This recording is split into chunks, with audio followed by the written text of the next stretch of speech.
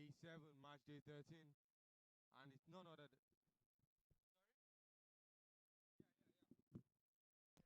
than it's match day 13, day 7, West African Trophy game between Zambia and top Rwanda. Earlier today, I was in the middle to take the toss between the two captains.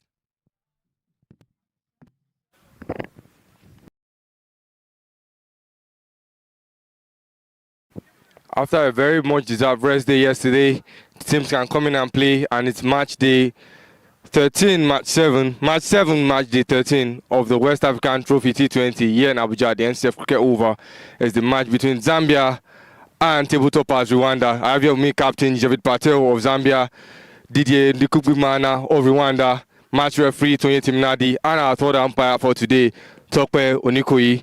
Zambia, you're the home team, you take the toss. Tails the call.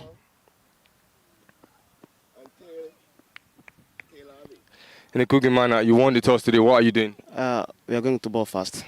Bowling first. You beat this Zambian side on 2 occasions. You look to complete that hat trick today, or you feel a little on the edge? Yeah, we are coming to win this game again. Any changes to the side that played the last time? No, same 11 played the last time. Thank you very much, Didier. Javid Patel, you've lost the toss against this side and you've been sent into bat first again. Is that something that you were prepared for, or something you might go back to the drawing board? Yeah, we are ready to bat, and the wickets look like good rolling and they well prepared. We'll try to put up good target. Thank you. Any changes to the squad that played the last time? Yeah, we have 3 changes.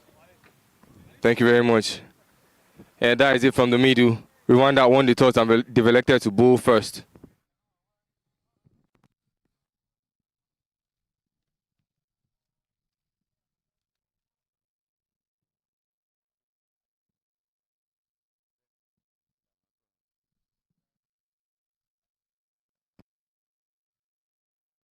Beautiful morning in the city of Abuja, the capital of the Federal Republic of Nigeria.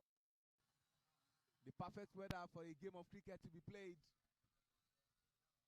28 degrees Celsius is what the weather is showing.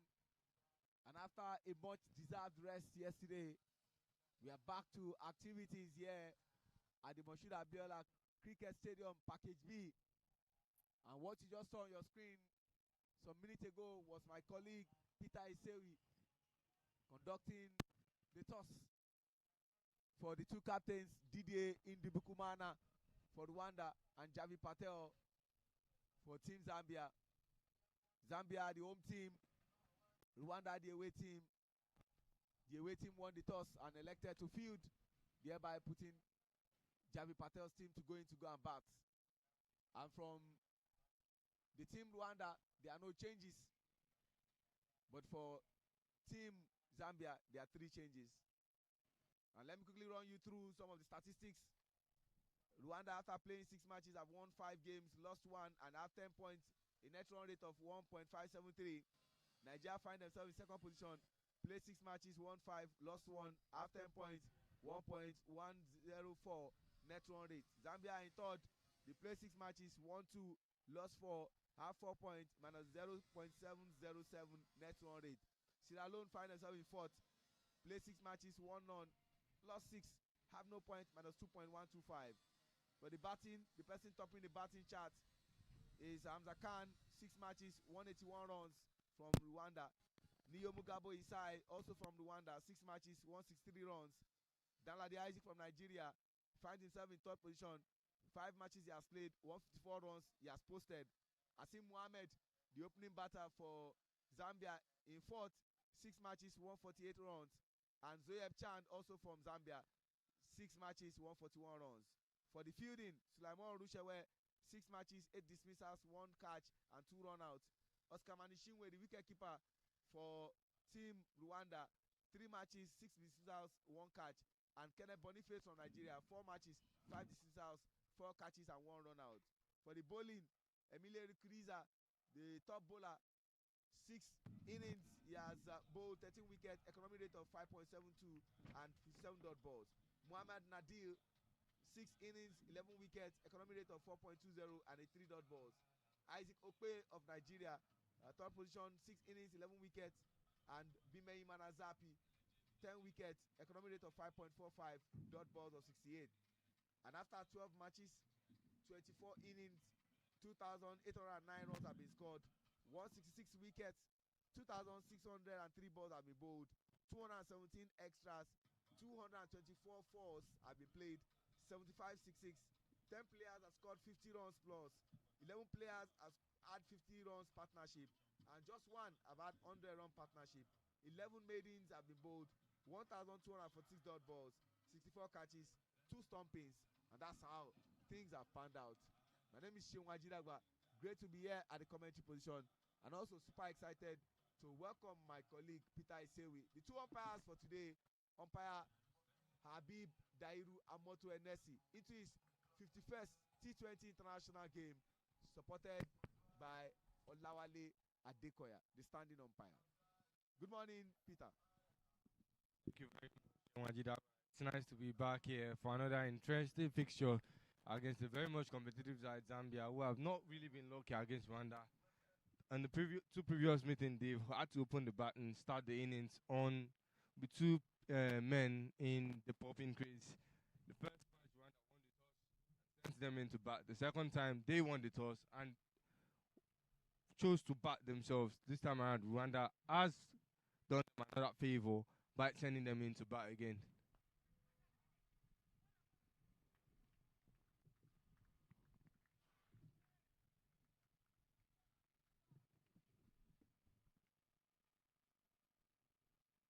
That was a dangerous ball to Asim Mohammed. He's had a very, very good tournament by all standard. Strike rate of 120.33.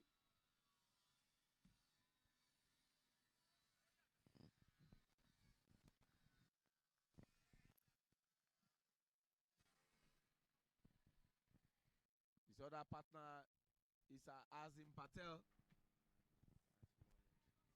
And after 2 balls bowled, no run has been scored off the bowling of Bimeyi Manazapi.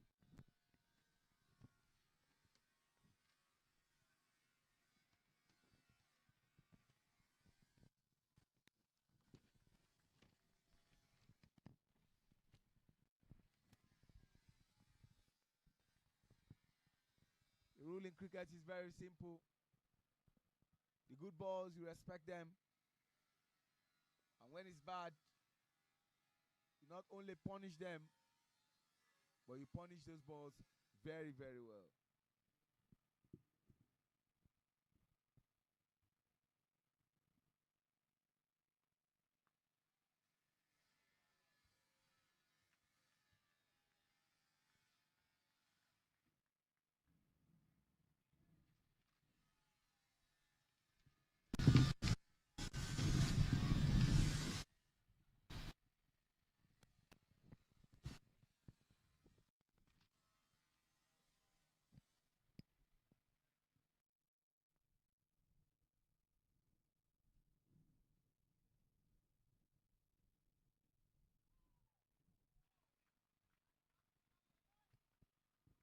Good start so far for Bimeyi Maya, who has found out and as he's actually having difficulties. As Zappi is bowling in variations, swinging the ball in that last ball. Asim Mohammed expected it to swing, but Zappi, being the intelligent bowler he is, and that's why he's the opening bowler for Rwanda, he knew he was going to expect that, and he took that swing off the ball and bowled it straight outside of off stump.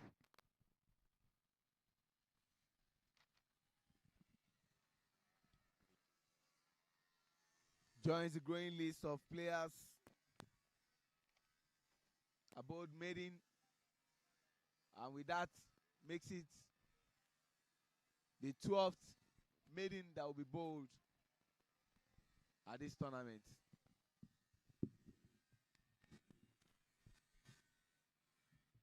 And a very good start too for Rwanda.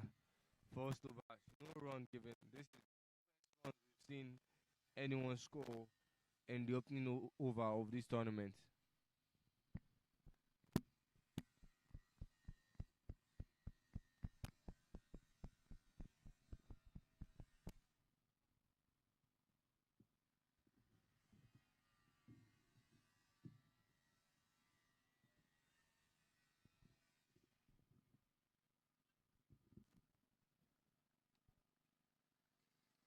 Ignace into Benganya from the House of the Rock end.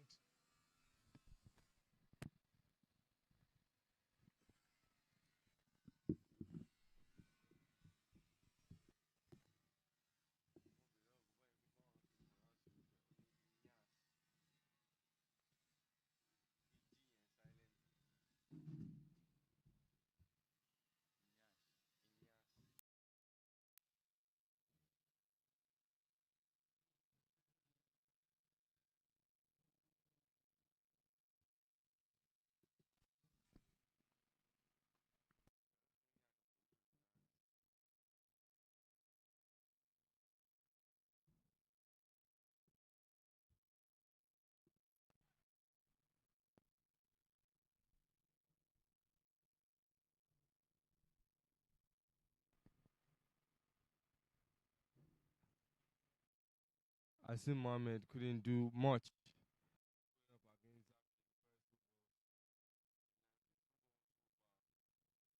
And Azim Patel still in the same shoes as Asim Mohammed.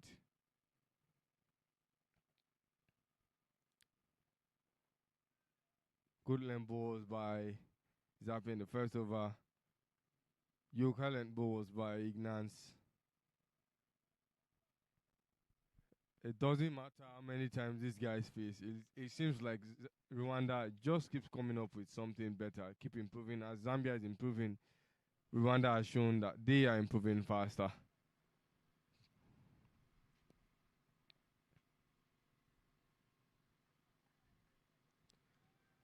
A good way to take off the board for Zambia.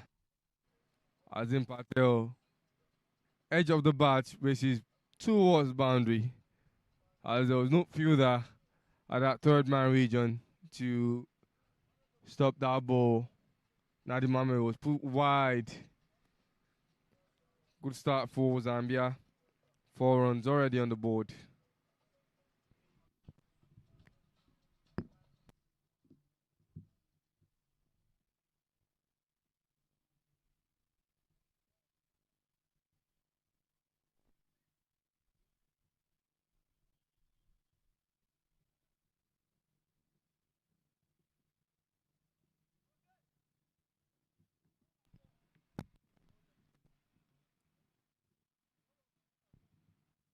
That boundary seems to have thrown Ignance off balance. The next ball, it follows it with an extra.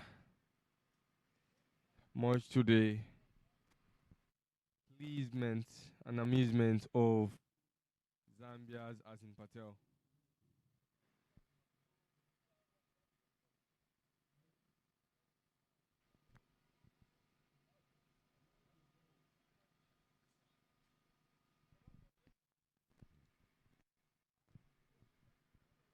Going with the swing, Azim Patel expected that ball to be given a wide. But anyone who sees it from reached him before extending out, but within the wide marker. Very good call by the umpire, very good notation.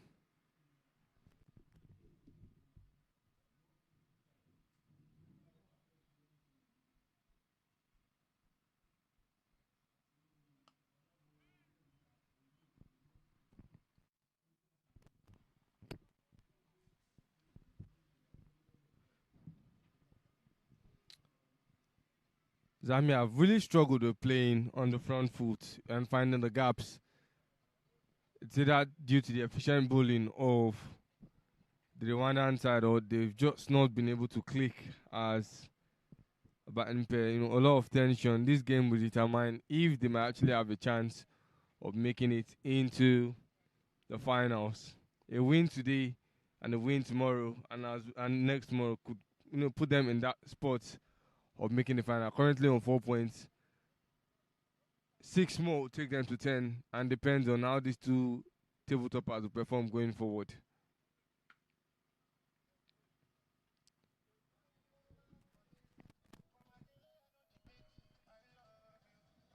The first over was a bit worrisome for Asim Mohammed, where he couldn't find any joy in the bowling of Bimeyi Manazapi.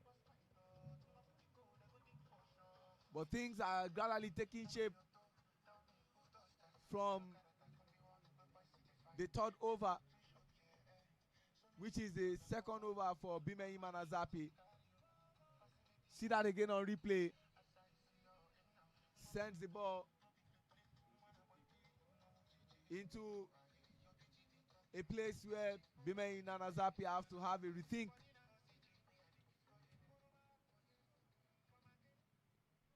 The first over was a maiden over. The second over, just 5 runs, was conceded. Nash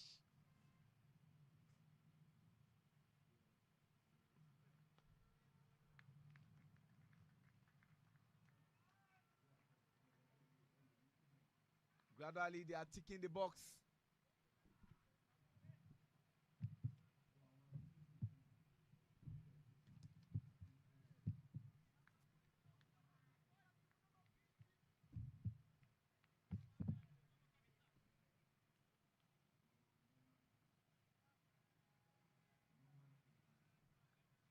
Azim Patel has an opportunity to face the bowling of Bimeyi Mana. And after giving away 7 runs from 2 balls into his second over,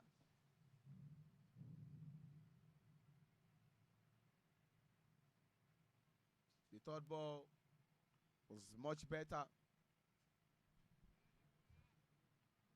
Azim Patel, 4 runs off his 7 balls he has faced.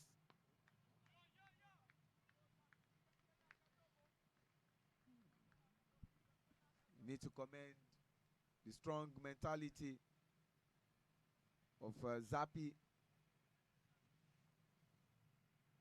following that lovely maximum, the first for today,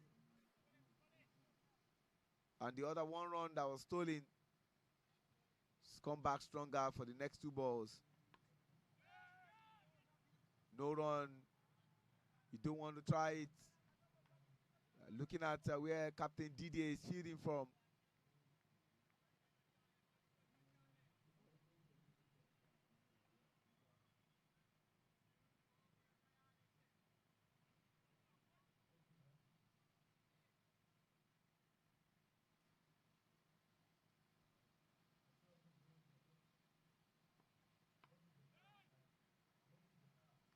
You can't go anywhere. So says Neo Mugabo Isai, the second best batter at this tournament, and one of the most reliable batters, not only for Team Rwanda, but when you look at this tournament in entirety.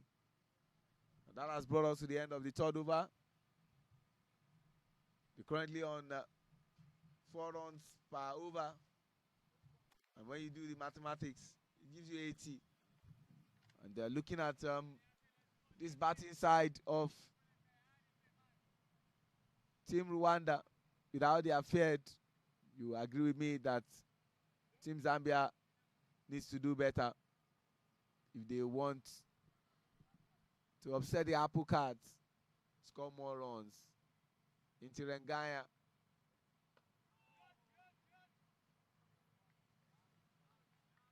Into the toes. There was quick alertness there from Asim Mohammed. Read that ball very well.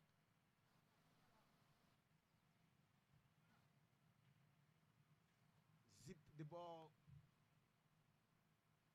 into a very uncomfortable position for Asim. Well read. Mohammed, and that was brilliant bowling from Interengaya into his second over.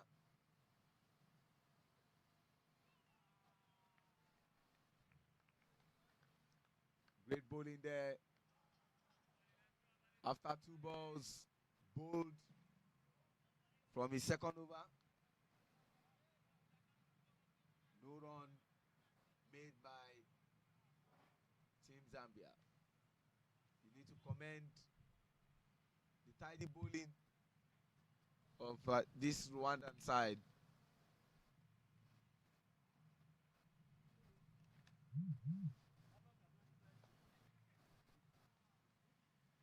And it's not a surprise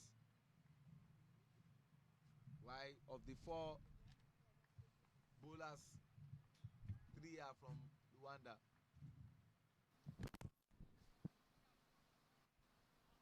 Asim Mohammed nicked that one to give room for Azim Patel.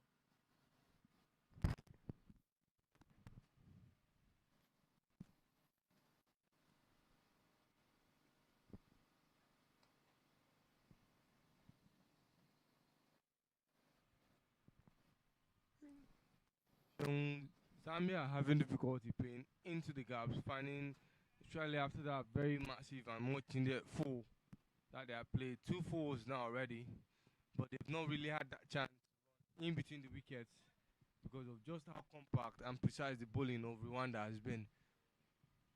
And so their best route now is to just play into the big spaces, and that's towards the third man region. Still not enough. They really need to start finding the gaps to make Rwanda be on the edge.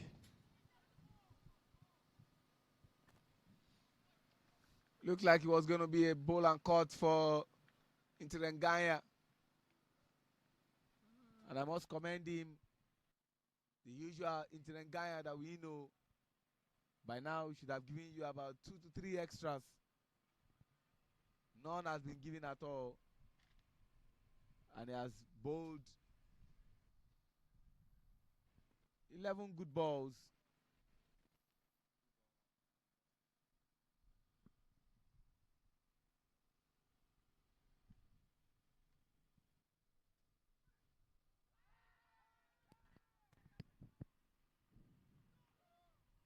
Very loud appeal, but even from here, you can see that ball pitched outside coming in. Good call by NNC Abib.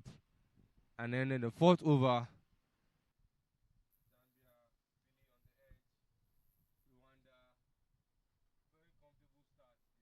the board for no wicket after 4 overs completed.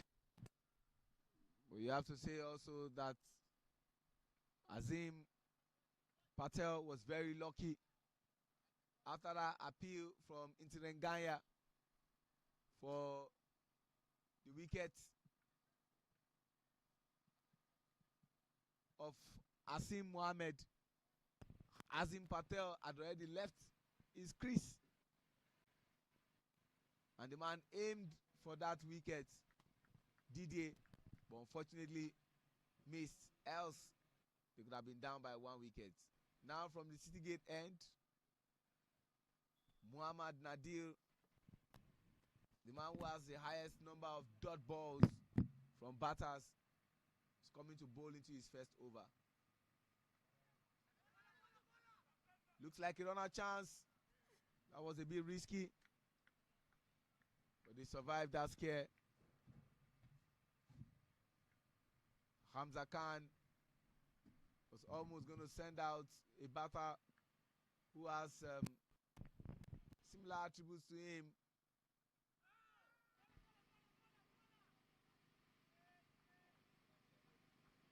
I'm talking about Asim Mohammed.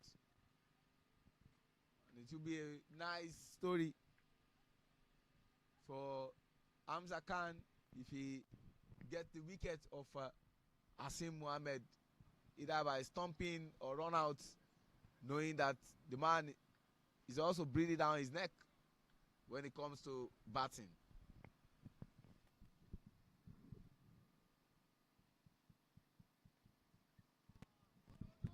Intelligently played. That looks like the effort of these two fielders will just be to accompany that ball. Ochide Tuizenge and Didier Indibikumana effort to stop that ball from going for 4 was just in futility. That ball raced for 4, and Azim Patel scoring his first boundary in today's encounter.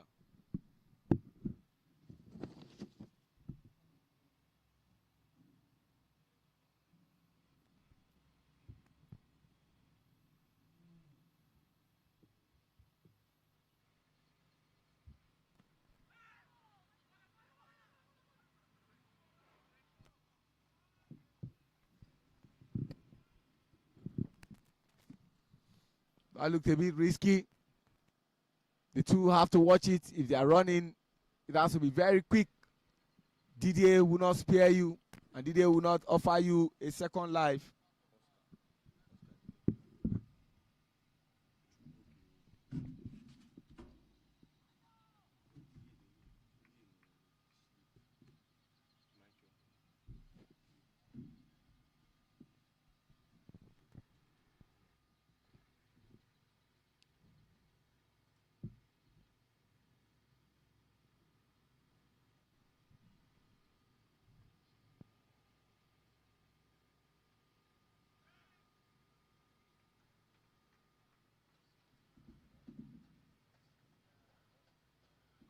Good start and good continuous improvement by the Rwandan side. Their bowling gets better every game after every game. For some reason, the Zambian batters are yet to actually be able to play into the gaps in front of them. But they've always been able to redirect into the spaces behind them, behind the wicketkeeper as well. But how often are they going to get that chance? Because this Rwandan side will have seen that and just keep putting the balls on his stump. This was the ball that got redirected and repositioned towards the boundary.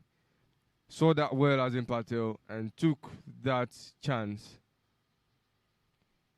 And now they decided to go back to pace, bringing in Jean-Michael to bowl the final over of the power play. Michael is definitely coming for the stumps.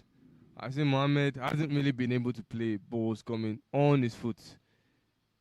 Means to see if Jean-Michael will capitalize on that.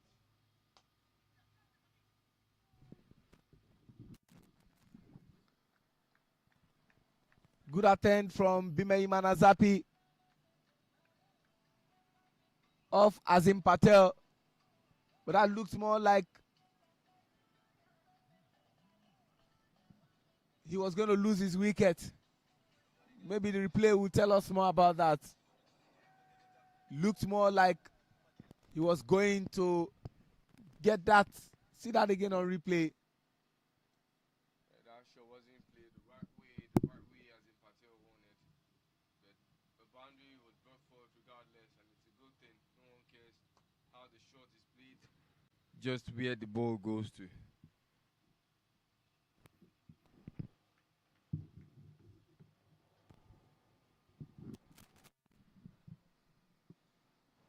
It's a bit of a surprise to see Azim Mohammed, who used to be the man sending the balls to boundaries, taking those singles, trying to anchor for Azim Patel, who has been the man on fire.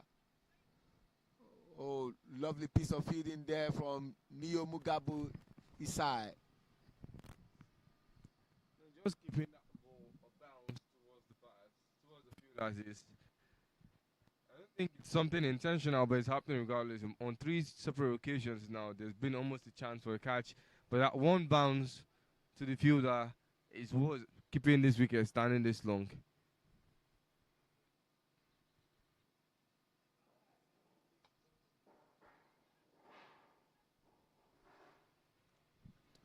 Oh, what a missed chance there. While trying to aim at that wicket, eventually gave extra run. Inash You had a conversation with him, the correct pronunciation. Yes. And so we are getting used to it, but maybe we'll just leave it at Intirenganya while trying to aim at the wickets. Gave extra run and he apologized. Oh my God. What is going on? Someone needs to fix this as quickly as possible. This is on Rwandan like. Yeah, Wanda seems to be wearing Sierra Leone shoes today.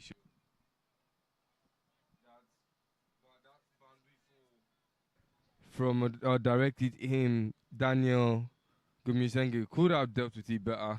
You know, sitting at the covers, he could have covered in time. But I think maybe he was too relaxed and that he couldn't react in time to stop that boundary. And Zappy, on the other hand, still with a long barrier, and that ball went underneath his legs.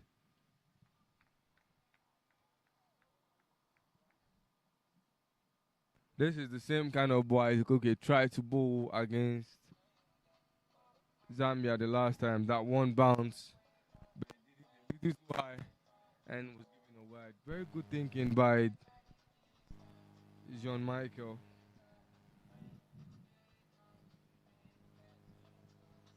Azim Patel, you know, shuffled to play that last ball of that power play over, but missed it. And they are 31 for no loss.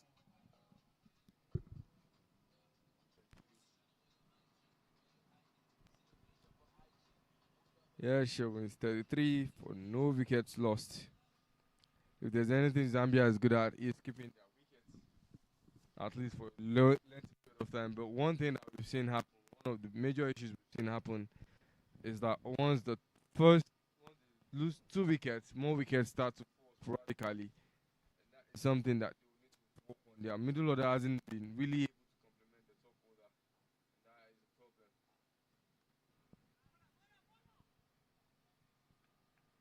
problem. Good stop there from Mochide. A backward of point, ensuring that just one run will be made. And Asim Mohammed, who usually goes all guns blazing, is just taking his time to score those runs. But coach of the Rwandans will be very happy that he's still batting, Isaac Mwaba, same as the captain, Javi Patel. And they are taking advantage of those singles and the balls of Muhammad Nadir. He's finding it difficult, unlike the Muhammad Nadir that we know. But they still have other people who can come in to turn the ball. One of such is the leading wicket taker, Emile Rukiriza. One of the two players to have taken home the match ball by virtue of taking 5 wickets, same as Isaac Okpe from Nigeria.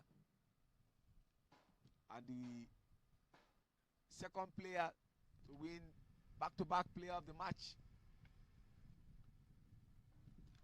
to Prosper Hussaini of Nigeria. Prosper still in search of a wicket from 2 matches, Zambia and Rwanda respectively. Today is another day for him.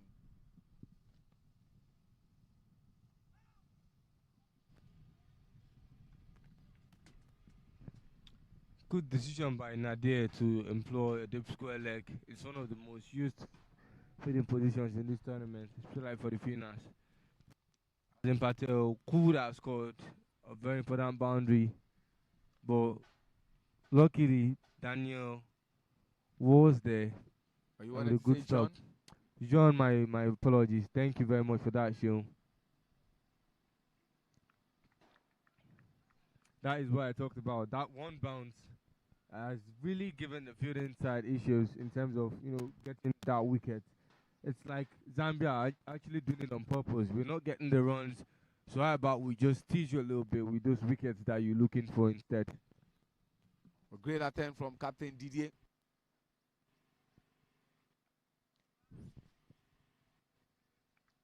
Lovely piece of feeding from Ochide to Izenge to bring us to the end of the 7th over. And great alertness also for the square leg umpire, Dairu Abiba Moto NSC, has done two things now. One, trying to dodge that ball that Yash Intirengaya mistakenly gave 4 extra runs. That alertness was quite commendable. And that shot from Azim Patel that he also dodged, great from the man with so much alertness, Dairu Habib Amoto Enessi, alongside his other umpire, Olawale Adekoya. The third umpire for today is Temitope Oniko Ijaba.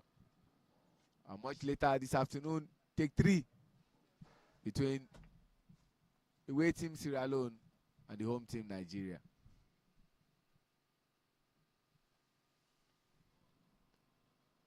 That will race for 4. That will race for 4.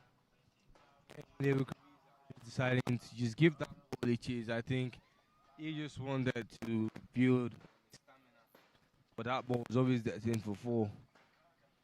Slow start, but it's one of the things that you'd expect when a partnership stays beyond the power play, and that is to start to hit and open up.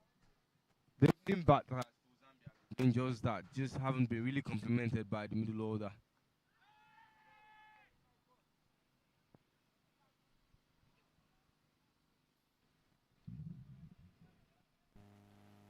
Good backup from Ntirengaya.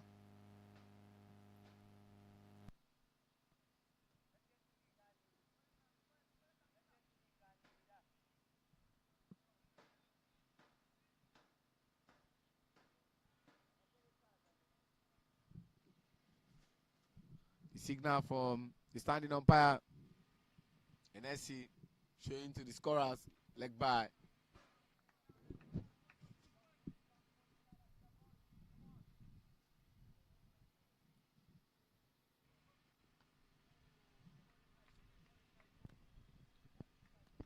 Great bowling there from John Michael. And talk about the scorers.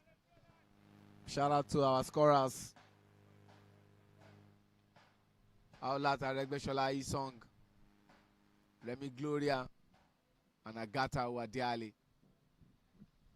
for a great job done thus far.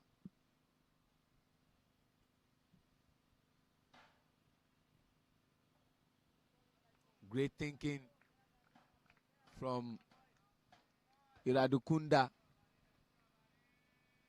Makes me remember Yoshina Yorkangai. Good thinking, great products.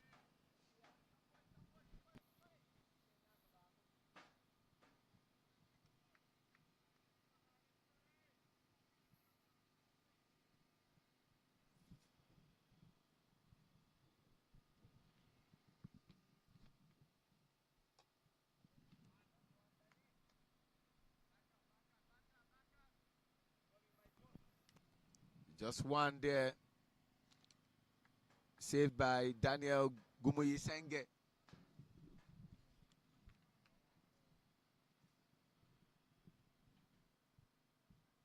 This definitely is not the kind of run rate they will be expecting.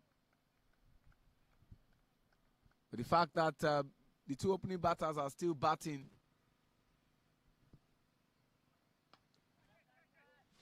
and lovely stop there, but great efforts, top efforts from Ntirengaya.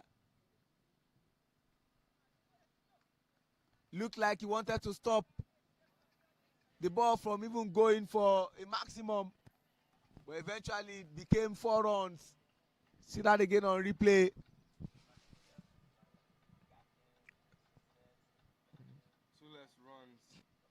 Unintended. Into the Ganya probably wanted, no, not even probably, he wanted to stop that boundary in all means, maybe make them settle for 1, or if at best 2. 4 isn't bad for Zambia, but it's actually more than what the Rwandan side look to keep Zambia on per over. They started to feel free as a batter. But at the same time, you need to also, recognize just how impressive Zambia have been when they've had that chance to build a partnership. Once there's a partnership, there's an understanding, and it's a big thing to worry about for any fielding side. Once anytime a partnership in the T20I can go 8 overs, no breaking up. Third over for Muhammad Nadir. Yet to get a wicket. We're currently on 11 wickets. And this time around, the dot balls are not coming like it used to for Nadir. But just when I asked, he responded in a great fashion by getting that dot ball. Asim Mohammed couldn't do anything about that.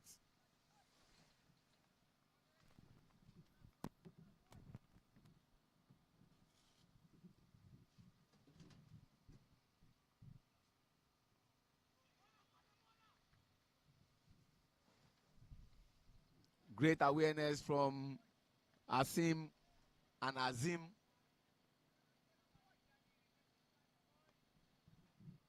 And a good piece of fielding from Ochide Chizenge at backward of point. Oh, great bowling from Muhammad Nadir. His talent, his bowling, his intelligence never in doubt. One of the most intelligent bowlers can say in Africa, especially with the ball.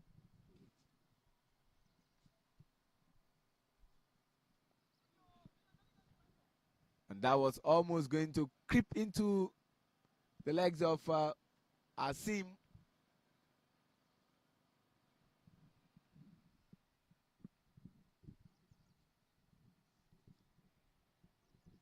Last good ball of this over. Bring us to the end of the night over.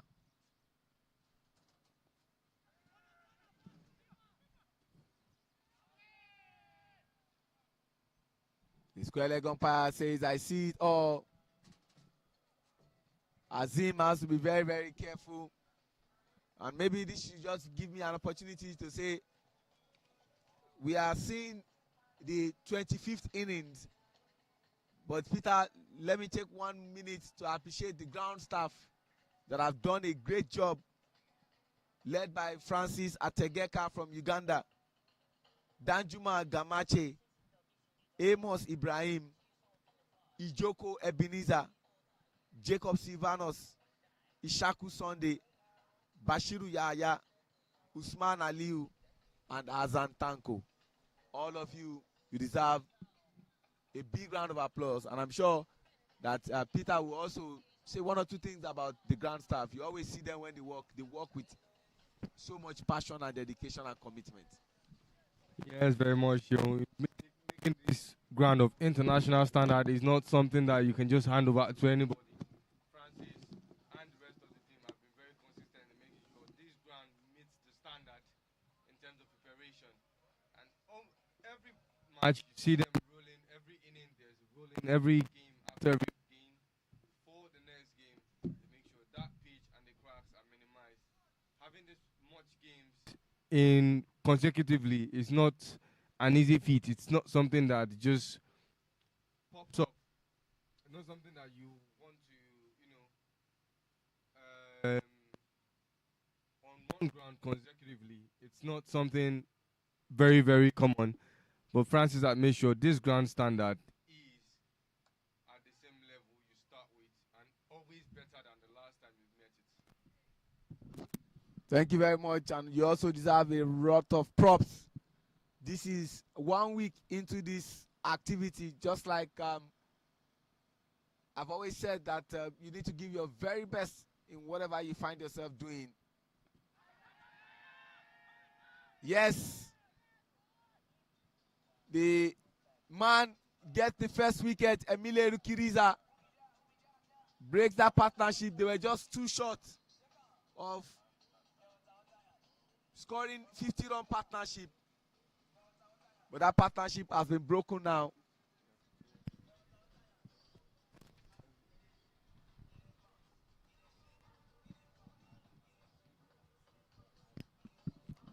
I get you, Peter. Yes, it's 51 for 1. But when you now look at it that with the bat, Asim has scored 22.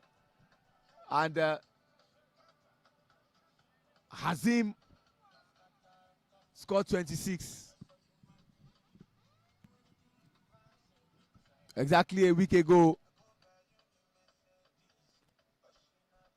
this competition started. And it was Zambia that started this competition with Nigeria. But 1 week after is Zambia and Rwanda. See the area view of the Moshood Abiola Cricket Stadium Package B. And that wicket of Azim has given us the opportunity to go for the drinks break. And you can see the third umpire, Temitope Odiko Ijaba, coming to take care of his own people. And talking about the duo of Olawale Adekoya and Dairu Habib Amoto NSC.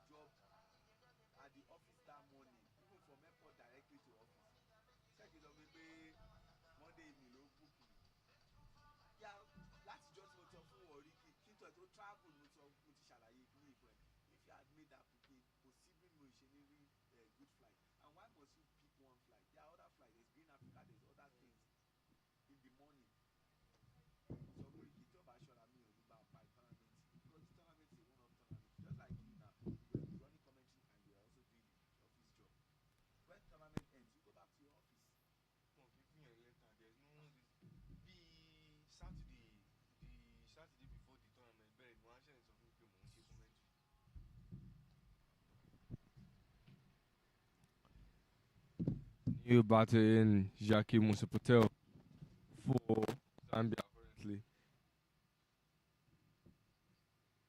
The Zambian batters have been having difficulties in terms of playing. There's balls lately. We've seen them with a lot, consider a lot of LBWs. 6 so far, 7 today. The captain Javid Musa Patel getting out in 2 consecutive matches via an LB. Is there something? Oh, I would just say there is something that they really need to work on, and in terms of putting that front foot and the bat in the same line, they've not really had that synchronization between the feet and the bats. And Rwanda, one we get already, and they'll definitely capitalize on that more if they understand that that is the flaw of the Zambian batting. The person bowling is highly intelligent. No wonder he's the top bowler. No wonder he's one of the few players to get a match ball by getting 5 wickets in a single game. And you cannot say anything less about Emile Rukiriza. Into his first over, just 3 runs and then a wicket. More importantly, a precious wicket. Precious in the sense that the man was already getting into the game, and he was scoring the most runs for Team Zambia. And the responsibility now will be rested upon the shoulder of Asim Mohammed and Zaki Musa Patel. And like you know, Zaki Musa Patel, the second player in this tournament to score the highest run in a single game behind Yegbe Jalo of Sierra Leone. Final over for Muhammad Nadir, not gotten any wickets. Economy rate of 4.00.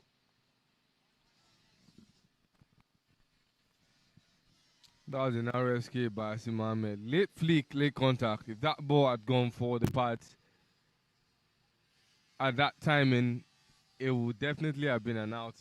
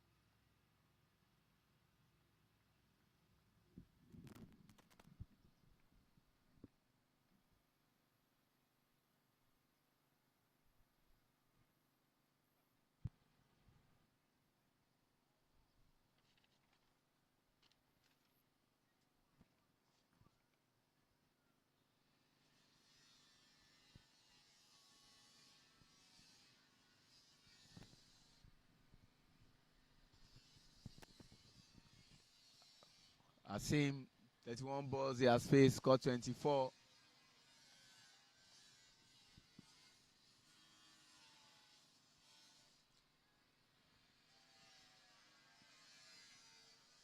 Asim missed. Oscar missed completely the line of the ball. Wanted to sweep the ball, but missed the line completely.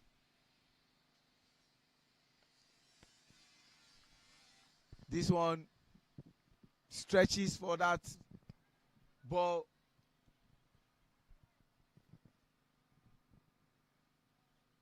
Muhammad Nadir has just one ball, good ball to be bowled if he hopes to get a wicket today. Else,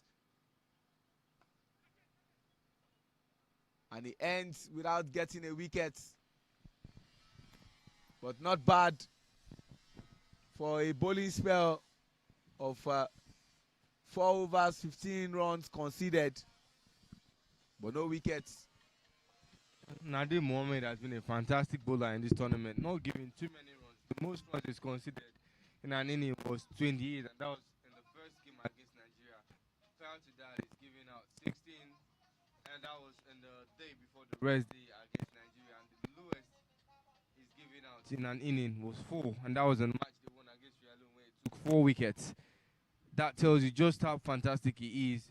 One of the things you mentioned it earlier, Sean, about being the smartness of Emily Kuruza and Nadir being a spin bowler, you know you're not coming fast.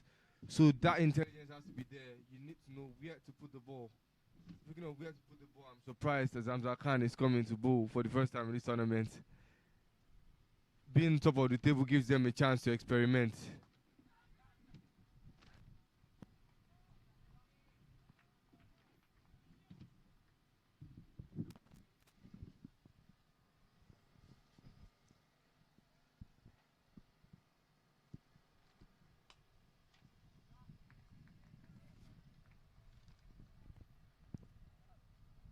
That off spin by Hamza Khan. Good length.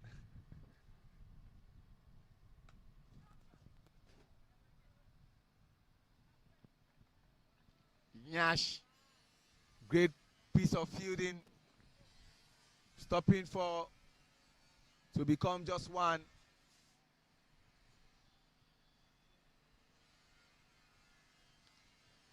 Skies it up, maximum, the second maximum for today. Asim Mohammed continues to score runs so he can close up on the man who is currently bowling and the highest run scorer this tournament. Another maximum. Ladies and gentlemen, back-to-back maximum. He's getting into that mood now. Asim Mohammed sends Hamza Khan into a zone where he doesn't want to be. 38 from 37, over 100% strike rate. The umpire, Dairu Abiba Moto NS, is checking up on the ball. You know, that inexperience as a bowler for Hamza Khan was the reason for that. Those balls, you coming in as a spin bowler, there is no pace behind, given the fact that you're not being able to build momentum by running in. You put those balls short and within the sight of Asim Mohammed. The only thing that was going to be brought forward of that ball was just to send it all the way to the boundary. Big shots, very important moment for Zambia.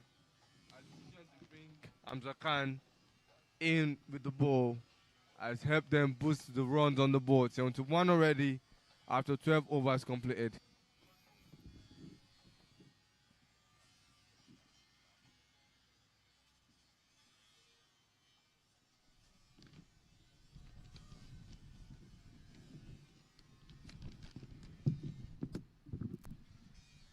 Twelve overs gone, 71 for 1.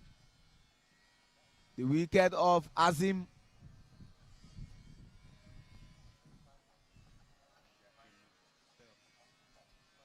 And as we speak, Peter, the leading run scorer is Asim Mohammed.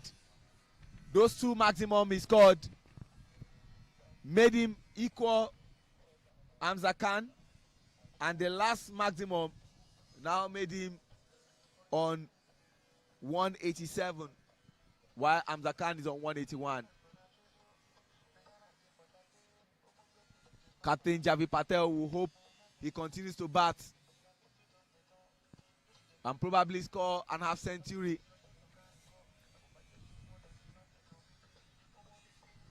And try to pull away from the other batters, knowing that this is just the first innings, there's still a second innings. But you have to give credit to how Zambia have turned things around. Peter, after just 2 overs, it was 5 runs for Team Zambia. In actual fact, the first over ended maiden from Bime Manazapi.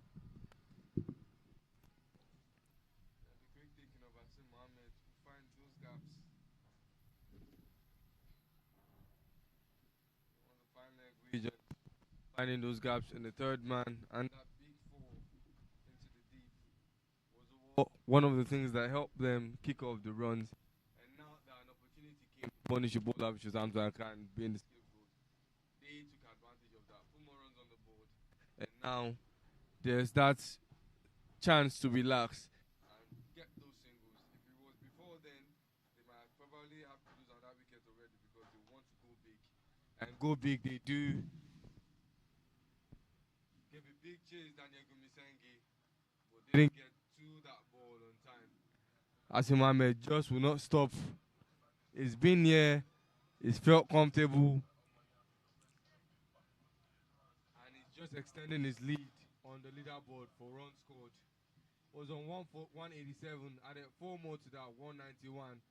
We all know Hamza Khan is going to come in and probably top that.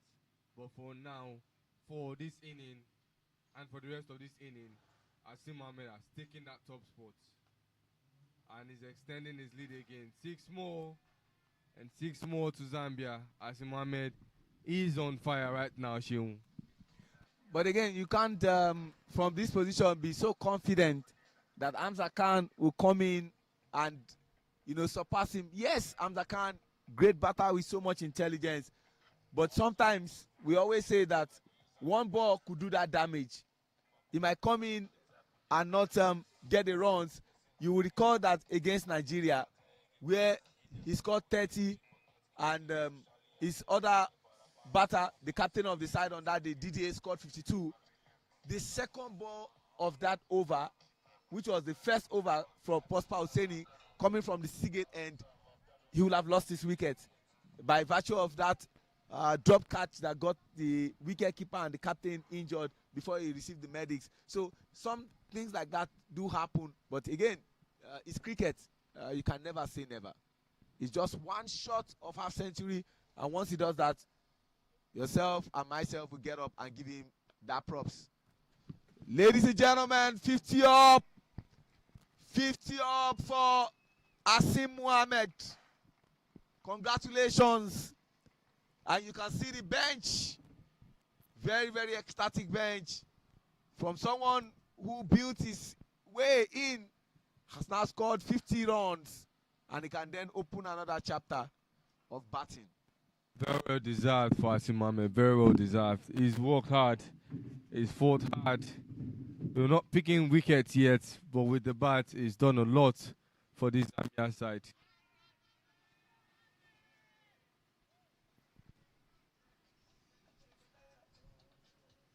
Oh, not too good, Cheung. Another LBW for Zambia. Haven't really been, like I said, in synchronization of the feet and the bat. Another LBW, much to the displeasement of Zambia. You know, Zaki coming in for Azim Patel.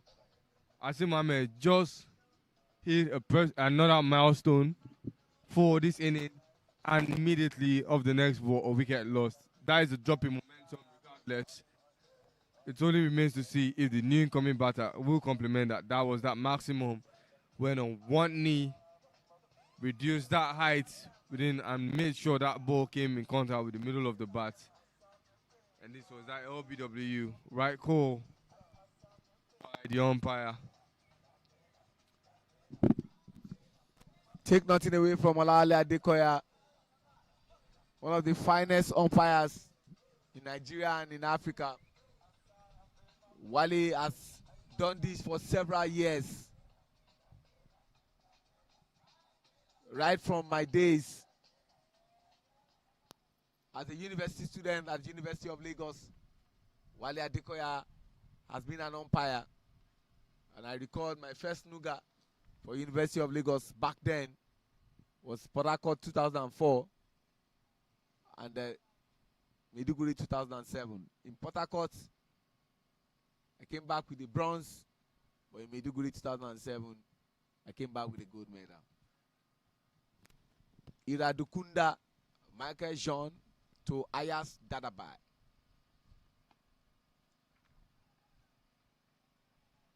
Ayas Dadabai, player of the match from the game against Sierra Leone. What a very nervy game that was. He needs to form a partnership with Asim Mohammed, who is seeing every ball now and has scored half century. Very stable in the popping craze. He knows how to stay there and build a partnership. Asim Mohammed is the big hitter.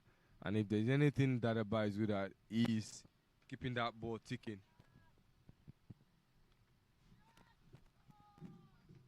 That partnership will have to be rebuilt. Rome wasn't built in a day, but it certainly can't come down in one. Asim Mohammed, fantastic. You know, had 50 already on the board, and now has to go out that 50, has been dismantled. Already on the board for the team, but it certainly cannot extend that. Back of the bat, in the air, all the way to the goalie fielder, Isai, who made no mistake in settling that ball in his grip. Dadabai already in, one on the board, and one partnership broken for years Dadabai. Isai wasn't going to drop that catch, and he knew the implication of dropping that catch. It was going to be deadly. I use that word carefully for two reasons. For the sake of his teammates, Hamza Khan and his humble self, they don't want a situation where this man will be going all guns blazing, and they know they still have some catch up to do, because Hamza Khan knows he has a chase on his hand. The man is on 198, the leading run scorer.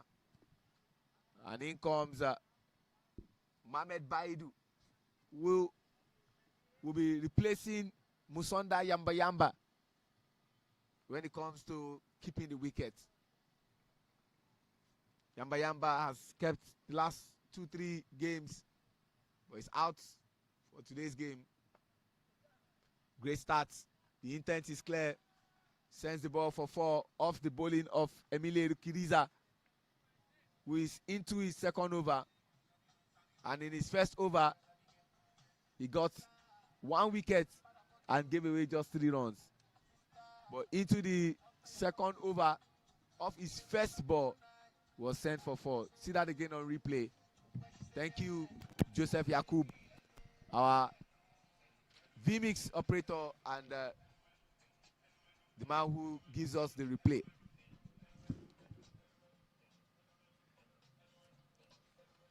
I remember I mentioned earlier how easy it gets for wickets to drop for Zambia. Once a wicket drops, another drops.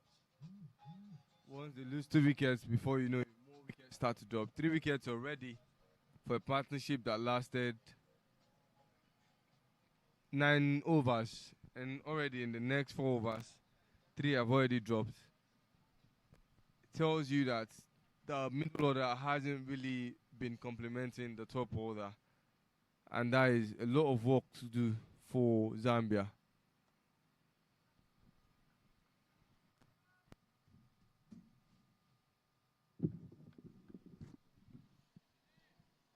Ayaz is on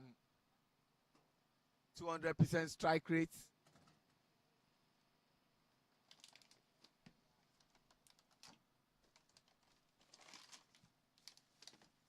The current run rate 6.67, and at this stage it will be 133.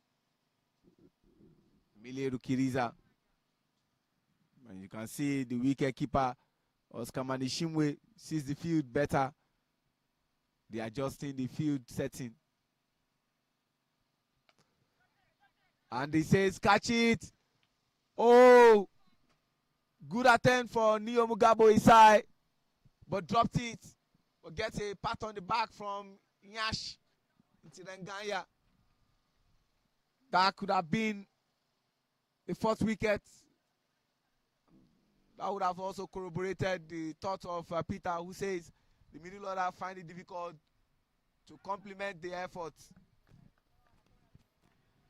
and build partnership. Appeal from Emile Rukiriza. Appeal fell on deaf ears to Nessie, who says let the game continue. And then they want to do 1, and 1 almost became 2. And what a poor fielding from Ochide to Izenge.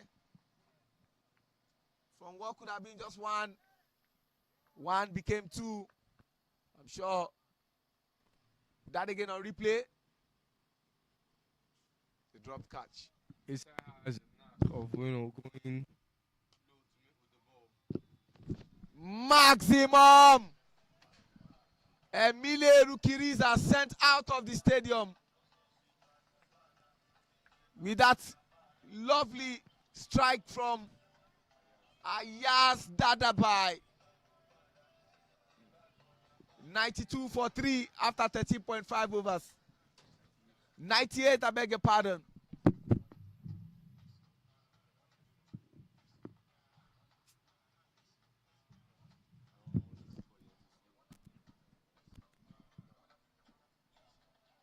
And this calls for brainstorming from Team Rwanda.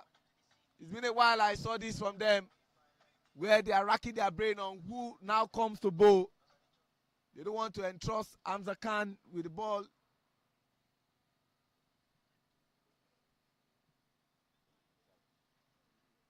And looks more like after that thought from Oscar Manishimwe, Emile Rukiriza, Vimei Manazapi, they decided to go with Jean-Michael Iradukunda to come from the City Gate end into the 15th over. And of course, still injured and hoping he gets better is Rubagumya Clinton. On screen, Olale Adekoya is standing umpire.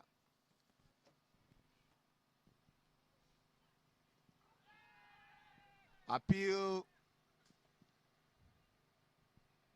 But Wale Adekoya says the signal is leg by 99. Projected score at this stage will be 140, but again, if we continue to get those maximum, it might be a different thing entirely.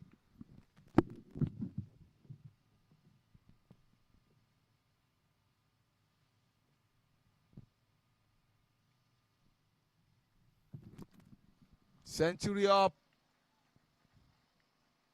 for Team Zambia.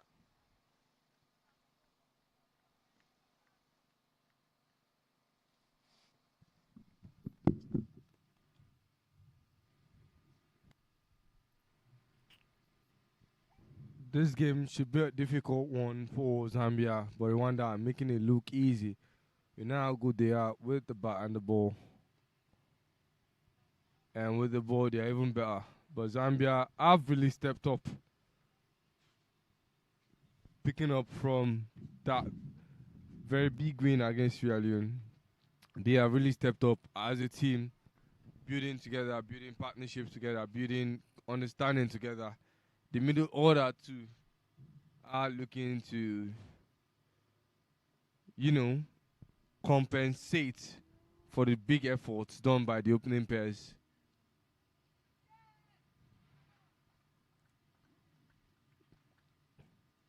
It's the first time the Bills are getting dislodged from after 3 wickets. No, there was no dislodging of the Bills.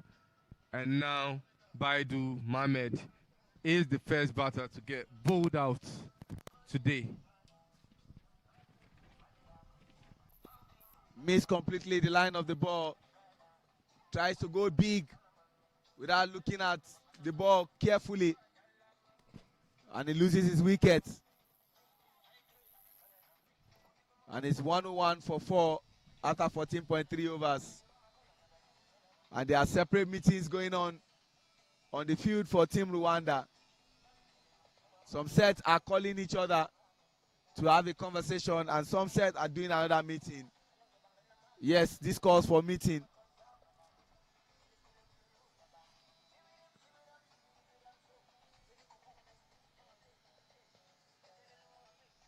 And what he has been hoping for, he hasn't gotten it. And I'm talking about Peter, where the others will complement the effort of what the opening bat did. Asim Mohammed and Azim Patel. Just imagine Isiad and Asim Mohammed in the batting crease. Now, it could have been a different kettle of fish entirely, or a different proposition, as you want to call it. Zoyeb Chand.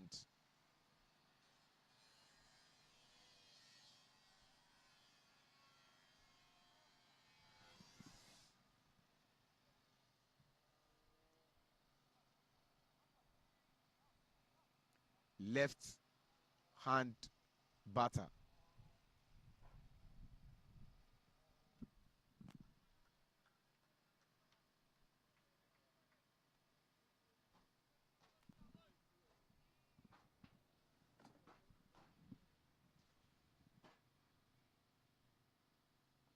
We're taking Ochide, we don't want to make the same mistake anymore.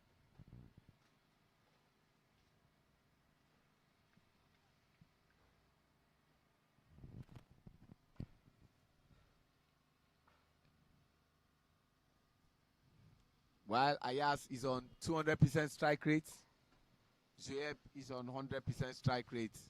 And Captain Javi Patel will hope that this duo stays in there for a longer period and continue to bat.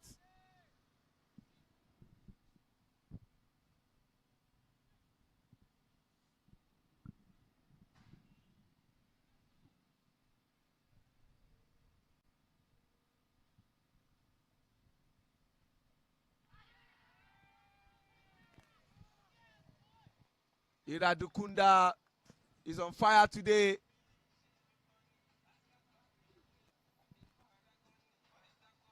His fourth wicket. It's a bit unfortunate that This is coming at this period. Else, looks like a player who could have gone home again with the ball.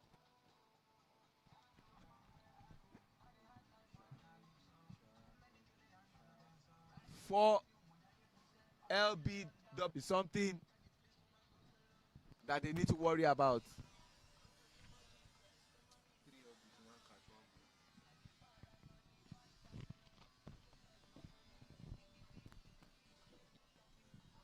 It's actually quite worrisome when this too many LBs are being given in a match, talk less of in total. You need to, ask yourself, and the Zambian side also need to ask themselves, what are they doing wrong in terms of making connection between pass and ball? Where are they having their feet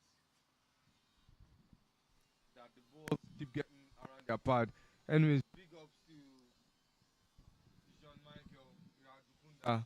Prior to now, his only wicket so far was in match day 4 against Leone, and he's done better than that. Picked up 2 already today, taking his wickets total to 3. Giving out a lot of runs, but he's made up for that with 2. From what we have here, this last good ball, if he gets a wicket, might be going home with the ball. But the captain says no. Javi Patel wants to take responsibility now. And that has ended the over of Iradukunda. Quite unfortunate, but good bowling spell. 4 overs, 4 wickets, 39 runs. Will not join the likes of Emile Kiriza and Isaac Okwe, who got 5 wickets and went home with the ball. 15 overs gone, 103 for 5. The responsibility now is on Zoyeb Chand and Javi Patel. They have identical score and they have faced identical balls. And that means that from this stage, they need to continue to strike the ball. If they want to be on maybe 150, the last 5 overs, they need about 10 per over. And with that 150 score, it will be a good score that they will say to themselves, I think we have it in us to defend. But they will be faced by Emile Kiriza coming out from the house on the rock end into his 3rd over.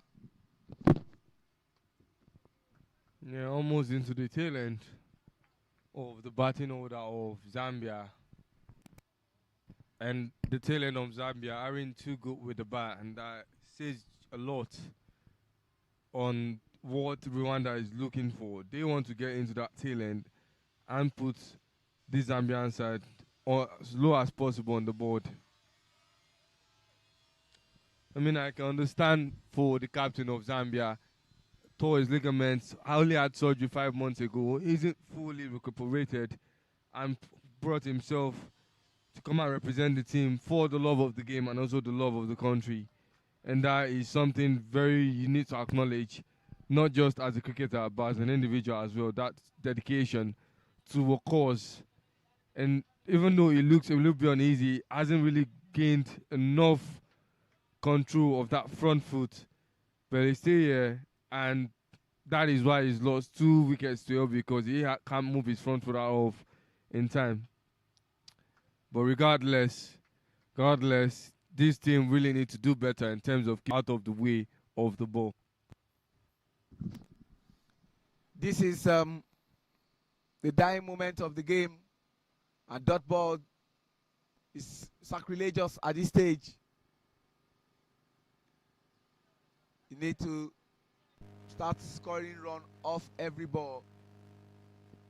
Emile Rukiriza readjusting his field setting for Zoyeb Chand.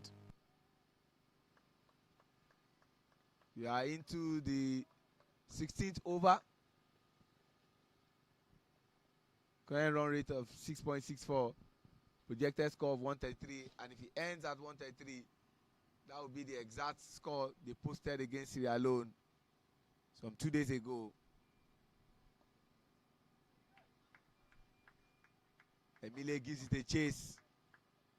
Intelligent batting from Zoyeb, looking for those room, looking for those spaces. We know Javid Patel He's a man who loves the boundaries, who loves the maximum rather than those singles. But when they don't come, you just make do with what you have. I told you that that's what he wanted to do, and eventually they make it. One more over to go for Emile Rukiriza. 106 for 5 after 16 overs.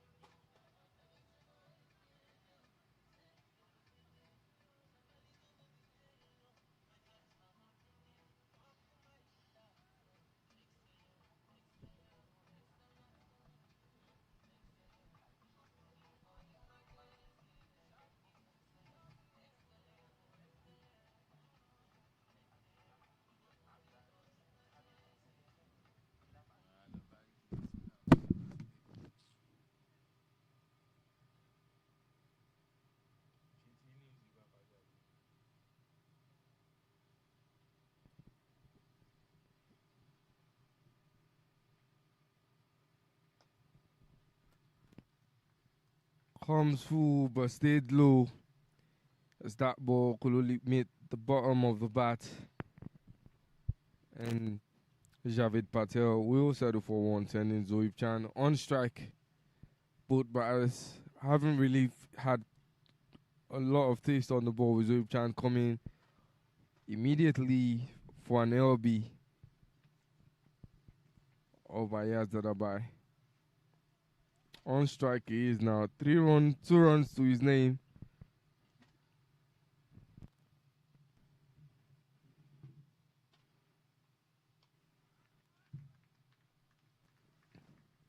The intelligence of Zappi is something, to look out for. Earlier on in his first over, the over he got a maiden from, he kept the ball on a shot on good length, swinging in and keeping the ball outside of off. Made it very impossible to tell for Asim Mohammed who faced those 6 balls. And now, for Zoeb Chan, he knows his weakness and he's put that ball full. 2 full this time, edge, and races all the way to boundary. 4 runs. 4 much needed runs for Zoeb Chand and Zambia. Now already beyond the 110 run mark.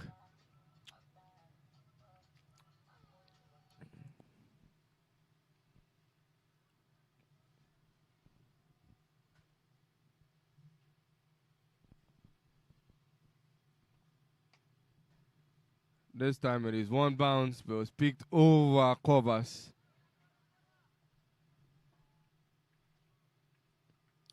Not so quick with the feet in running between wicket Zambia, and they will settle for 1. As keeper Javid Patel, he is now the man on strike.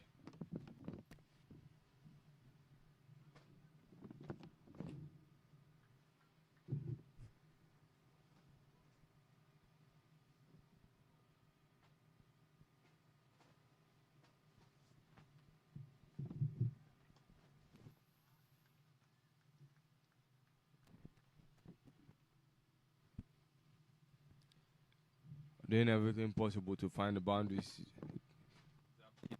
Everything possible to keep those boundaries from not coming. Looks like Zappi is the one winning that battle currently against the Zambia batters. Last ball of the 17th over. 7 runs so far given in this over. Goes big.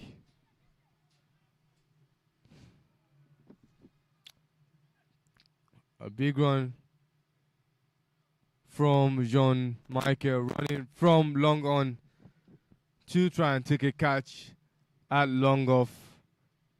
At mid on, sorry. Drop that catch 3 catches dropped so far today. Not much of a reason.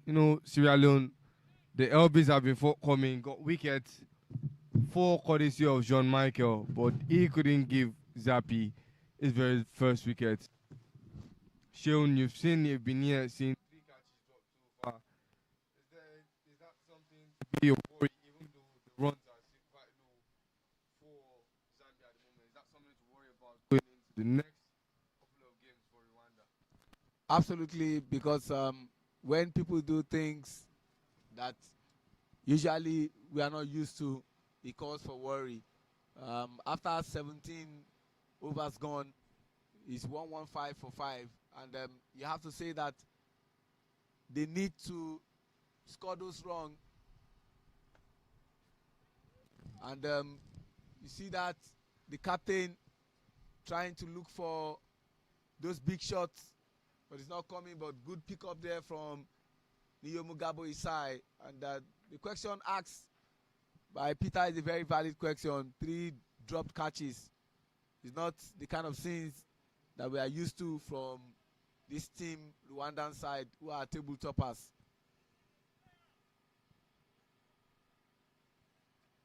Intirengaya Inyash coming from the House of the Rock and into his third over has only considered 8 runs. It's quite unbelievable of Intirengaya, what we know of him. It's usually that player. And a lot of beautiful stop there from Daniel. And I must say something I've noticed, while I understand what you said about the captain just recovering, he needs to run quickly. He's looking for those boundaries. Those boundaries have not come, but they need to run with their feet. Not all the time will those boundaries come. And so you need to take on the fielders and put them under pressure.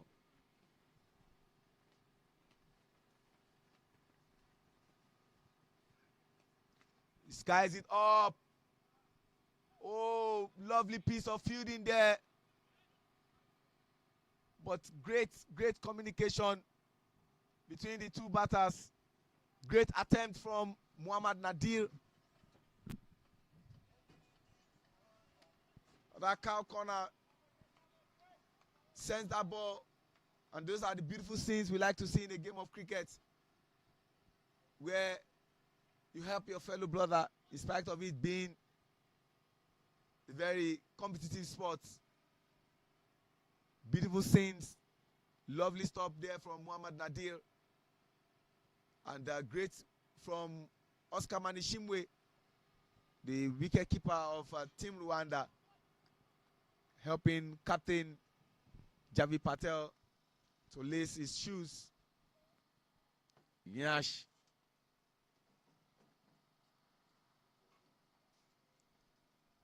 He keeps missing those balls. Another swing and a miss. Eyes on the ball, very, very imperative. 119 for 5. 17.4 overs gone. Ignash into his third over, penultimate over, you want to say, has only given away 11 runs. See that again on replay. The great effort by Muhammad Nadir, second highest wicket taker. Looking for that all day. And another drop catch. The 4th one. Did I say 4th, 5th? Surprise, Emile Kudiza dropping Captain Javid Patel. And Javid Patel, I must say, has not really got into the groove by virtue of the number of balls he has faced and the runs he has scored. And we are just some overs to the end of the first innings for match 13, day 7, second West Africa Trophy. Not really attacking that ball for the catches, Rwanda. Several times the balls, they settled on the net balls, and instead of staying up there and getting that ball, they go with the ball all the way to the lowest point. And sometimes you're not lucky in that scenario when you're on your feet trying to get a catch. There are situations where you fumble, but there's also that time frame to quickly recover and catch that fumble. They've not given themselves that space. Inside Didi Pyro, Emilio Kiwiza now, and already 5 catches dropped in this inning alone. That is a lot of catches. If they had taken those catches, probably they would have kept Zambia under 100. 134 is the projected score. The current run rate is 6.72. And you want to say this team from adversity, they've turned into victory. Not like they've brought the game over the line, but looking at how they started, the first over was a maiden over from this man coming from the City Gate end, Bime Imana Zapi, and one bounce for to continue to increase that runs, and think that at this juncture, it will just be best that Javi Patel leaves the striking aspect to Zoyeb Chand. After 2 overs, it was just 5 runs on board. But to think that 18.1 overs gone, they are on 125, and they have just lost just 5 wickets is highly impressive against a highly ranked Rwanda side, the top team as we speak, but the second highest ranked team behind Nigeria. And a rankless team versus the second highest ranked team, given this performance, is quite commendable. Lovely strike of the ball. Oh my God, again. Maximum. What is going on? Emile Rukiriza. Let me ask you, Peter. Is it the holiday that is making Rwanda give this kind of performance? It's quite worrisome. See that again on replay. And they need to galvanize themselves. Didn't really put himself in front of that ball, Emily. And that, I think that is one of the things that caused that. But you cannot excuse the other previous 5 catches. 6 catches dropped so far in this inning. That is a lot. If Zambia can do better in their field setting when they come into win, field in the second inning, they will probably be able to win this game with a tidy field setting and tidy catches, because Rwanda has done nothing more but give their batters more lives than they should have. A catch is okay, drop 2 catches, but 6 in an inning is quite a lot. And it was just best that the captain leaves the scene, contributed little, faced 12 balls, scored 6 runs, always looking for those big shots. And when a player like Zoyeb Chand wants to take those quick runs, he has to consider the captain, because in cricket we always say it takes 2 to run. Communication is very pivotal. But that's the 6th wicket that has been lost, and they are on 132.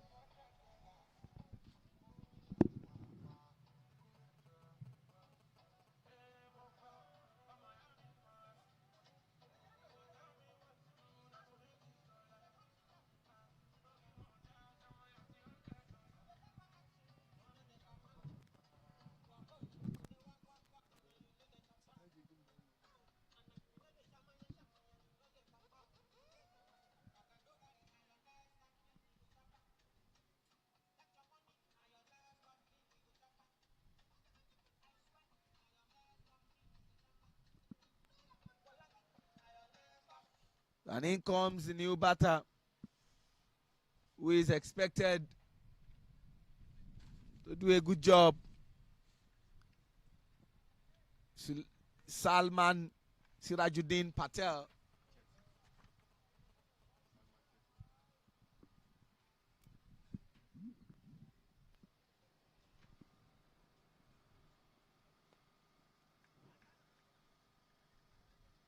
The man wants to take responsibility. Chetty, 100% strike rate, 1 from 1. And we are into the penultimate ball of this penultimate over. But it has to be a good ball. They've equaled what they scored against Sierra Leone, 133. This is also the best that Zambia is putting up against Rwanda. Previously, their best was 114, losing the next match afterwards for 86 all out. It will be very good to see how they play out the rest of this inning. The man is on 200% strike rate and is thinking about the game very well. Intelligent batting from Zoeb Chand. 25 runs from 13 balls into the last over. The projected score at this stage is 141. See that again on replay. Up. Dropped. Goes up. I guess our super producer and replay are just trying to give us those chronicle of drop catches from Team Rwanda. It's enough for a documentary. Last over, Nyash into Renganya. That will go for 4. No stress. Once that ball beats Ochide to Izenge, we knew he was heading for that. 138 for 6. Left versus left. Who wins this battle? Left arm bowler versus left hand batter. 5 more good balls. Emphasis on good to be bold.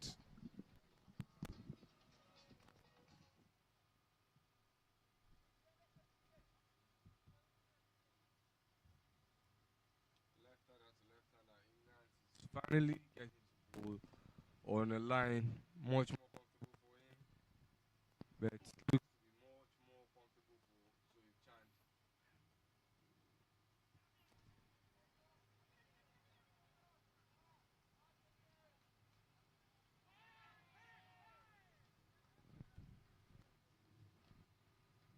Zoe Chan finally got someone who can run between the sticks for him. With him rather. But he couldn't commemorate that. An attempt to run for 2 zips to his Chan off to a good start, and now he has to walk back as Zambia lose another wicket. First run out in this inning for Zambia. I can't blame Zoeb Chan after facing 15 balls and scored 29. It's just commonsensical that he would be the man to be on strike. But eagle eye fielding there from one man who has done well with the ball. The reason is the leading wicket taker, Emile Rukiriza, and he has also dropped catches today, but has made up by getting the wicket of Zoeb Chan off that run out from Oscar Manishimwe. And talk about Oscar Manishimwe, he's into his 4th match, and this about his first dismissal of this tournament.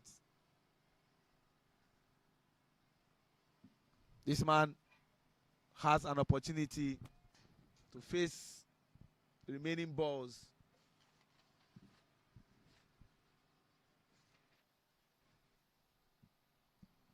Oh, brilliant piece of fielding. Not at this time. Do you need a dot? Same Magni drop all the way to number 9 on the batting order. I can understand why. He hasn't really been productive with the bat coming in at the top order. And Rwanda very desperate. Zambia, sorry, desperate to put a lot on the board. I can say that that decision has been justified, saying what those that come before him have contributed. Another swing and a miss. Not at this period. Your eyes must be on that ball. 4 balls gone. Can they get into that 140 region? The projected score here for us is 141, but he has missed 2 balls. Madney, I'm sure he doesn't want his coach, Isaac Nwaba, to be mad at him. And he expects him to be mad with the ball. And just one to get us to 140 after 19.5. And that last good ball of this over, emphasis on good. Because we always say in cricket, 6 good balls make an over. And I'm sure Intirengaya, 19 runs conceded, would like to bowl this ball and make it a dot. Or probably get a wicket. And I said it. And he did exactly what is to be done. Madney had a few to contribute. And it's 140 for 7 after 20 overs. The job is done at the first innings.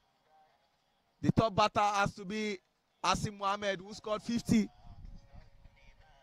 And we wait to see what happens in the second innings. Big shout out to our third umpire, Temitopo Niko Ijaba. Our 2 on-field umpires, Olawale Adekoya and Dairu Abiba Moto NSC.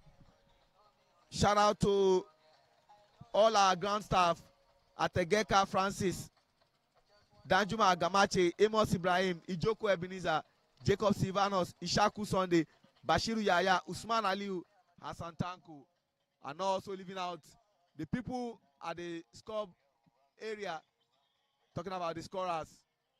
Aulat, Aregbeshola Isong, Remy Gloria, and of course, Agatha Wadiali. Shout out to all those who are manning the camera. Derek from Uganda, Eisi Wadiali, Charles Obasi. To the production people, Peter Waswas from Uganda, Joseph Yakub. And to everyone, security, the medical team, the cleaners, everyone has done a fantastic job. We'll be back for the second innings of this great encounter. What a game, what a time, and what a moment. March 13, day 7.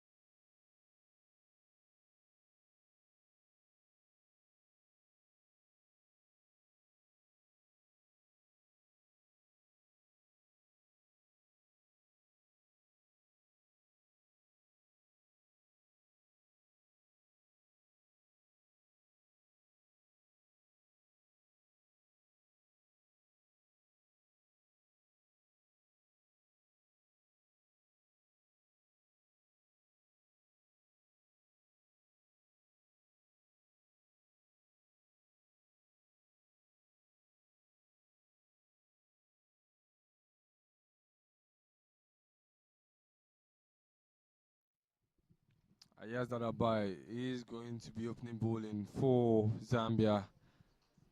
Remember, Zambia put up 140 on the board with Rwanda and they did 145 to win.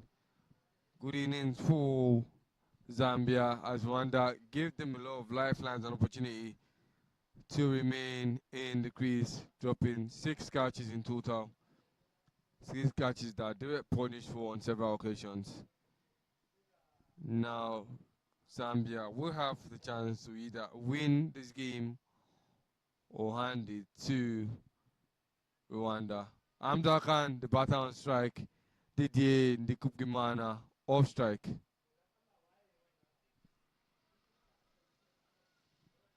And I also have here with me in the comments box, Ijoma Okigbo. Welcome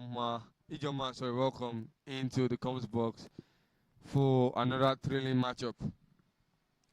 Thank you, Peter. Good morning. It's still morning and welcome. Skies is up okay. Down to the deep, but the fielder Pendi picks it up quickly. Thank you, Peter. It is still morning. It is the capital city of Nigeria, Abuja, with the second edition of the West Africa Trophy Tournament ongoing in Abuja. It is match day 7, game 13, game between Rwanda versus Zambia. Rwanda won the toss earlier and they opted to field, but they were only able to restrict Zambia to 140 for the loss of 8 wickets. And now they'll be chasing 141 as target for this game.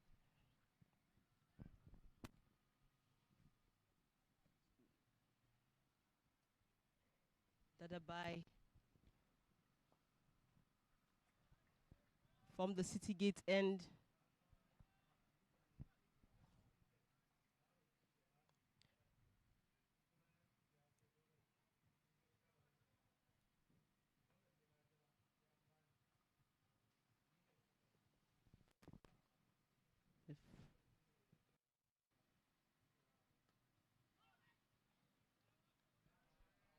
Innings, Dadabai was able to contribute 15 run balls for his side.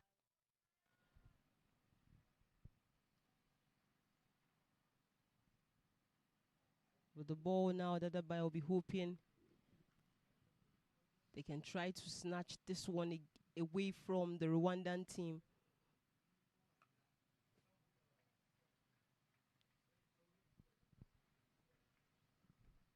Yeah, this win is very much needed for Zambia. If they want to have any chance of making it into the final, they have to make sure they win every single fixtures remaining in this round. Only 2 wins so far.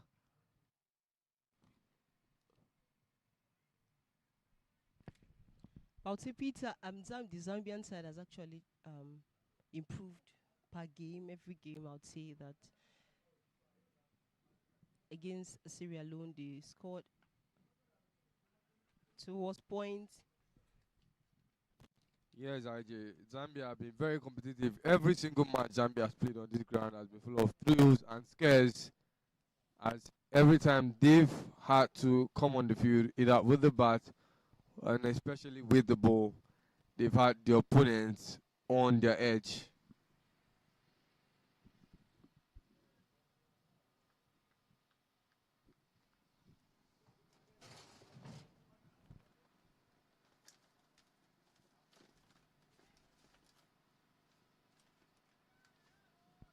That dot to bring us to the end of the very first over. It is 4 for no loss.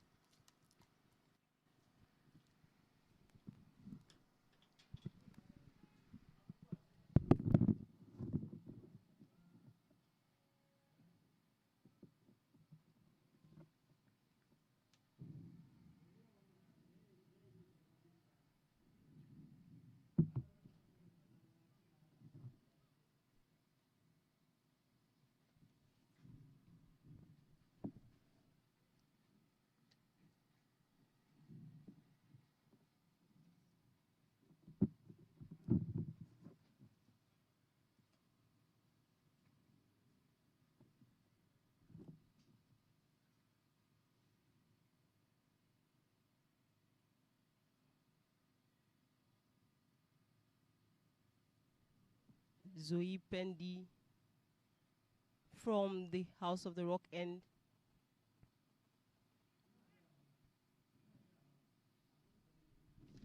Zoe has picked up 7 wickets already in 6 innings.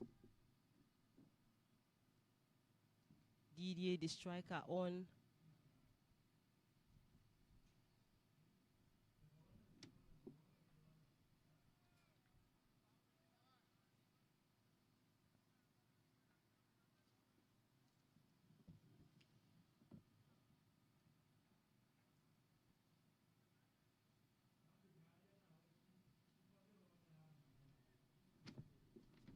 Didier and Hamza Khan, very good openers for the Rwandan side, trusted hands.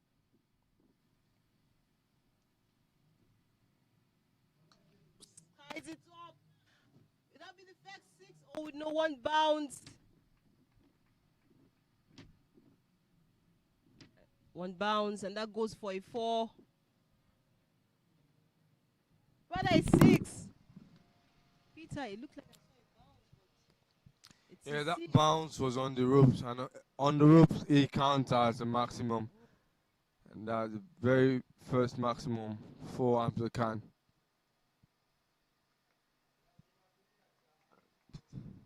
So he pending will need to increase on his length. Good and comfortable spacing for Hamza Khan. It was already kicked off the leaderboard of most runs scored by Asim Mohammed earlier on. Take a look at that replay, and you see just how much adjustment Hamza Khan made and preparation time he had to make contact to that ball. Good call by the umpire. Maximum. Hamza Khan, one of the top leading batters in this tournament.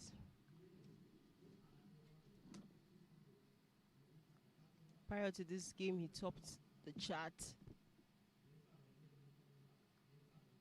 181 runs prior to this game against Zambia.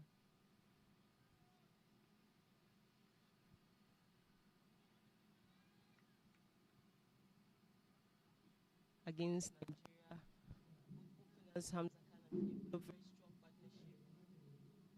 Only losing a wicket in the 13th over about 2 days ago.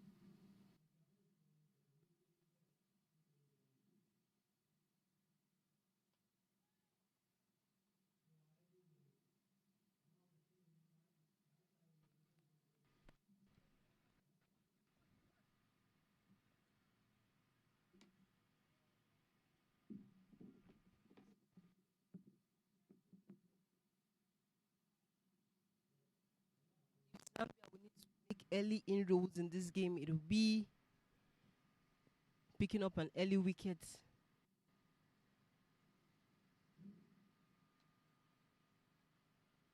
Down towards square leg, and the fielder chases it down. Will it get to the ropes? It won't. Good effort by Salman Patel, chasing that ball down towards the.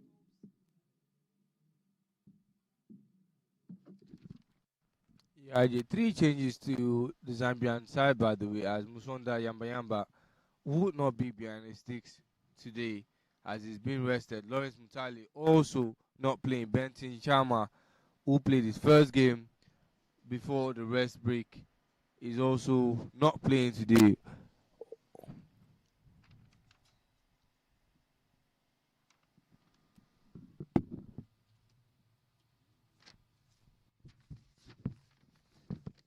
That chase brings us to the end of the second over. It is 14 for no loss.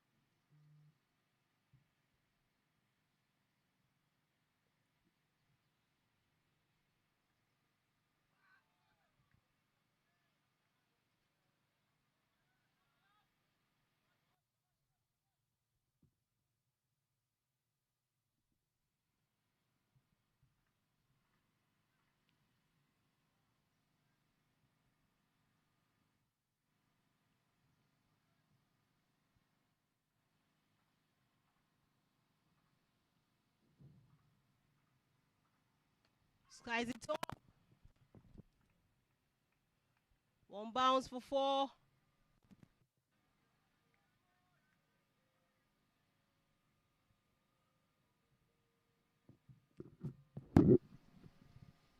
Early boundaries for Rwanda. Much to the dismissal and disarray of the Zambian side. What they want to do is keep them running in between the sticks. For every boundary, it is less pressure for Rwanda and takes up the runs faster than they would want it to. No wickets yet, and it's against the informed Didier Ndekubimana.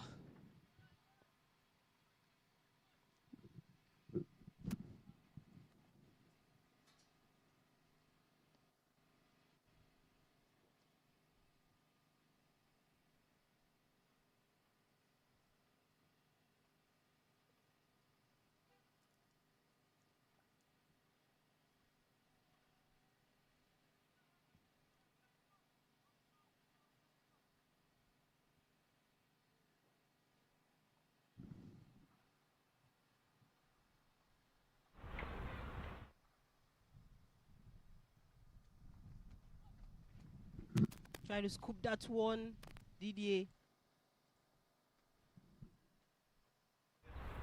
And late reaction, the goal falls into the hands. Safe hands of the wicketkeeper.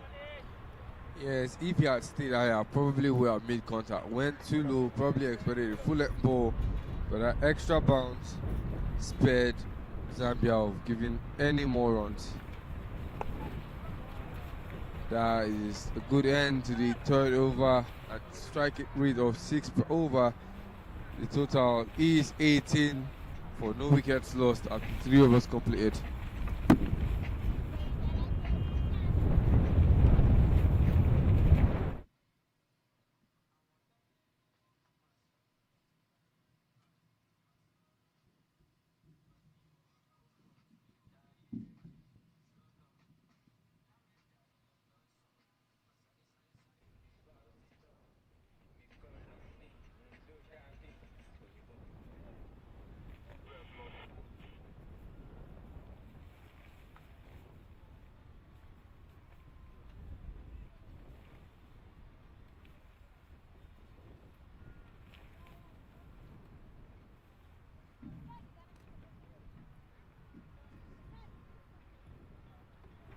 Bendy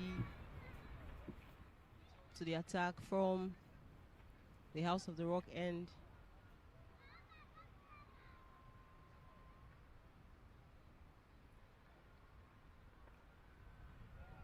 Oh, missed it. The keeper missed it. Was a bit reluctant with trying to stop the ball. But then it gets down to the boundary. Yeah, Baidu stayed too high. And that ball going in between his feet was not something that should have happened in the first place. Very lucky that that ball didn't come in contact with the helmet behind him. Fair penalty run would have been much more costly for Zambia.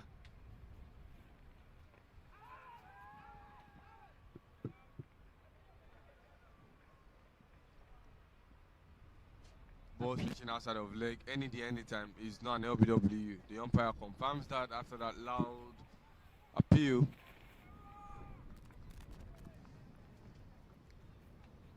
And there is that ball again that reached in between the legs of Baidu, the wicket keeper.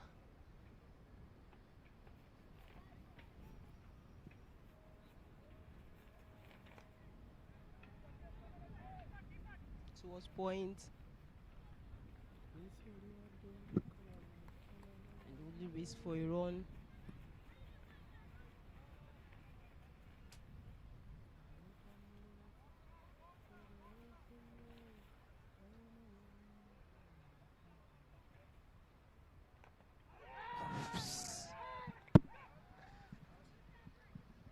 Through the off stump. Inroads, early inroads for Zambia. So he begins the onslaught. And Hamza Khan, after contributing 15 runs of 9 balls, heads back to the pavilion. And then when you look at that ball again, you see that length didn't cover the gap in time. If you had stayed back, would have probably made the right contact, and that swing was just at the wrong timing. Hit it towards his wicket, and now a wicket has dropped for Rwanda. Much to the enjoyment of the Zambian bench, of the Zambian fielding side, my corrections, and Isai, also another very, very informed batter. Hamza Khan has gone out, but Isai is in. And if you look at the Rwanda batting order, they always complement each other. Each time a wicket falls, the top order can stay a bit longer compared to the Zambian side, who after 2 wickets seem to get destabilized at some point. Rwanda have been consistent, not losing too many wickets in this game. The only time they've lost a lot of wickets was against Nigeria, and at that point they lost about 7 to 8 wickets. Other than that, they've not lost more than 4 wickets against any other side.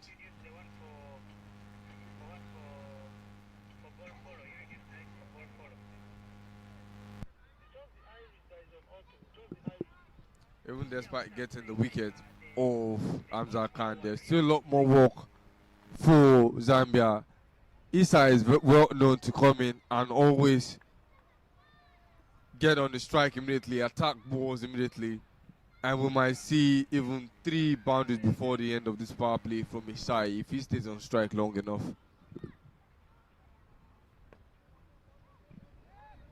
Said Peter back to the bowler.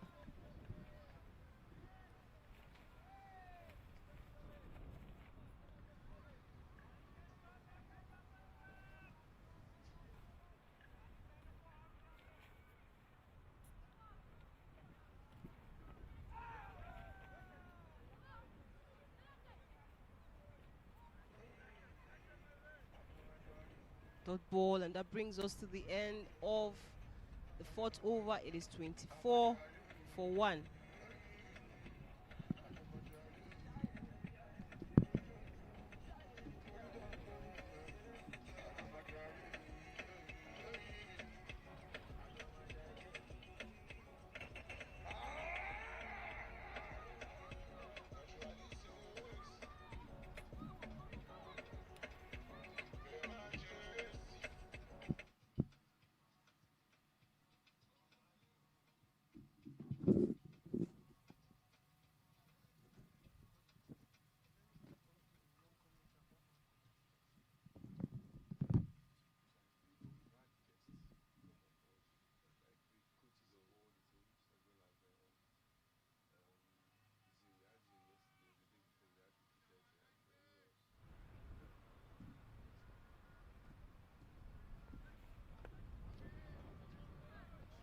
Dedebai returns from the house, the city gate end rather.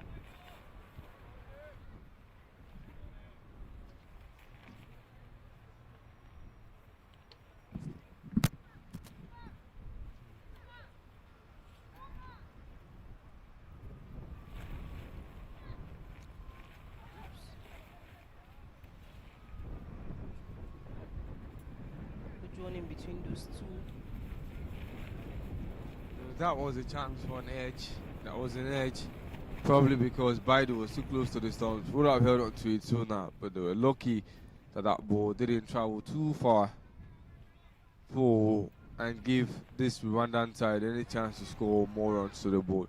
What they need to do is not just go for the dots, because we know what happens when you try and go for just focus on just keeping the batters in there. At some point, they become very comfortable, understand the surface of the playing area, and understand the length at which the balls are coming from the line as well. And then they start to take into those gaps.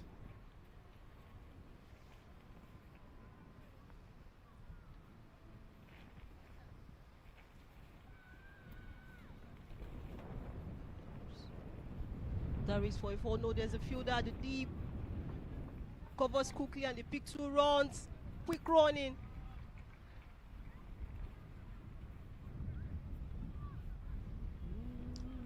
Hamza Khan, Isai, like I said, will always start attacking balls immediately. Good thinking to have the captain, Javid Patel, and the deep square leg, it would have been a different story entirely.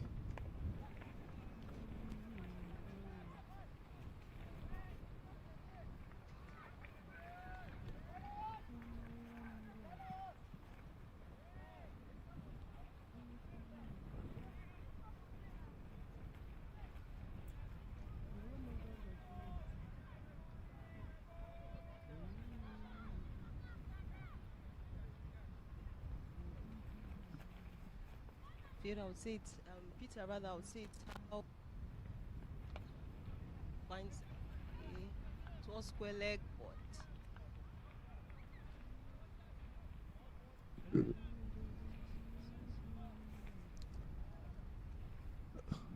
Azim Patel recovers.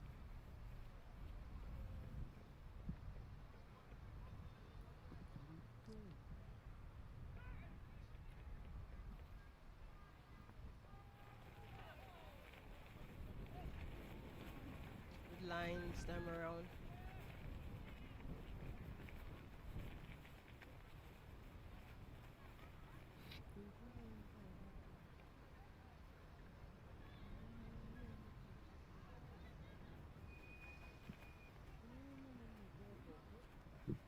Dot ball brings us to the end of the fifth over. It is 28-1.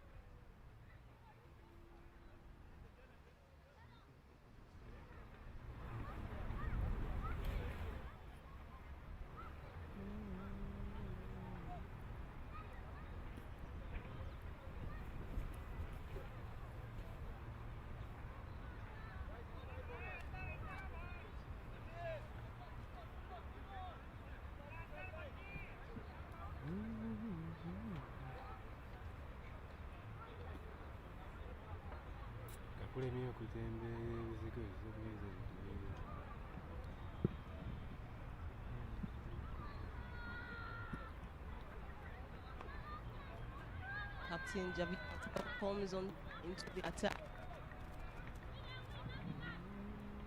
So far, they're doing a very good job at keeping Isai, not finding a stick yet, not finding those gaps, and getting on board with boundaries. But there's still another man for them to worry about, and that is Didier in the Kubi manner.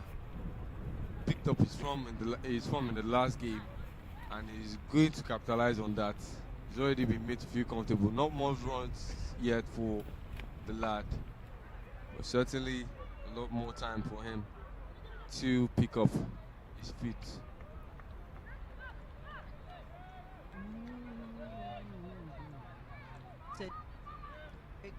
The gaps, and once he gets into to punish this.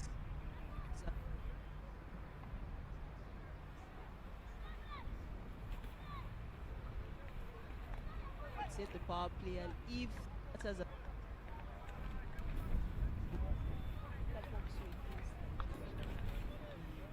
Rwandan side made good use of the power. Yeah, I have to agree with you on that one, IG. But as well, you need to understand that every game has been a development, an improvement to the performance of the Zambian side. And this further explains it. They did better with the bat than they've done in any of their two previous meetings against Rwanda. And they've topped that up with a better performance today. 140 on the board against a side that kept Nigeria below 100.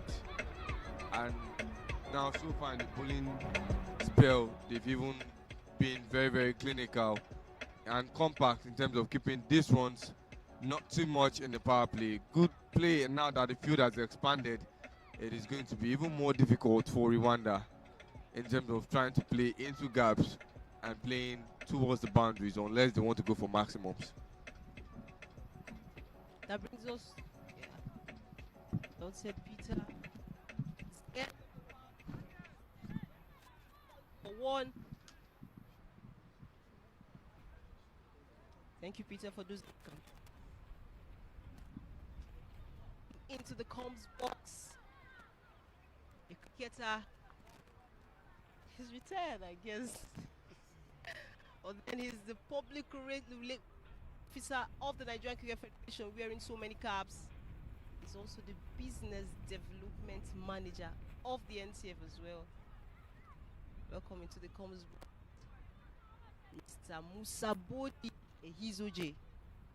Good morning.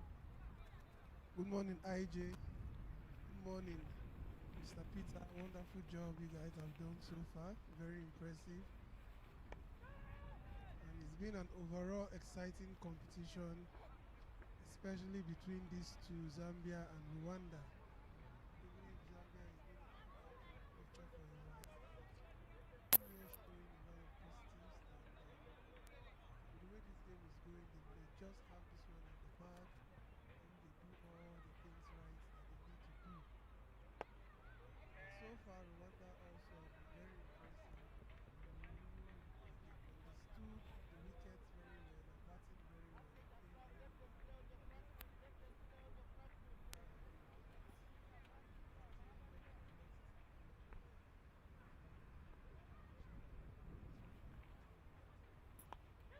Towards square leg.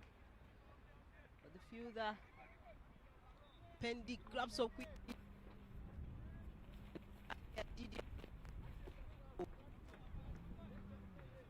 Yeah, Musa, you were talking about getting things right. You used to play for the senior team, the Nigerian senior team. Talk to us about your career. Talk to us about, just take us out to us memory. The time when also, you're also an umpire. I like to see that. Yes. Thank you very much.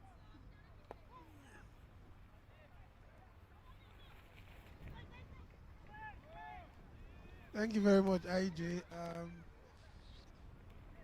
A bit about me. I'm just proud to say I've been involved in the game every day of my life for the last 35 years. From when it was first introduced to this moment, and I've been involved in playing, coaching, umpiring, and of course, my administrative duties. No ball is the call. I think that was the full pitch ball above the waist, and that calls for a free hit of the next ball, but good enough, it didn't go for a boundary. And then Rwanda will look to capitalize on that free hit. We're talking about this game taught me and made me who I am today in every sense. From being a teenager till this time, being an administrator in the office, everything I've learned from this game, everything I know in life was given to me by cricket. And I'm most grateful for that, even at international level as an umpire. Biggie goes. One bounce and you race for a 4. Much needed boundary for the Rwandan side. It is Didier off the bat of Didier. We talked experience. Yeah.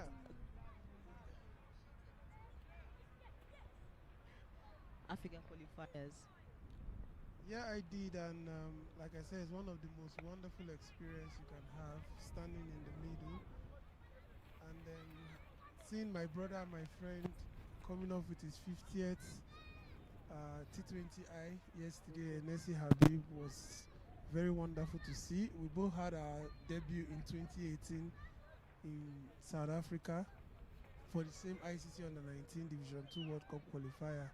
And having 50 T20Is from there, it's a very remarkable achievement for him. Big ups to him. And that goes a long way to show you the level of talent in this country when it comes to umpiring at the international level. While he's also doing his T20I, we have 2 mentees that are coming up for their T20I as well. And of course, the big man, Mr. Kento, also in the umpire section. So Nigeria has got a lot of talent in these areas, and we can be, all of us can be most grateful to this game of cricket.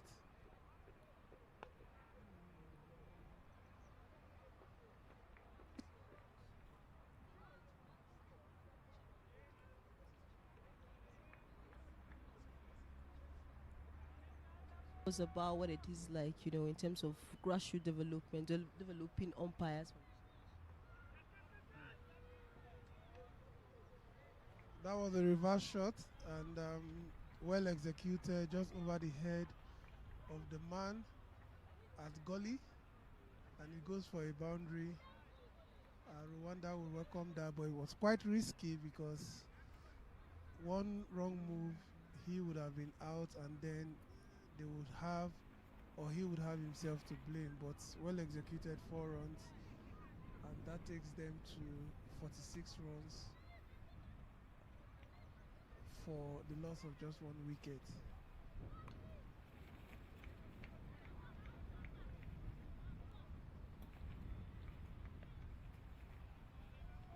IJ, you talked about the Umpires and Scorers Association in Nigeria. It's 24 years of existence already. From when it started, it was the aim was just to build capacity in terms of officiating in Nigeria and be able to spread it across the country. And today, there are over 345 active umpires across the country. When I mean active, involved in officiating at different levels. So they are graded. Those who do the under 17 games, under 15 games, those who do the national leagues, and of course the internationals. Across Nigeria, there are about 345 umpires at the moment, and a huge chunk of them have also been certified with either CSA level 1, 2, 3 or ICC level 1 beginners course. And so there's a huge capacity from the Umpires and Scorers Association. In the near future or in the long future to come, we don't think we would have deficiency when it comes to capacity in terms of officiating. And you can see from this tournament so far, it's been fantastic. The job they've done has been fantastic, and we've gotten only commendations from the team captain. Thank you, Boja. I remember you once said a tournament goes well if you do not any issues with regards to officiating. If no one talks about the umpire, then we say yes, it went well. Yeah, it's a thankless job because there's so much that is dependent on the umpire. And when you want to know you've had a good tournament is when nobody remembers who officiated the game, and then you know you've had a good tournament or a good game. So if the results are about the play on the field, the bowling, the batting, the close moments, that is what everybody can remember. Then as an umpire, you know you've had a good tournament. So when we don't hear people talking about umpires, we know they are doing well so far in the tournament, and it's good for them because these games are streamed, and you can see even from outside we've not really had anybody complaining in that regard. So kudos to the association and the leadership over the years that have been able to make it worthwhile. Thank you, Boja. 50 up already for Rwanda after 8 overs. And Javid Patel has been handed the ball. Rather, it is Vali Chand.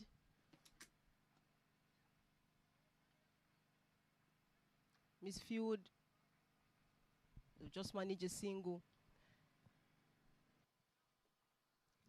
Yeah, one of the downsides for the Zambia team so far in this tournament is their fielding ability, and that comes to do with the level of fitness. You can see a lot of them are not entirely fit, you would expect, but you can see they have a lot of experience and they're bringing that to play. One can be converted to twos easily when they field and when they chase the ball. So those are the advantages I think the other teams have. But being able, like I said, Bold. Zoe Richan gets rewarded. Didier, 21 runs off 29 balls, the captain of the side. Departs quite early. We saw the other opening pair. Hamza Khan also left like manners. Remember what I told you about playing that reverse shot too early? The other one, he executed it well, but trying to do it too often might put you in a very bad position. And now he will go back wondering what if he had just played down the line for a single or something. And these are the moments that can determine this game, because the more wickets they lose early, the more pressure you build on the bench. I know they're trying to get runs, but again, you have to really watch it. When the Zambians were batting, I watched very carefully, and I could see how they were managing the game, how they were managing the bowlers that were coming through, and how they managed to get to 140. Very calculative. And if Rwanda doesn't do that in this game, they may just fall short of the required total to win this match. Well said, Budi, coming from an experienced cricketer himself. That brings in Daniel Gumisenge.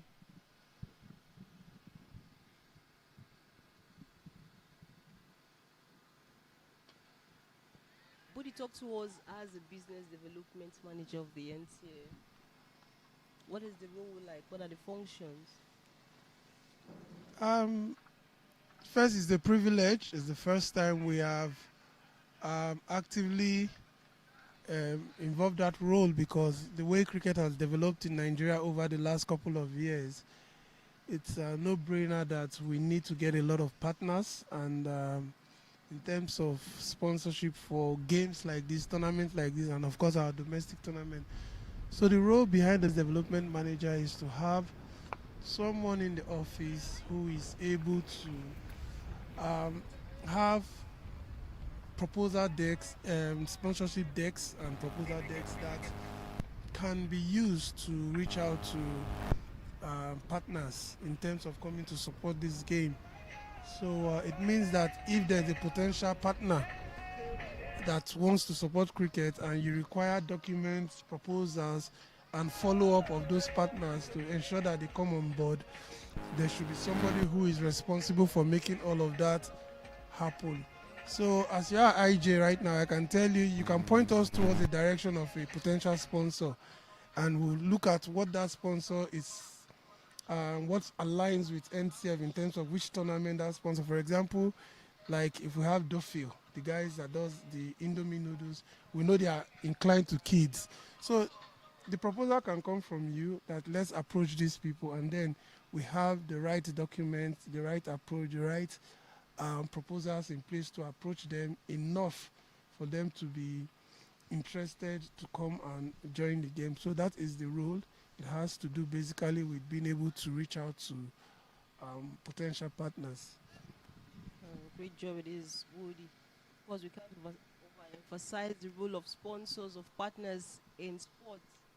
We see here the likes of Daffabet, Sportsbox, Dreamcatchers TV, Fireflies, Ruther as well. Thank you for ensuring that this game, the second edition of the West Africa Trophy Tournament, is being aired, streamed live, and fans across the world, cricket fans across the world, are able to watch and follow the game. Budi, exactly how difficult is it to get sponsors, to get people to support the cause of a sport, particularly cricket, especially in this side of Africa where people do not feel cricket can actually compete with likes of football and basketball in terms of popularity? How challenging is it, or easy is it to get sponsors to support the brand?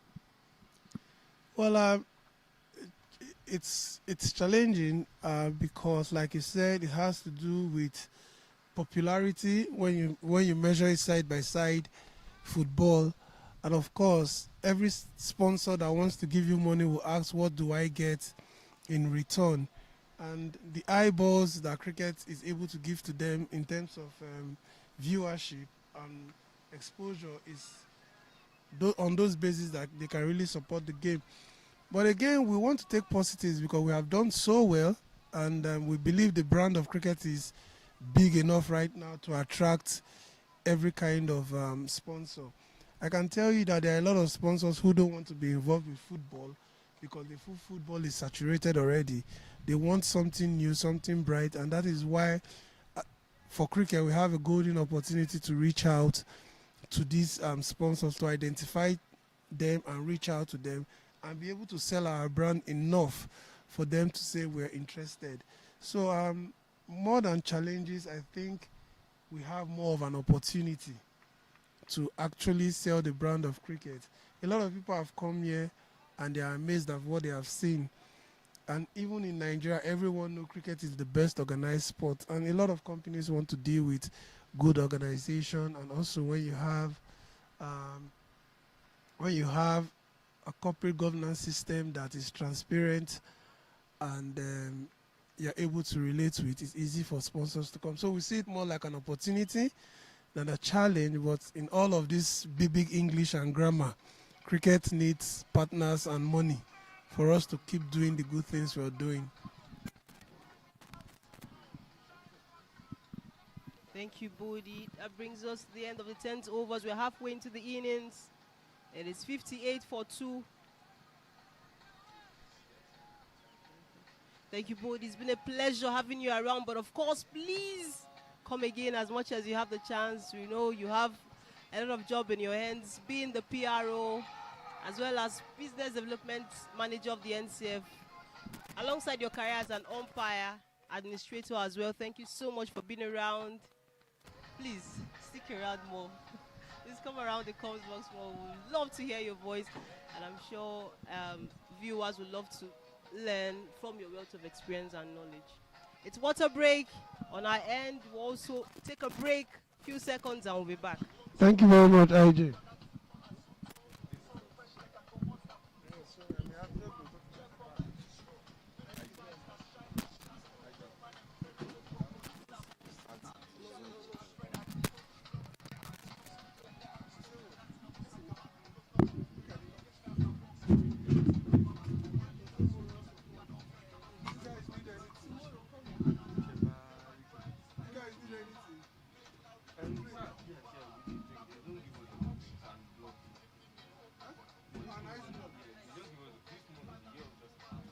Sir, I'll go see you later. Very important discussion. Am I safe? Safe and not safe. It depends on which one. I'm not safe when you put it on that good place. Yes, so please, we appreciate more things and probably more than rice.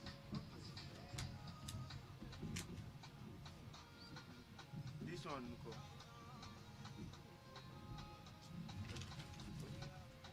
She prefers homemade drinks. Come on. Yeah, I want me this one win now. Zambia, hey, for púpọ̀ sí náà, wá ń pè náà ní sí. But as long as they don't give boundaries and they are pulling tightly. They need to take up and they need to take at least 2 wickets. They need to take out the wicket of Isai. Daniel, if Daniel goes out, then I think they don't want person. I know Isai is a very stubborn batter, but as long as they are thinking about it and they are keeping.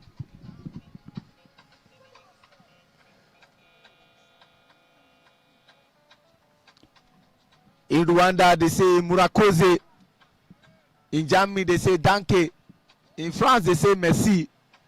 And in Yoruba land, they say Eshe. In Hausa land, they say Nagode.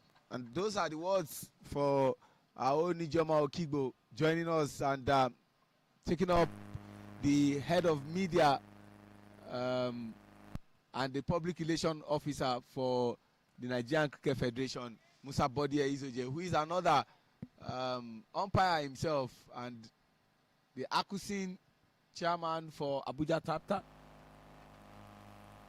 Oh, I think it was former national chairman. Oh, I think I mixed that up before Joseph Oche Onoja took over. We are back again. And myself and Peter, who started the journey, we'll do it for a while and then we'll step aside. They say, let the women breathe. Let them have the chance.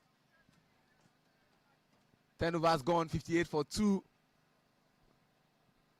They need 83 runs in 60 balls. But now it's 8.83, 8.30 that is required. It's a sharp contrast to what they are currently doing. A lot of work for Rwanda right now. Hamza Khan went out too early. Didier couldn't play beyond the power play over, so there's a lot of tasks for ECI. And Daniel Gimusenge hasn't really proven himself all tournament. This is going to be a very hectic load, very hectic task for him. Because if he loses his wicket, that is under pressure. The tail end of the Rwandan side don't really do too well with the bat. And if he gets to that stage, I do not see how they plan to bounce back from it. I'm sure what Zoeb Chand is eyeing is the wicket of Neo Mugabe Isai, another very good batter. An appeal, loud one. Olale Adekoya said, let the game continue. If my memory serves me right, maybe Peter will help me in that. Most of the wickets of Team Zambia came from LB. He just gave me a whisper that it's 3. And that's who he is. And it's gone! The man they are aiming at! Neo Mugabe Isai! And see that celebration. Hands on head at the bench of Team Rwanda. Madi did not really do well with the bat. But this one up in the air. They don't want to drop it for no reason. That was a cool as you like catch. And you needed to see the bench of Team Rwanda.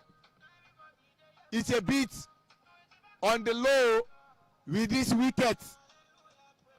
Especially a very important wicket. Neo Mugabe Isai only scored 16 runs. And I leave that mathematics to our brother and our friend Peter to tell us who is topping the batting chart as we speak. Currently, Hamza Khan didn't really do, having just 15 runs, registered only 15 runs, but that was enough to put him back on board.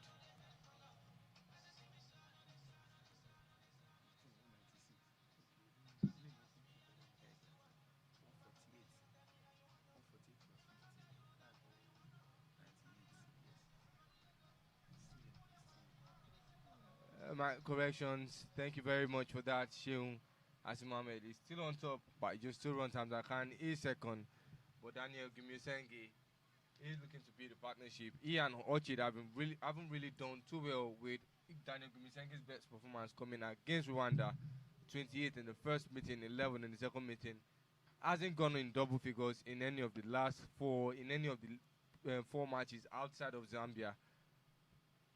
And Orchid himself has been underperforming, hasn't gotten into double figures in Hold on. Breaking news. Another wicket is down. Before it got started, the people we are talking about, Daniel is not in the lion's den for him to roar, and he's out.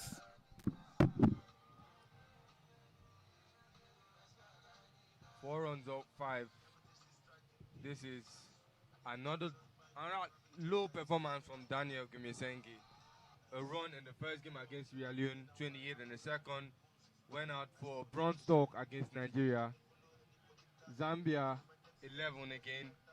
3 against Leone and another bronze talk against Nigeria. And now today, just 4 or 5 or 6 balls faced.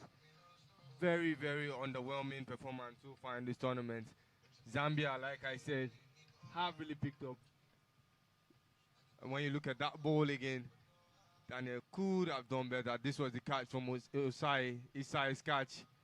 went too low. I dropped a catch prior in the boundary by going low, and this time it got caught by going down on one knee. Very important catch for Madney. That catch says it all for Zambia. If Rwanda had done better with taking catches, dropped 6 catches in the first inning, if they had done better, they would have probably kept Zambia on a much more lower score. Zambia haven't wasted those chances. A very much needed catch, and they took it. And Isai is out already in the middle order, almost entering into the tail end batting order of Rwanda. The man who destroyed everybody with the bat to increase his lead on the batting scorecard. Asim Mohammed is having a good bowling spell into his second over. 1 wicket already, and a very precious wicket. He got one. Gumi Isenge. Now is another two Isenge. Ochide. And they just go for one. And they're stopped by Javi Patel. And these two need to build the partnership. That partnership that we saw from Hamza Khan and Didier against Nigeria to give 30 and 53 respectively. But things are not going according to plans. And you want to say that once you get the likes of Hamza Khan, Didier Ndibukumana, Neo Mugabe Isai out of the equation, the others would struggle a bit. Asim Mohammed bowling well from the House of the Rock end. Slaps the ball. Ochide, just one. One is not what they need. They need boundaries. But they are not offering them that opportunity, Peter.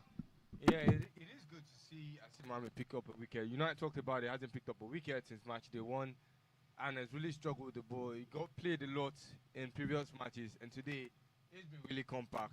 Got a very much more needed wicket for Zambia. And now he's kept Rwanda on their toes. That wicket tells you just how good it's improved. The entire side has improved. Even the middle order today put up something, complemented the top batting order, and helped them get to 140. I'm sure Rwanda didn't really expect this. Rwanda definitely expected competition, but did not think it was going to be this tough. And being the underdogs of this competition, if Zambia can go on to win this match, it is very much well deserved because they've been very competitive in every single match they played coming this far. Excellent thought from my colleague Peter. They've been knocking on that door. And like we say in cricket, when you bowl on that deck, you keep it there line and length with level of consistency like Brett Lee during his days and Jason Gillespie, dropping it there at some point in time. That door that you have been knocking will definitely open. And 12 overs gone, 65 for 4, 76 runs needed.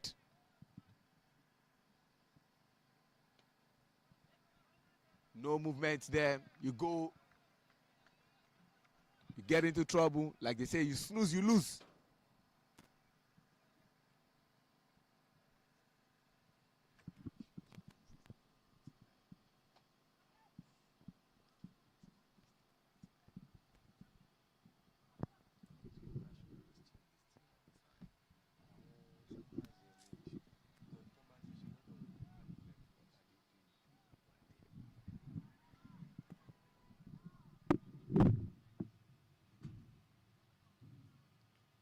Walk for Rwanda. And now, I think this is the second time in the tournament I will see them tense. The more wickets drop, the more tense they get. Orchid has gone out for a very low score. 2 of 3 balls.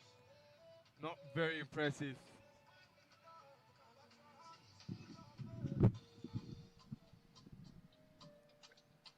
Peter, if I may ask, was that holiday not needed for Rwanda?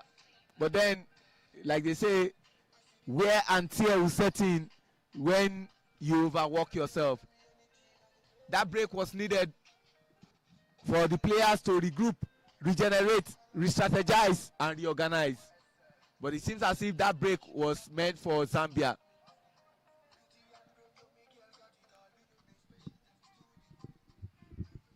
When taking that toss, the plan for Rwanda was, remember doing the toss when Rwanda took that toss and won it and said they were going to bowl first. It wasn't the initial plan for Zambia, as they also wanted to bowl first, but they understood that they had to come in and bat, and it wasn't much of a bother. They were certainly prepared if they had lost that toss. It played in their favor. Already into the tail end of this batting order of Rwanda is going to be a lot of work for them going forward. The man is good with the ball. He's a leading wicket taker. He needs to be good with the bat today. Emile Rukiriza. He has records that you can reel out. First player to take the match ball away from Olawale Adekoya, who coincidentally is now standing. That day, he was the third umpire by bowling and getting 5 wickets. Second player in this tournament to win back-to-back player of the match. And now he has to score with the bats. Slipped into his hands and raised for 4. Nothing that fielder could do at a mid-wicket. Patel, Salman, Sirajuddin, Chetty. A lot of intentionality behind that shot, and that is the boost they need. Emily Rukiriza off to a great start. He's batted 3 innings so far and has gotten into double figures in both. We will need more than just double figures. His best so far in this tournament has been 11, and that came up against Leone in our second meeting. It is not going to be enough just, putting 4 on the board or 10 or 11 on the board and going out. It's not. There's a lot more runs to chase. 70, 66 in the next 23 balls, or 70 in the next 42 balls. It's a lot of tasks for the middle order, closing into the tail end. But if there's anyone that has to do it, it has to be whoever is in the popping crease. And you have to say that there have not been too many erratic bowling from Team Zambia. And after this game, which is match 13, day 7, up next we see Sierra Leone take on Nigeria. Nigeria are the home team, Sierra Leone are the away team. Emile Rukiriza back again. And Asim would have a lot to say in this. What a sheer coincidence. If I recall, maybe you refresh my memory because I'm not getting any younger. It was Emile that got the wicket of Asim.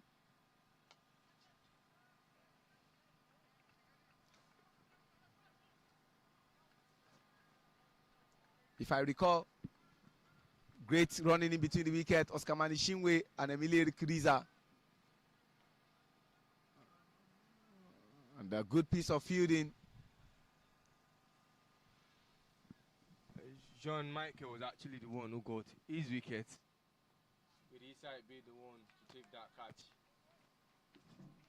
in the deep.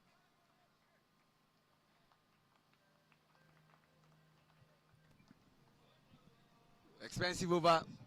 This is becoming for Asim Mohammed into his third over. Rwanda will not mind any kind of runs, will be welcomed as long as the runs continue to increase. But what is required and what they are going to face from balls is not commensurate. 3 more good balls to be bowled by Asim Mohammed. Bring us to the end of the 14 over. A swing and a miss. The intent was clear. He just wanted to clear the fence. Emilio Kuriza. But in doing that, the rule is clear. Eyes on the ball, Peter. Yeah, there's a lot of shots going towards the leg side.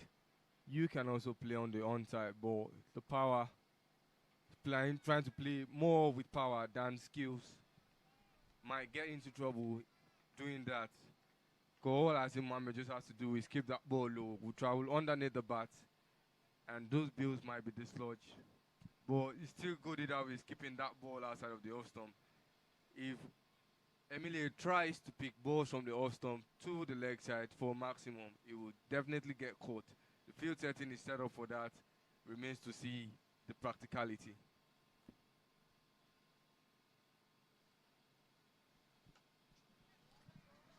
Plays it up. And he doesn't drop it. Commentator scores.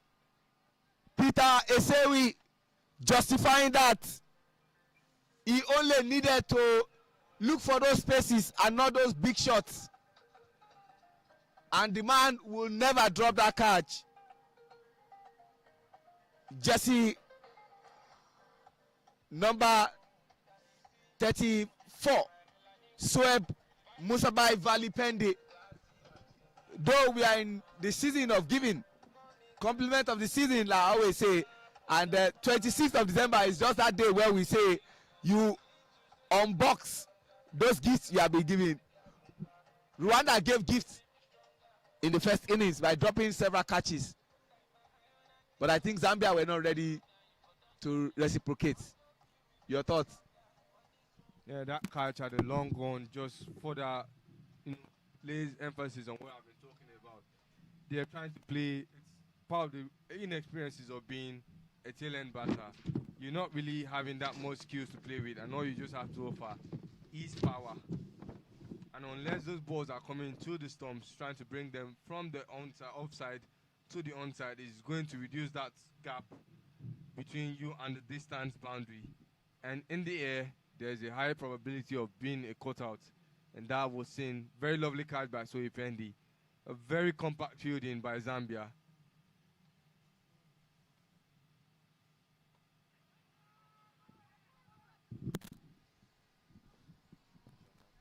Where is Jean-Michael Iradukunda heading to? I just wanted to ask whether there was something scary inside that batting crease for him to have took off like that. It was the best, maximum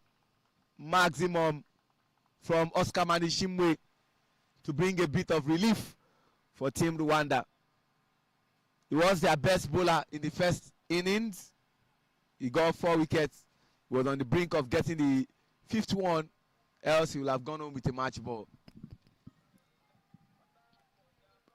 And because this team still has a game against Nigeria, they have against Sierra Leone, these teams have to be very careful about Zambia. Their upward trajectory needs to be studied, and they are improving very, very fast. But that was a great shot from Oscar Manishimwe, wicket keeper.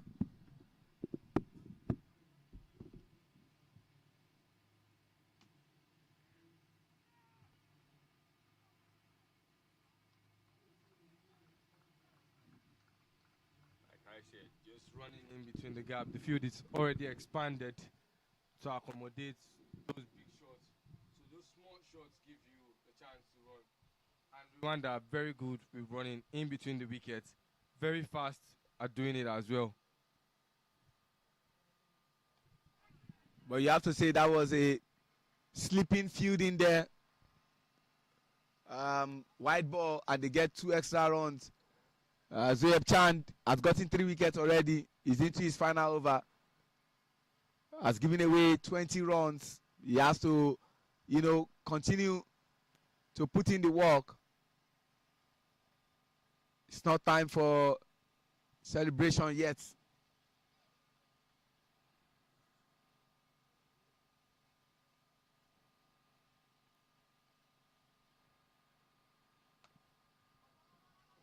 They want to do 2, but 1 is the call, and they get their 2 runs.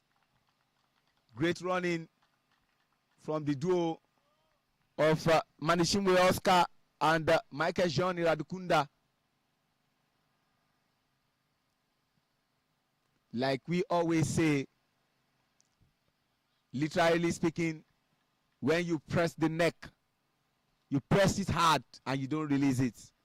You don't allow this team to get out of that tight corner that you have placed them, because they might have lost the wicket of Didier Ndibukumana, Hamza Khan, Niyo Mugabo Isai, but they see our people who can do the job, and they will not give any gifts.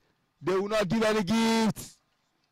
So Pendi, he suspended himself and then got that catch, and out goes the man Oscar Manishimwe is going to be batting, but Jean-Michael Iradukunda is out already, and it's already a heartbreak for Team Rwanda. From this end, it's safe to say that the task becomes more arduous for Team Rwanda. They need 53 runs in 31 balls. And the current run rate is 5.93. The required run rate is 10.26. The big question is, who comes to come and score those runs? And you can see Iradukunda working out a dejected figure. And Team Rwanda will be saying to themselves, on to the next from this stage. Anything is capable of happening, Peter, but I am a man of realism, and the reality on ground is that this looks like forget it for Team Rwanda. On to the next. Yes, you are very much correct in that sense, given currently the only batter capable of putting something on the board is Manishwe Oscar. The Mohamed Nadir has not been efficient with the bat as he has with the ball. Barely putting up anything on the board for the Rwandan side. And teams have made sure to capitalize on that anytime he is in the batting crease.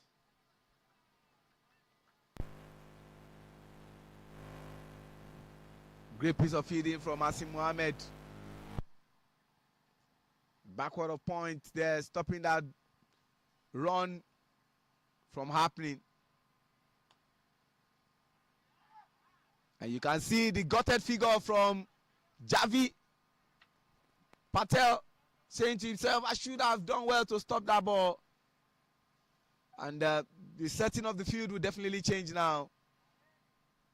Mohamed Nadir, second highest wicket taker with 11 wickets, must now do it with the bat, just like we asked for Emile Rikuriza to do it with the bat. But did a little, didn't do too much. Scoops that shot and looking for that extra run that would not happen.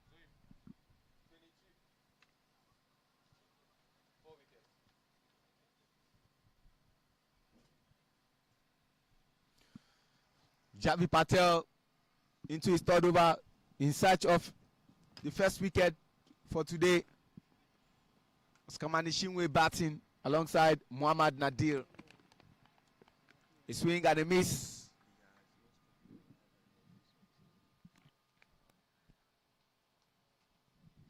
$90 for 7. The first run of the tournament for Mohamed Nadir. That is just all he needs to do. If he can be off strike and just let Oscar Manishiwe do all the big hitting. And that is a very big responsibility as a batter when you are saddled with everything, knowing that you have a pair. For every time Nadir is going to be on strike, there is going to be a little bit of an unease to the bench of the Rwandan batting lineup. Not too many batters left right now. Zappi is still there, hasn't really done much with it by himself. Ignance also outside. And ladies and gentlemen, we've come to the end of the 16th over. What is required is 12.24, but their current run rate is 5.63. They need 51 runs in 24 balls. 16 overs gone, 90 for 7. Manishing with Oscar, 100% strike rate, 14 from 14. Mohamed Nadi, 100% strike rate. 1 run scored from 1 ball face. At this stage, I would take a bow for Ijoma Okigbo to take us through the finish line and see whether in running the commentary, Zambia will claim their first victory over a top-ranked team in Rwanda. After losing twice, they want to get one. Over to you, Ijoma, to finish up with Peter. I'm sure they can't get the both of his wickets.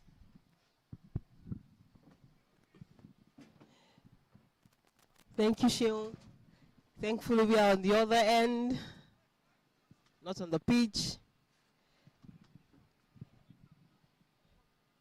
And it's great to see Zambia. Earlier, we said that this team has been improving per game.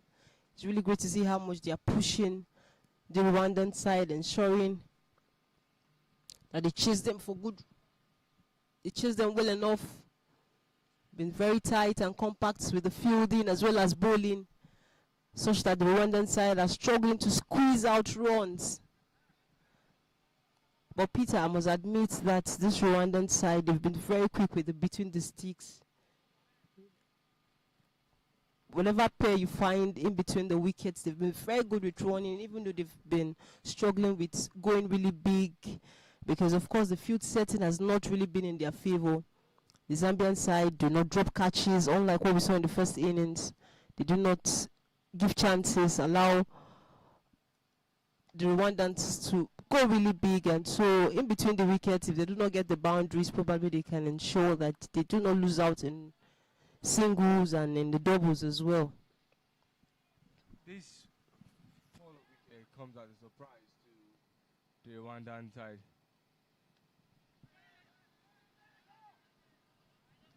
They probably did not expect this, like I said earlier. And Zambia understood their assignment. They understood, just like every other team should, that what Rwanda does is run in between the wickets. And so when they try and bring the fielders in, once the fielders are in, they send them out. When the fielders are out, they take 2 between the sticks. And Rwanda and Zambia understood that and made sure that that fielding inside was tighter, not minding if the Rwandan batters are actually playing them out. They were not bothered about that. And that has helped them, because Rwanda was expecting that each time the ball leaked into the gap, that their fielding setup will expand. And that was just not it. And in their quest of finding big shots, they've lost consecutive wickets.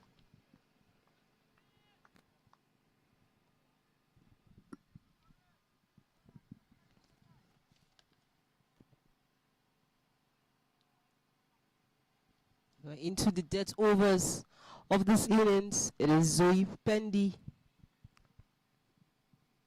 hoping he could get another wicket. Down towards the square leg, but the fielder at the deep recovers quickly.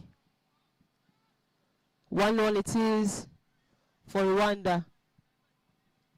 That brings us to the end of the 17th over. It is 94 for 7. Surely 3 overs to go. There's something that Rwanda can do. 47 needed of the next 18 balls. That is quite a lot of task for Oscar. Nadir Mohammed will probably just start to swing his hands, and that might get them to lose another wicket. But other than that, Oscar still has that skill to find the boundaries. Nadir has that legs to support, and they are going to need everything in their arsenal to win this game. A loss could see Nigeria climb back if they successfully beat Sierra Leone today. Zambia will look for their 3rd win. Sierra Leone still looking for their 1st. There's a lot of jobs. There's a lot of upsets as well if Rwanda should lose this game.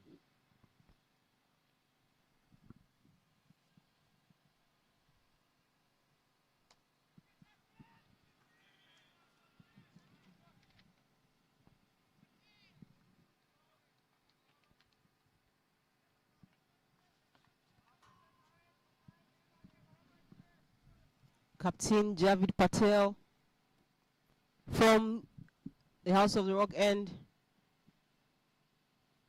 Oops. That was heading for the Storms. Boy, miss. Yeah, it's just a matter of time. Oscar Manishi will finally succumb to the pressure. And right now, the singles window, what is going to do it for them is those big shots. And making sure that he stays on strike. Oops, big shot you say, Peter, and it's really going very big. Extremely big it is. Maximum of Oscar's bats, much to the delight of the Rwandan team. They will need more of this. They really need more of this if they're able to chase the target of 141, because their current strike rate, current run rate rather, is, Peter, look at that again. Already had his foot set even before that ball pitch. Regardless of whatever delivery, he had made up his mind that ball was going to that region, and successfully he did.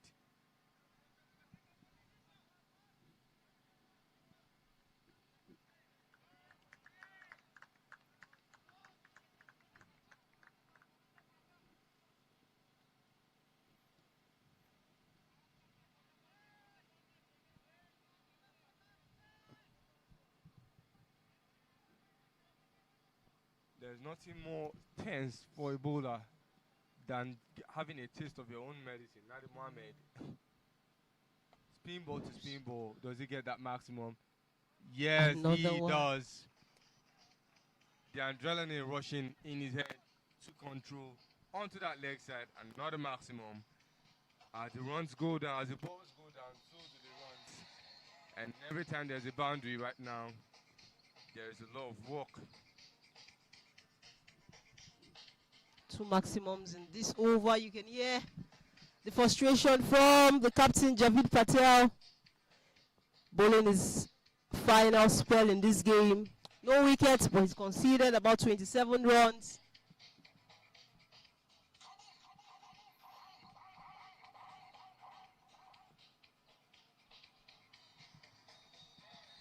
The Rwandans seem to be getting into the groove, but we only wish this had come in quite early.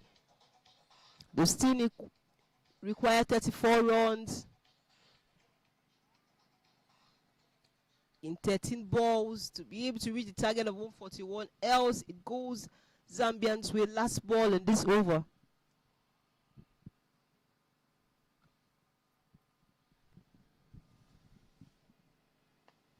Skies it up again, but then he doesn't find the boundary as Whatever Vali plan it is Chand. to keep Nadi Mohammed on strike will probably work. Doesn't have the experience, but certainly does have that power if given the chance. As he found a much near boundary for Rwanda. 100 and it already for some wickets lost, and the required runs now sits at 33 of the next 12 balls.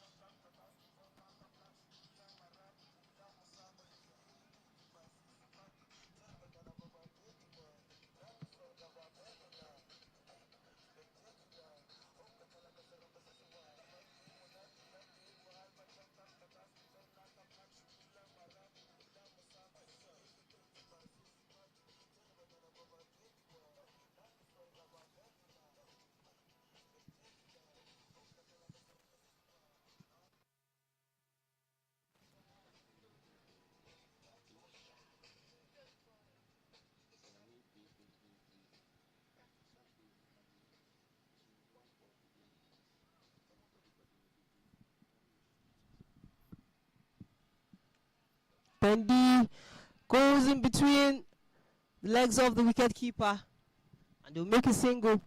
They'll take a single rather. Yeah, standing too high, Baidu could have done better in dealing with that ball. That ball stayed low, and the plan to keep Nadi Mohammed on strike fails. As that chance for Byron brings Oscar Manishi on strike. Oscar already on 23 of 22 balls faced, just above the 100 strike rate.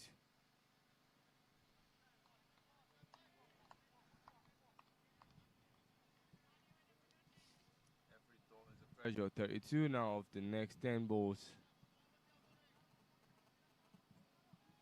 That attempt to find the boundary, if it's unsuccessful, it is another wicket.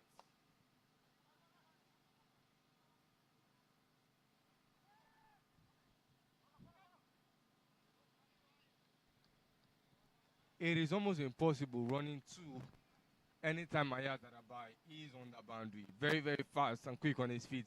Whenever ball goes towards his region, be it the fine leg or the long on or the long off, even if it's deep mid wicket, it makes it impossible for the batters to take doubles.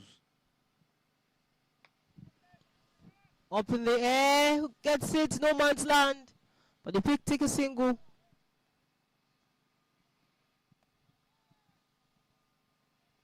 Peter, the few settings will actually be very difficult for the Rwandans to score as much boundaries, maximum especially as possible, because you could see down the fine leg, third man, long off as well, a few that's down at the deep. Tries to scoop it, but his wicket falls, and Zoe Bendy gets another wicket. And that's the wicket of the big man on the field, Oscar. Look at that again, Peter.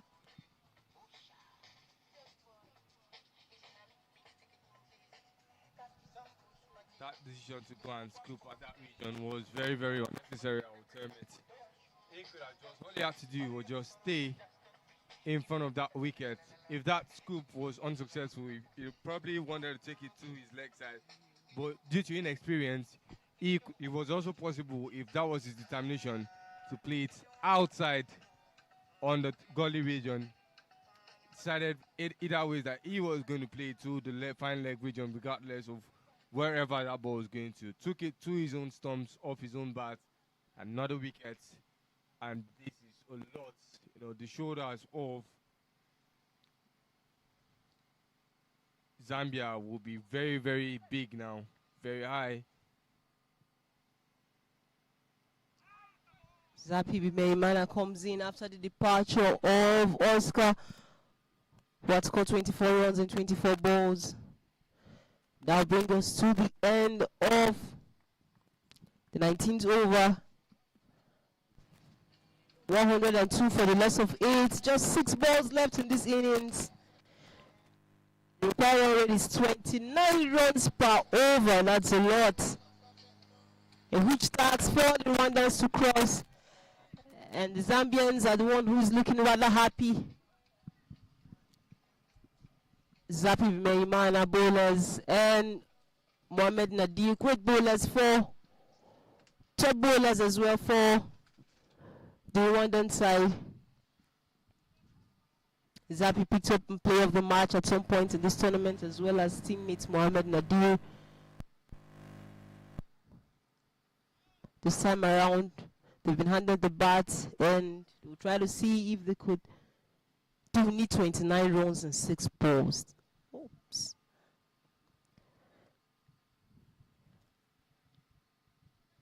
A lot on their shoulders. A lot on the shoulders of these bowlers.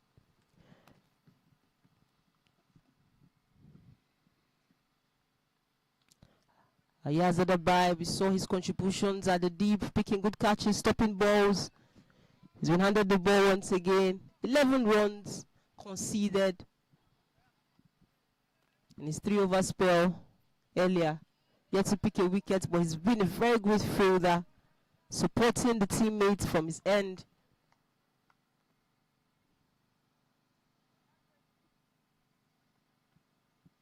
Zapi, swing and a miss. Dot balls. They're not just trying to win, they're trying to win big.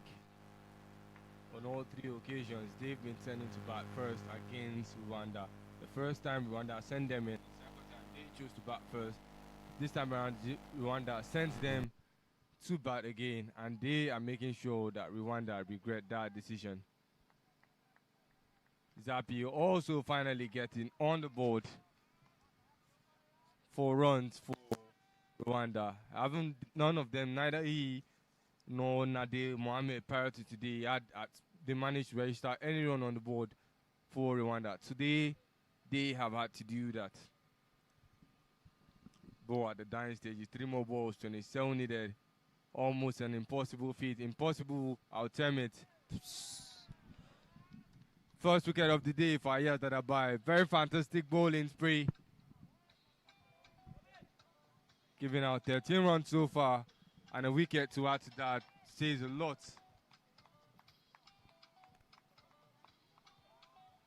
Consider the game, Peter. Sizapi going back to the stands as early enough, soon enough as he came in, just 4 balls faced and 2 runs scored. Zambia has taken this already in their pocket. Good effort from the Zambian side, I must say. The other teams, Nigeria, Sierra Leone, would need to be very wary of this Zambian side, especially Nigeria. Zambia has really improved with every game, and it's really great to see, considering the fact that most of them here are debutants and they've been away from cricket action for a few years after that sanction and suspension from the International Cricket Council over interference by the government in the activities of the Zambian Cricket Association. And yes, coming back to the Rwandan side, another person who hasn't registered the run also for Rwanda. It's Ignancy, and it's 2 more balls, 27 needed. An impossible feat, but we just need to close that gap and reduce the deficit in the net run rate. The Zambians are actually exposing the inefficiency of the tail order batters of the Rwandan side. We've seen the likes of Didier, Hamza Khan, Oscar, Isai, the top order doing so much work for the Rwandan side, but doing down the deep, the depth, the tail orders have really not contributed so much on board for the Rwandan.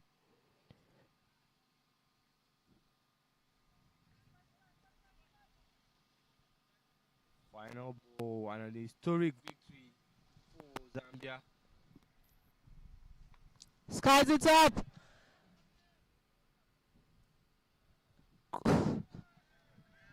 Couldn't end it with in style, but the game comes to an end regardless.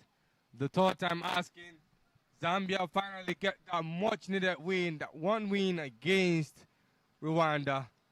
2 more games to go, and they still have a chance and a breathing space to try and fight for a place in the finals.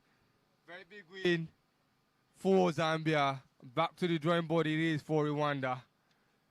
The third time asking, the doors will finally open and they walk out victorious. IJ, please run us through the scorecard of this very interesting game. Congratulations to Zambia. Earlier in the first game, we saw Rwanda win by 7 wickets against the same side. Rwanda again won by 8 wickets against Zambia. But this time around is Zambia who has had the last laugh, winning by 24 runs. Earlier, we saw in the innings of the Rwandan side, we saw Isai, Didier, and Hamza Khan, supported closely by Oscar. They were the ones who had much contribution for the batting lineup for Rwanda. But then it is Zambia. We saw Asim Mohamed, a century, alongside supported by Asim Patel. Dadabai also contributed with the ball, 15 runs.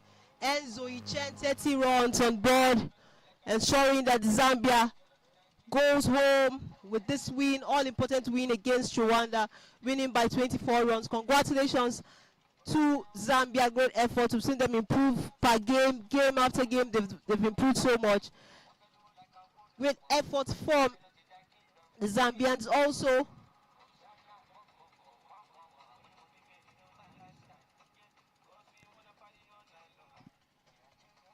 On our end, we'll just take a break as the post-match interviews will be coming up shortly. Remember to also stick around as we're having the game. Nigeria, host nation versus Sierra Leone. Sierra Leone yet to pick a win in this tournament. I'm sure they want to go the way of Zambia in the game in their own game against Nigeria. Just stick around for a few minutes. The post-match interview will be brought to you shortly. From our end, from my own end, Ijoma, Peter, alongside Shio, it is bye for now.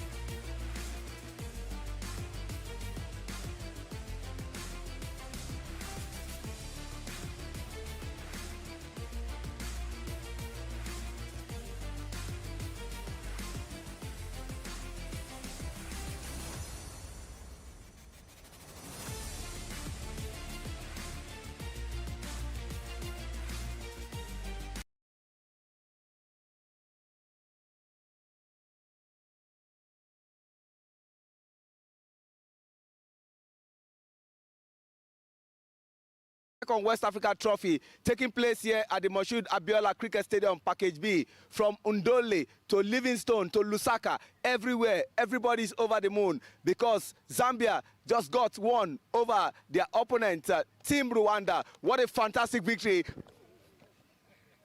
Well, it's one of those things that brings about ecstasy that you talk about in a game of cricket. My name is Oluwaseun Ajilagba for the post-match presentation, and at this juncture, I will invite the captain of Team Rwanda, Didier Ndibukumana. Didier, what a bad day at the office. The rest was supposed to make you regroup, regenerate, reorganize, but then it was not as expected. Yeah. What happened? We did many mistakes in fielding. We dropped many catches, and also in the batting, we didn't contribute as a. You talk about batting. We expected more from yourself, from Hamza Khan, from Neo Mugabe Isai, but it seems as if the Zambians came prepared with their bowling and their fielding. They never gave you a lot of Christmas gifts that you gave them in the first innings. Yeah, they didn't, but we are looking forward to come strong in the next games. I wish you all the best. Thank you. Well, you just heard from the captain, Didier Ndibukumana, who come back bigger, stronger, and better. But at this juncture, the man who is over the moon, they've been searching for this. They've been knocking on the door, and finally the door has opened for them. Javi Patel, the captain of Team Zambia. From Livingstone to Ndole to Lusaka, everywhere they are all proud of you. Javi? Yeah, definitely we did today first victory against Rwanda is a good team and a big team. And in ICC ranking, they are in top ranking, and us less than more than 100. So for us is a good sign for winning this game. Javi, before I let you go, the first game you lost by 7 wickets, the second game you lost by 8 wickets, but today you scored 140. What a brilliant performance. Honorable mention to Asim and Azim. Azim he supported Hasim. Hasim is a good hitter and always is giving good score. Our team is the one who is scoring in top order, and today at least because of his run we are reached 140. I wish you all the best in your subsequent games. Yeah, thank you. Well, you just heard from Captain Javi Patel. You want to go stronger. We're beating Rwanda. You want to beat the other teams and sneak in and have a fighting chance. For the presentation for the player of the match, Usman Ladan, a board member of the Nigerian Cricket Federation, will be doing this presentation. Honorable mention to my very good friend Zoeb Chan, but my player of the match today is Joyebai Valley. Call him, yes.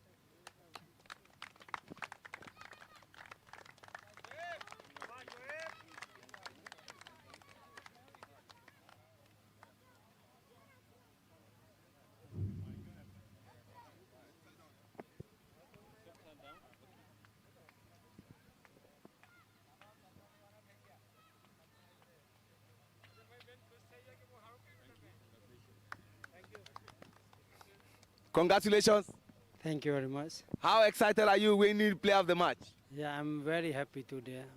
With my performance is very good. I'm very happy. And you joined the growing list of players who have won 2 player of the match. You talk about Emile Rukiriza of Rwanda, Isaac Okpe also was almost on the verge, but Prosper Hussein from Nigeria, and then 2 out of 2, fantastic for you. Yeah, I'm very happy, and I'm happy with my performance. That's it. And so what more should we expect from you? What? What more can we expect from you? I'm expecting with more performance. Still there remaining 3 games, so I'm thinking I give you my 100%. Again, I do good performance. Thank you very much. Thank you. Well, you just heard from him. With that performance, that has brought us to the end of the post-match presentation, where Zambia upset the apple cards by beating Team Rwanda. My name is Shewa Jilagba. Thank you very much from this post-match presentation. Up next will be Day 7, Match 14, Nigeria versus Sierra Leone.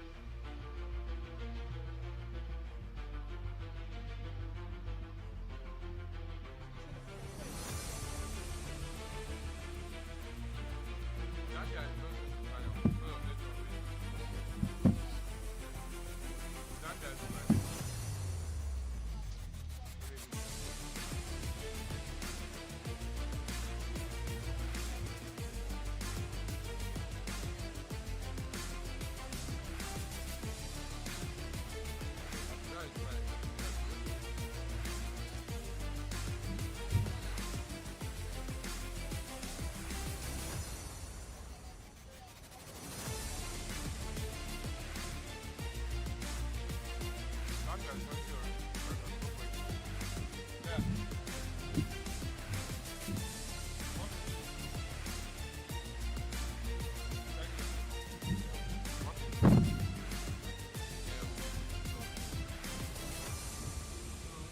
is currently on minus 0.421. Rwanda is on 1.75. Even if Rwanda loses their next two games, they are not dropping those levels.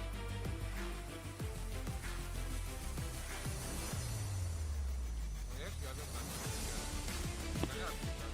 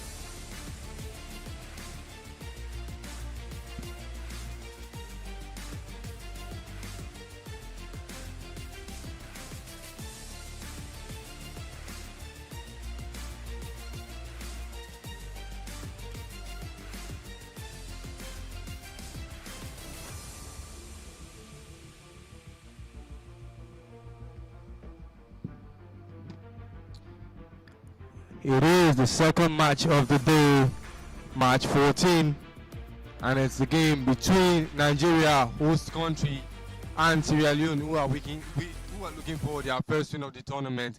Earlier today, my colleague Ijoma Okigbo was in the middle to take the toss. Good afternoon and welcome to match day 7, game 14 of the ongoing second edition of the West Africa Cricket Tournament here in Abuja.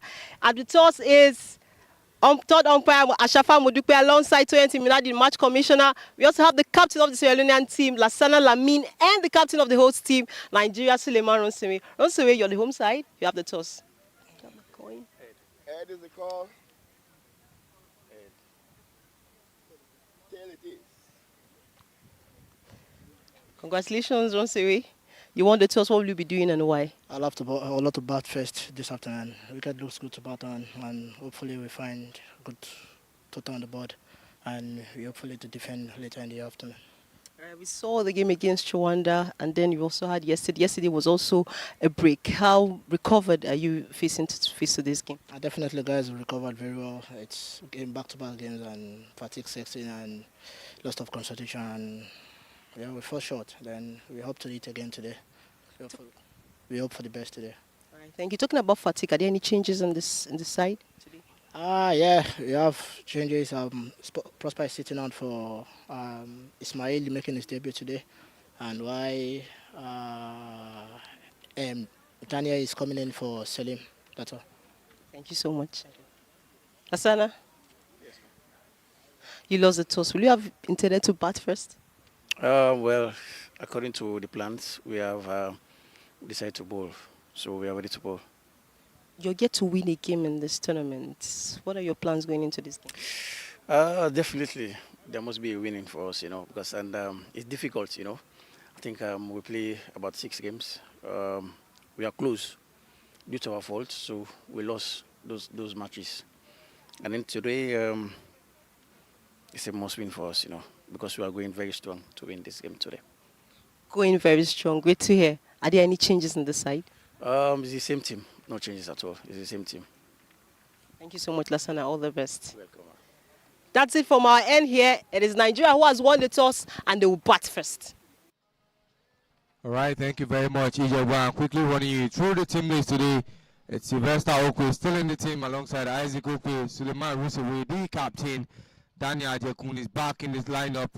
Isaac Danladi, Vincent Adewoye, Eno Chukwu after a fantastic bowling spell secures his place in the first team.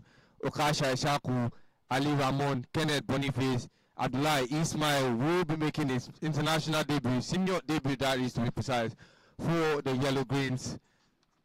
Salim Salau still expressing a little bit of discomfort alongside Joshua Azia and Prosper Hosseini. We will not be playing, all three having injuries, and if Joshua Azia not feeling too well. And on the Sierra Leone side is Lassana Lamil, the captain, Lasayo John, Raymond Koka, Cheno Ba, Abbas Blah, Yebe Jalu, Abubakar Kamara, Ibrahim Parker, John Bangura, Solomon Williams, Mohamed Chiri. James Bangura still not feeling too well after the injury he picked up in the previous game. He's still out on the sideline. Ibrahim Karen will not be making his debut yet. Bimia Asumana yet to make his debut in this competition, and we'll have to wait a little bit longer. That is it on the team list. You heard it from Ijoma myself. Nigeria won the toss and have elected to bat first. Suleiman Rusewe and Ali Ramon will be pairing for the first time as Nigeria's opening 2 pairs against Sierra Leone.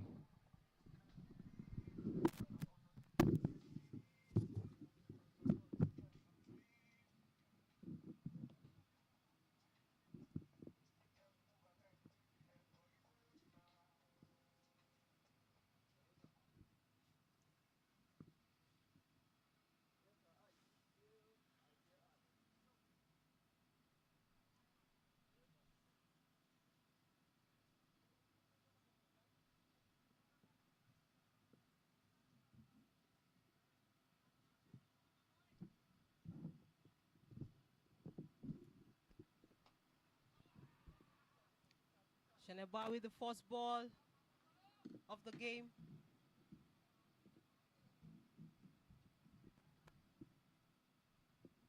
Their captain, Lassana Lamin, spoke to me. He said they are hopeful of a win in this game, that they'll do all it is in their belt, in their arsenal, bring out all of it in their arsenal to ensure they pick a win today. Of course, they'll be really motivated by that win against Rwanda by Zambia earlier in the day.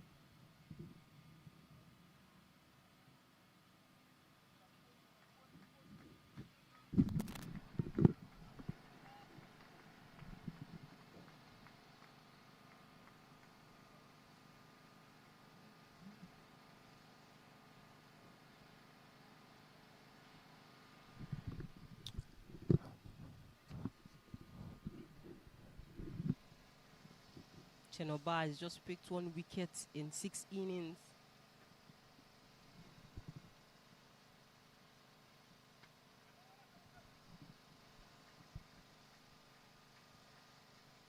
Raymond Ali off the mark. Raymond Ali in his debut in this game few days ago. 64 runs. No, 64, 36. 64 runs off 36 balls. The tall, lanky Ramon Ali, the 19 player, given a debut, given a chance in this tournament.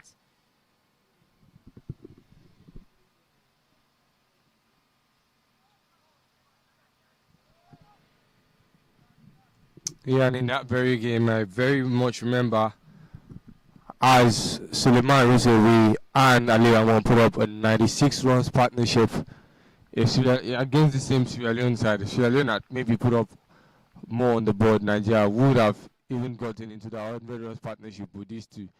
But very well that although Salim Salah came in place of Suleiman Rizvi that match, Suleiman had to come 1 down. But since then, they've really struggled to build up a partnership. Suleiman Rizvi hasn't really been that heavily present with the bat for the team.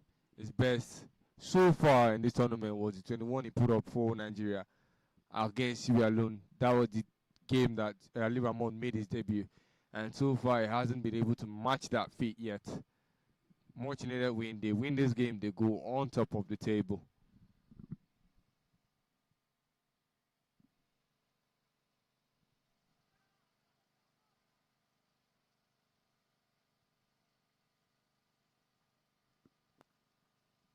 That run single brings an end to the first over. It is 4 for no loss.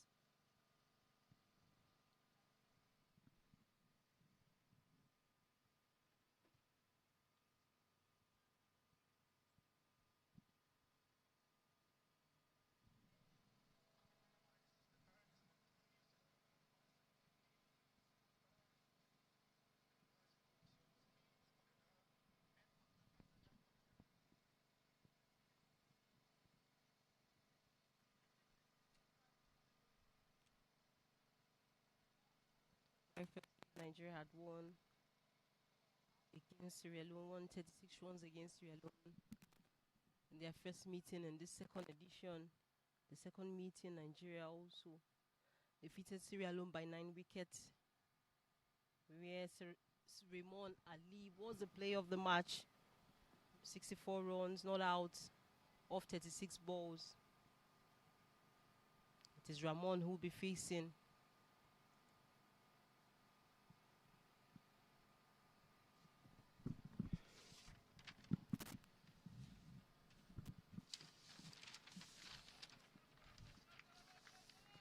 It is nice to see Solomon Williams, come back into the bowling order. Solomon Williams, I think the first match against Nigeria, he was really got played very seriously, and the next one against Zambia.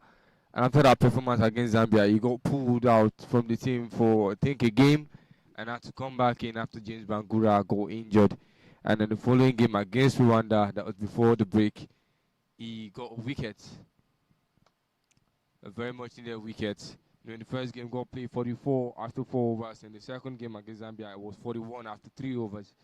And against Rwanda, that was better this time around with 19 after 2 overs. And that has seen him come back into the bowling spell picking up the ball ahead of Lazana Lamy, who had to step in after the second bowlers were not too impressive with the ball.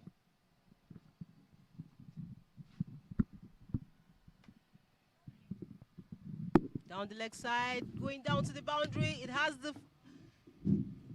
the pace, and yes, the ball scales down to the boundary.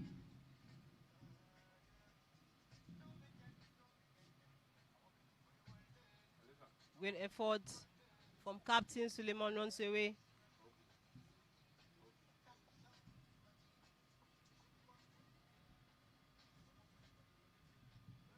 Look at that in the replay. Few that just chasing in vain.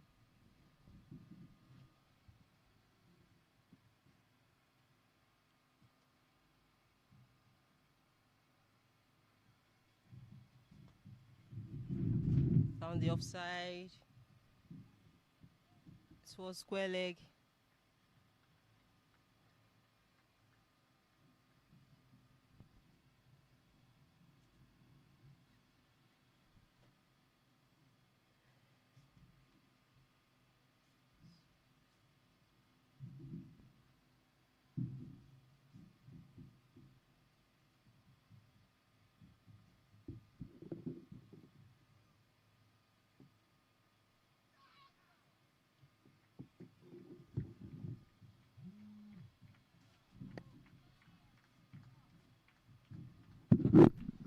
Very good comeback by Solomon Williams.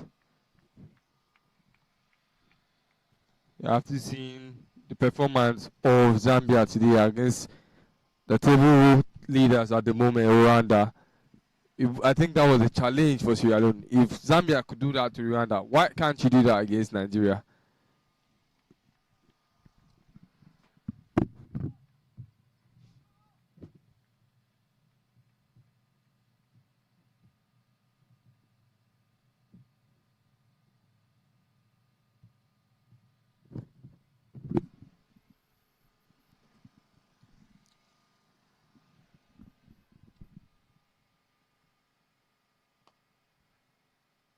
Towards goalie, and down it races to the boundary. Looking a bit disappointed after that great comeback in the previous ball.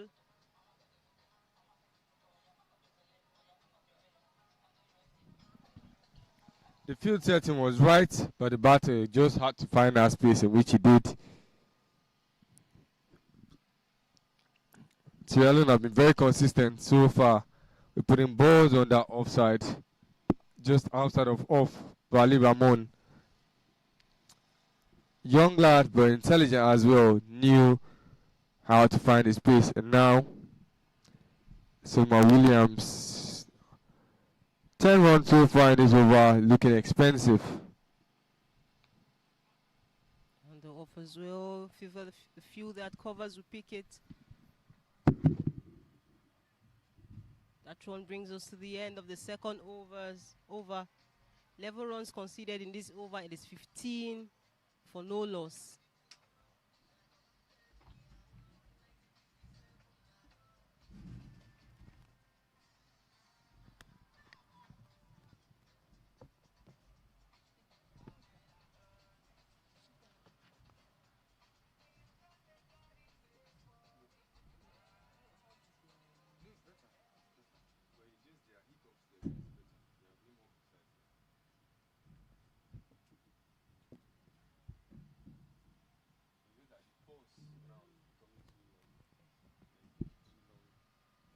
Chenoba returns from the House of the Rock End. 3 wickets, Chenoba in this tournament, hoping to pick one more.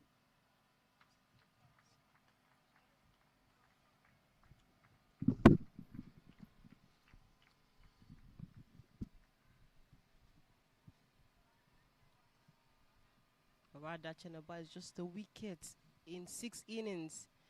He'll be hoping he could add more to that tally, just a wicket in 6 innings. Although he conceded 3 runs in the previous over.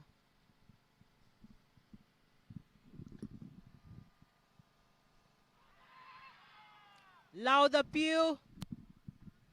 Umpire Ramon Bowlers and umpire uninterested.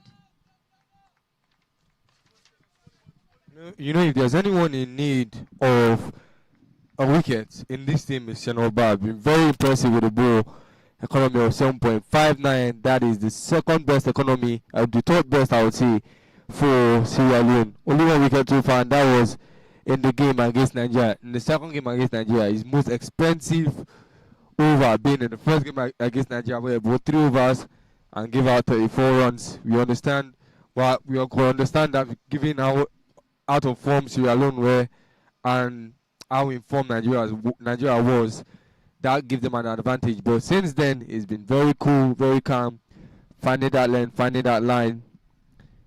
And since being the opening bowler, he's not really had that chance of getting the wicket. What he focuses more is on the dot balls. And after those dot balls, aside those dot balls, anyone who's to complement him often gives out the runs that Channel Bars worked so hard to guide. And now Solomon Williams, you know, the first over of this inning was very, very okay. Channel Williams came with, I think, 5 runs in that over. Then Channel Williams gave out 4 runs actually. Channel Williams gave out Solomon Williams gave out 11. Back to the bowler. Well, the captain is at it. Good pick up from the captain down at the deep. 1 run it is. Very supportive of the team, Lasana Lamin. Whenever he's on the boundary ropes or in the 30-yard cycle, he knows how to keep the team motivated. He is not, when the team is, you know, under pressure, you have the captain Lasana to keep it cool.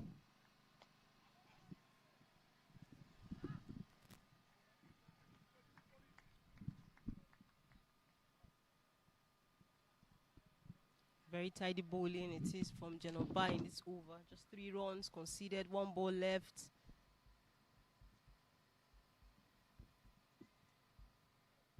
One ball left to the end of the 3rd over.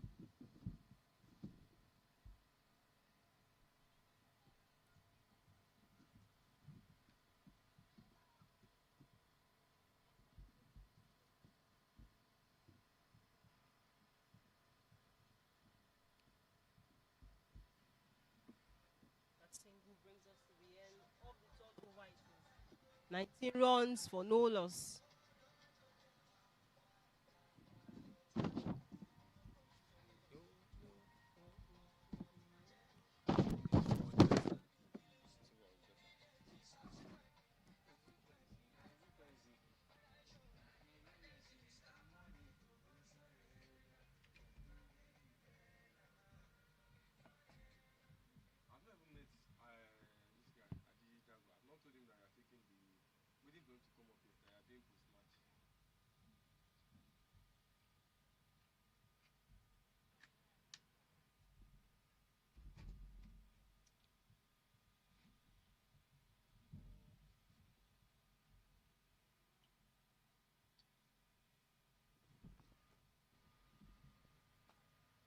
Solomon Williams returns from the Citygate end. Good pick up there by Captain Lamin Lasana. Very good fielder. Always encouraging and supporting his bowlers.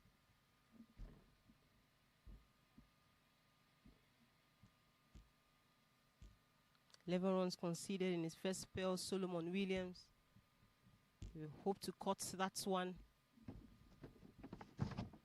Try to reduce it, but it is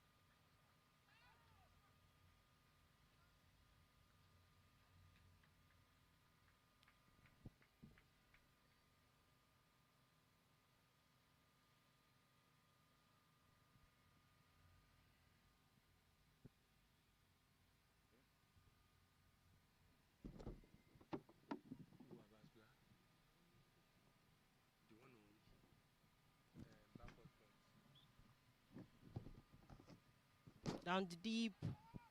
Lasana, they're trying to pick another run. Oh.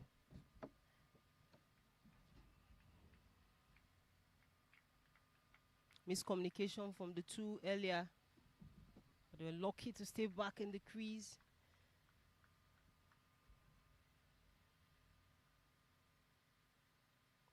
Else the Sierra Leonean fielders were much alert.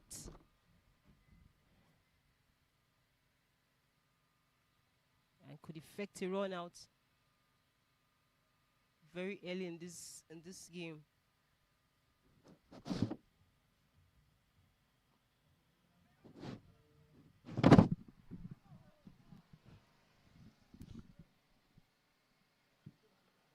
We come back from Solomon Williams in this over. In his first overs, his first over rather, I considered 11 runs. Just 3 runs in this over. Trying to keep the runs in check.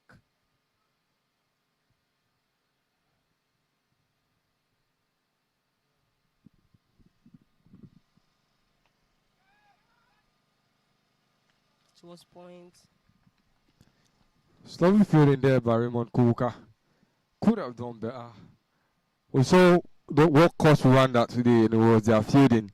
As their batters did their best, but the fielding could have done better in terms of limiting the runs, and that cost them today. Sierra Leone will need to be perfect. This is at the stage of this at this point they cannot make excuses. They've played 6 games so far. It's high time that they pick up from there and return to form. Pitch, no man's land.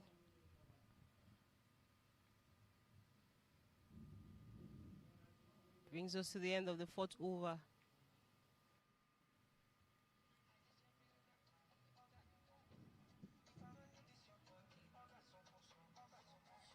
It is 24 for no.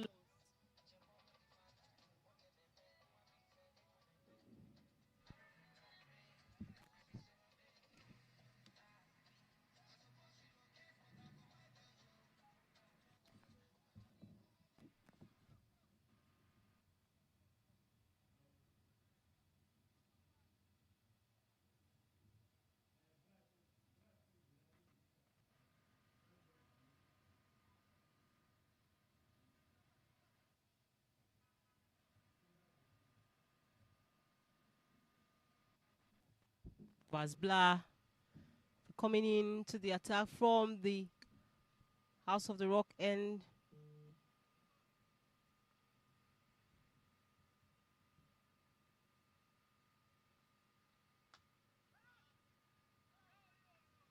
Down towards point.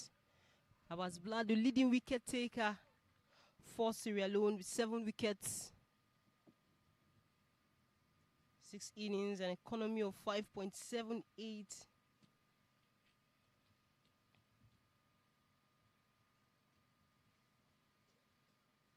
Picked up 2 wickets in the first game against Nigeria.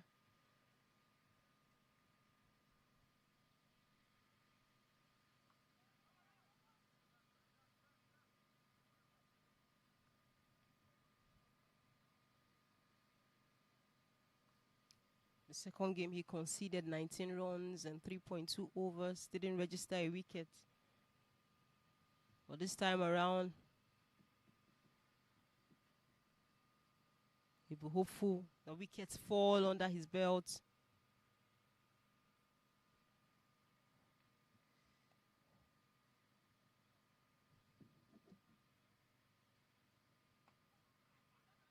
Towards the leg side. Field at mid-wicket. Picks up quickly.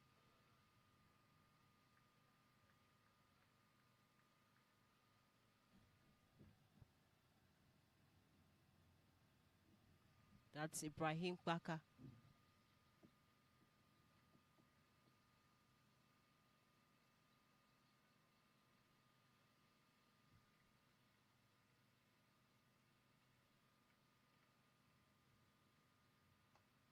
Towards the leg side once more. Ibrahim picks it up. Chance for a run out. It is unsuccessful.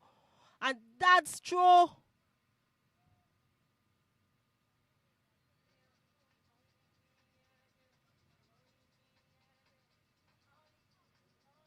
Parker tries to send the ball to the wicket keeper.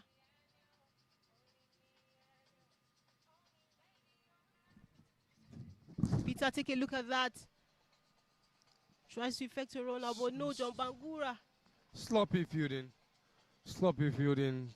This has caused them so many wins in previous matches, making the opponent boost too many runs for their batting lineup to chase after, or when they have to come in and chase, when they have to come in and feed and limit their opponents. They've not been doing too well with that. 4 runs, 4 free runs. I just do not know what to say about the Sierra Leone side anymore. Excuses can no longer be made at this point. 6 games already into the competition. Today is going to be 7th. They really need to start taking accountability of their performances, and it has to start now. To start taking accountability means they have to all be at 100% in terms of performances. There will be no room for lackadaisical or nonchalant activities on the pitch. They have been so below par, and as a team, they need to actually build that 100% in performance. Well said, Peter. It was 1 run, but that sloppy fielding extended it to 5 runs, gifted the Nigerian side 4 runs. And we could see earlier how Abbas Blah was really looking very disappointed with that effort. Ibrahim Baka, alongside the wicketkeeper, could have done better.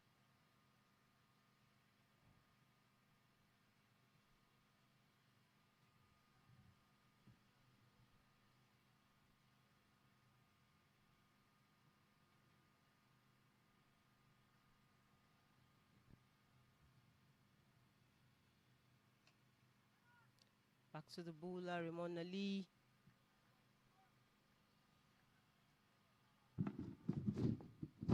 Here we see the end of the 5th over.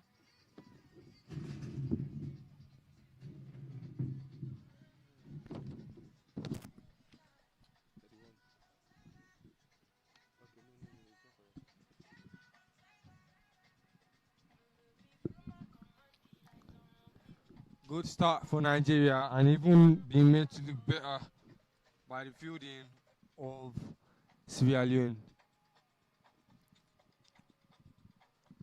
Salman Ruseway and Ali Ramon look to have clicked, doing better in terms of performances, as not just as individuals, as a team, and they need to look to build on that going forward. Nigeria is one of the only teams that haven't really been able to keep a wicket beyond the power play overs. And looking at we're in the final overs of the power play, it remains to see if they have what it takes now to actually do that in terms of, see out the entire innings with as little wicket loss as possible. Last time losing all 10 against Rwanda, that was what I think that put them on a lot of pressure. No one expected it, especially at that stage and the form that the teams were in. Abubakar Kamara coming in from the City Gate end.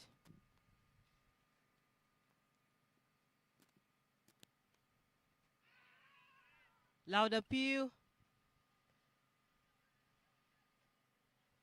Sierra Leoneans will try to do all in their power to break this partnership. It was against this same Sierra Leonean side that Ramon Ali, debutant on that day, scored 64 runs, not out, off 36 balls.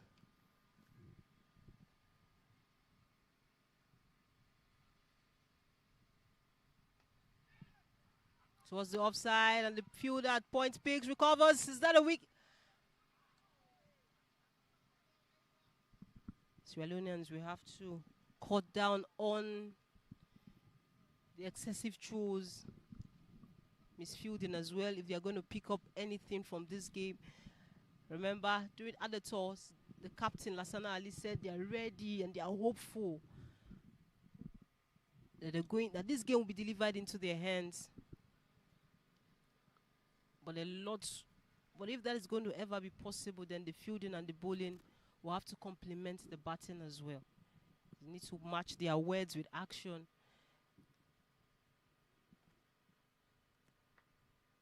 Towards the leg side, towards square leg. Sierra Leone's best performances have come from chasing, but that doesn't mean that And even in all the chasing, they've been not successful in all three chases that they've given in the last innings that they've played in. That just tells you that in as much as they are batting, they prefer to bat under pressure. Bowling under pressure as well. Bowling, freely shouldn't be a chance or the avenue to give out so many runs.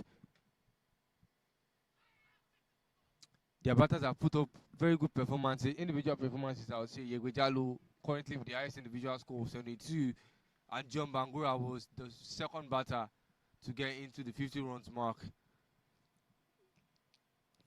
But regardless of all of that, all those individual accomplishments are not enough. If you want to win as a team, you have to play as a team. If the wicket falls, the next person coming in should be ready to step up.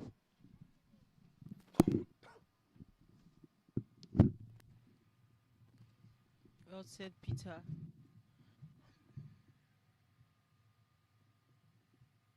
Couldn't have said it any better. Down the leg side. 1 run it is. Abubakar Kamara registered 5 wickets already in this tournament.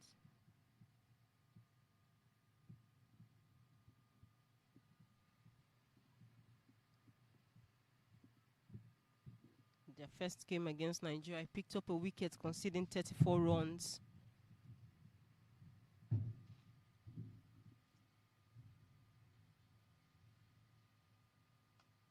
Upish, Zerfield, no man's land. The ball lands.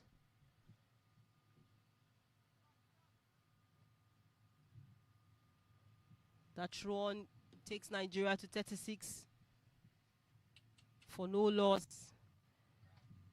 The end of the 6th over as well as the end of the power play.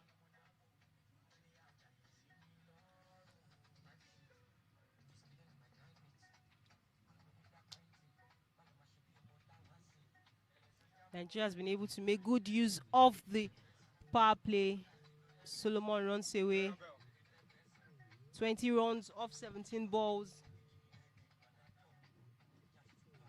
Closely supported by Raymond Ali, 15 runs off 19 balls.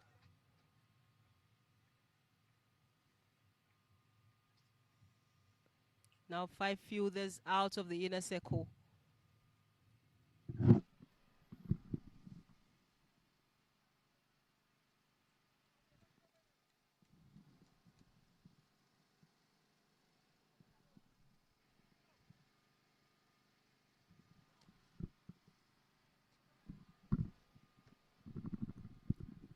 Abbas Blah returns with the ball from the Citygate House of the Rock end.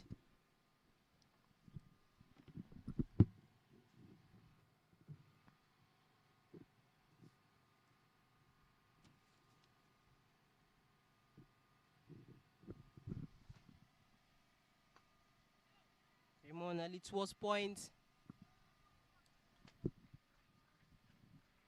Raymond Kuka picks up quickly.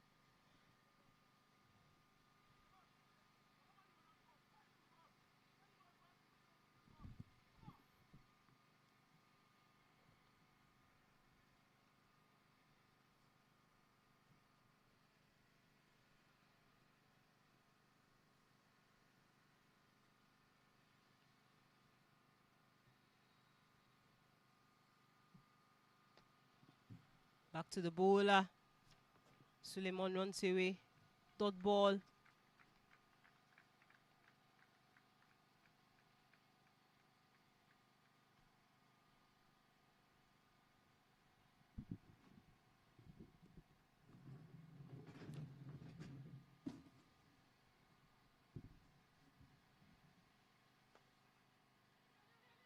Towards point.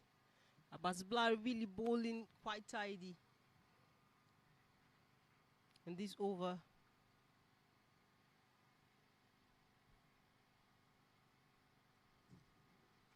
He's picked up 7 wickets already in this tournament, hoping he could get one against Nigeria. This game is also a must-win for Sierra Leone, according to Lassana Lamine, the captain of the side. Opesh, will it go down to the boundary? No, it won't. 1 run it is with effort by Chenoba at the deep.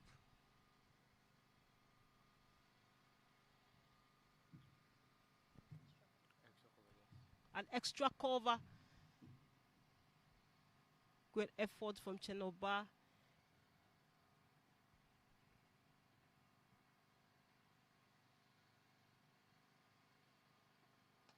A pitch once more. Ramon Ali. Who wants it? Ramon Coca.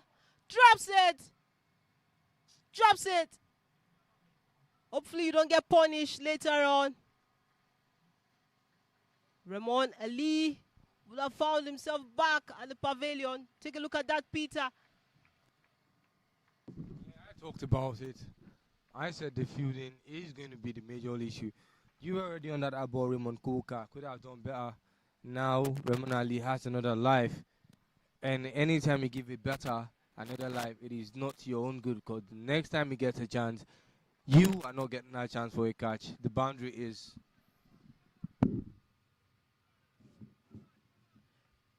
Ramon Kuka at point.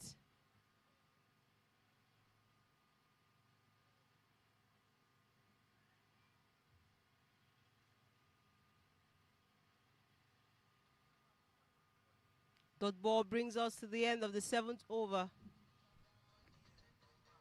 Ramon Ali gets another chance, gets another life at the crease. 41 runs for no loss.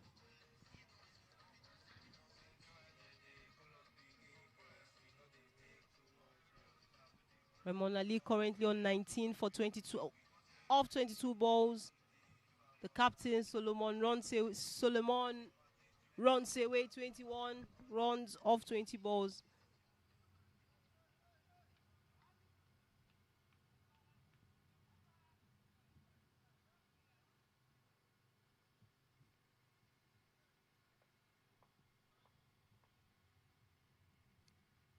Abubakar Kamara returns with the ball.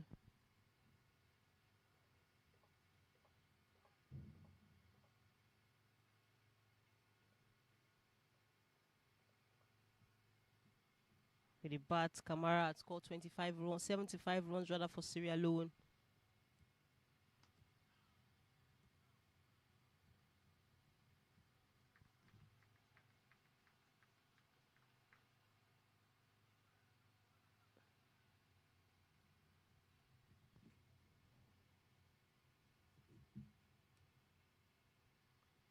Kamara picked up 5 wickets already in this competition.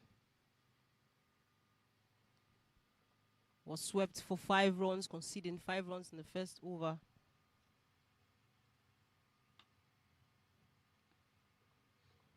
Great effort, the sound of the bat.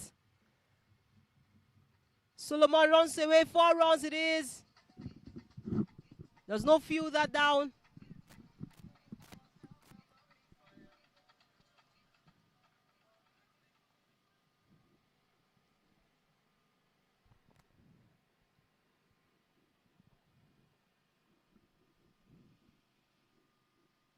Four runs being added to Nigeria's tally.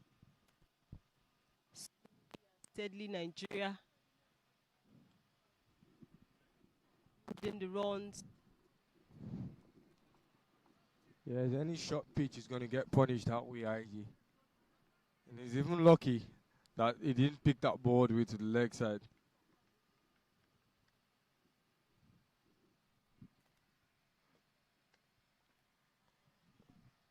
Down the leg side, Peter. 6 runs maximum it is.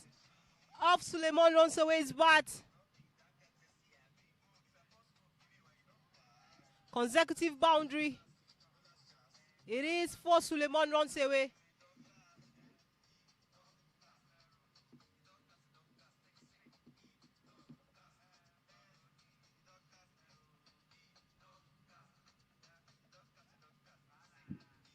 Peter, the fielding setup, look at the leg side. I would say if Nigeria tries to go really big on the leg side, there are lots of spaces they could exploit?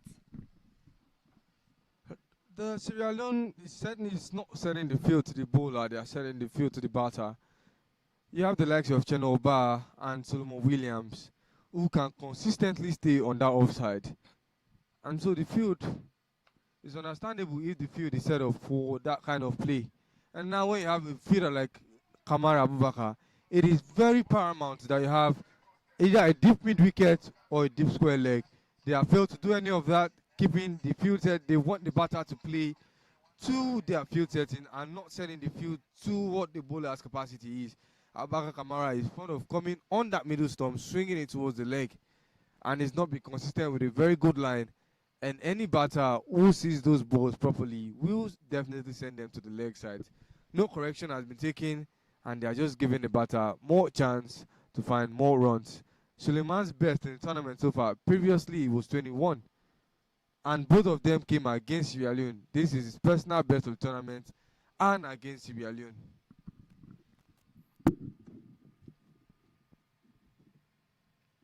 15 runs already in this over. 1 ball left.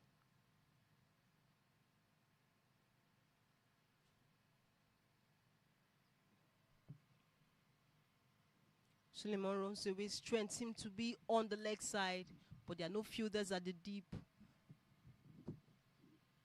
to stop any balls from running past the mid-wicket region. That 1 run brings us to the end of the 8th over. It is 57 for no loss.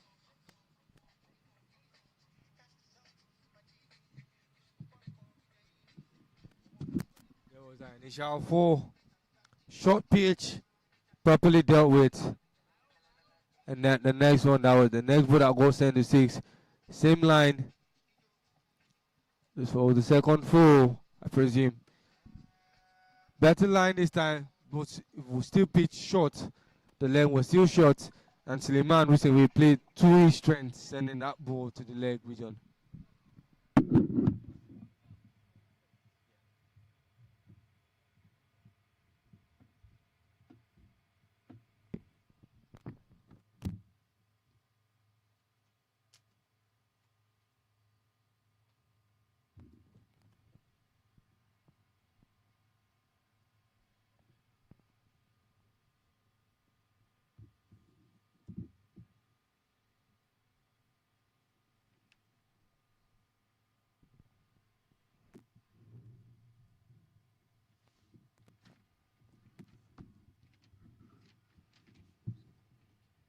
Lasayo Ayo.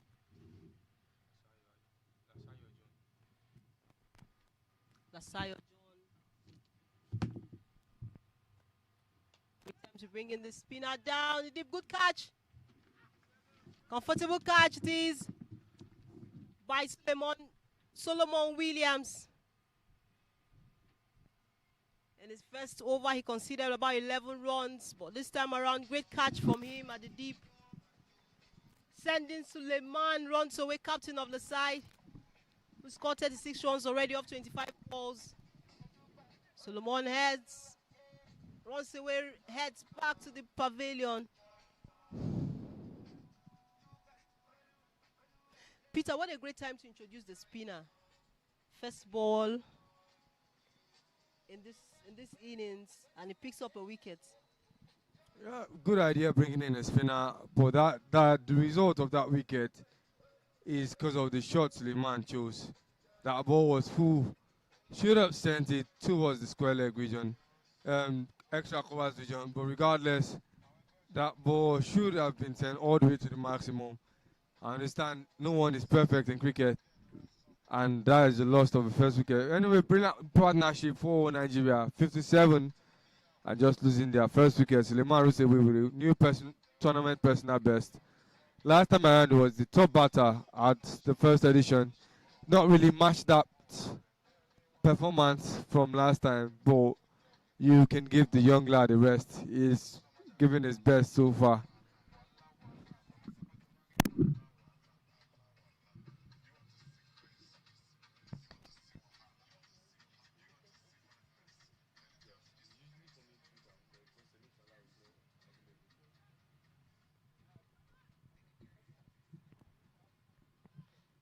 John Lasayo, his first 2 wickets in this tournament. 2 games, yet to pick a wicket. Gets that big wicket off the captain Suleiman Nonsowe. Brings in Ladi Isaac. Down again towards the covers. Extra covers, picks up quickly. And they take a single.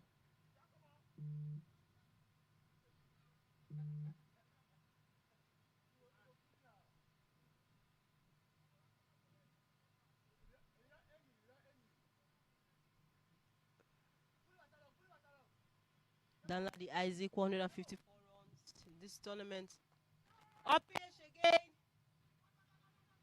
Down the deep extra covers, they pick 2 runs. Good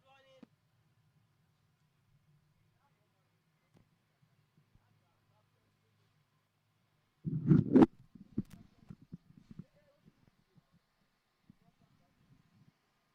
Danladi Isaac.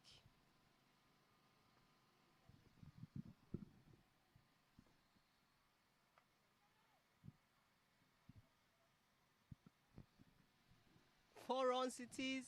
The fielders seemed a bit reluctant to chase that ball. But of course, it was way faster than them. It had pace. It had speed in its feet. And the ball raced down to a 4. Isaac Danladi. 12 runs already in 4 balls. 8 runs rather in 3 balls. And if you look at that replay, enough space outside of off Danladi's comfort zone.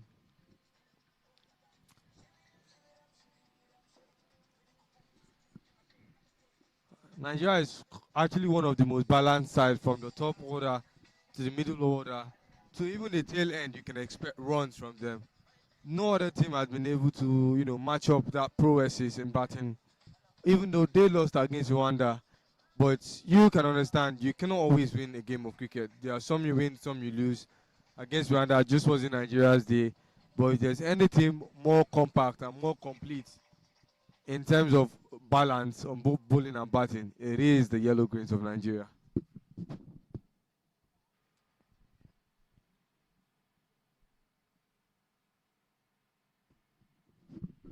Danladi Isaac getting into the groove just as much as early as he came in.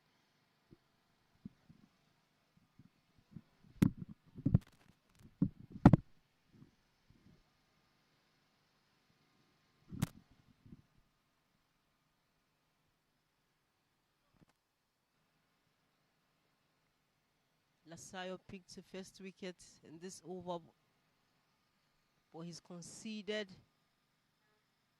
12 runs already.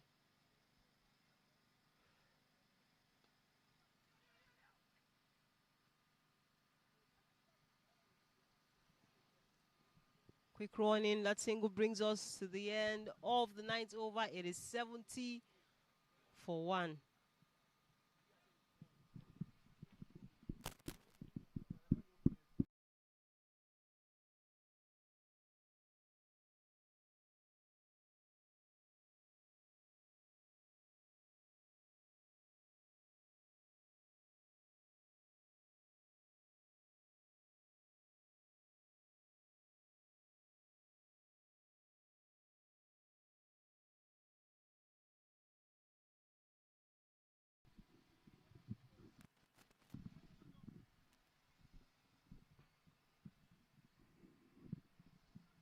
I'm very surprised to see that Lassana Lamin is still not interested in picking up the ball just yet.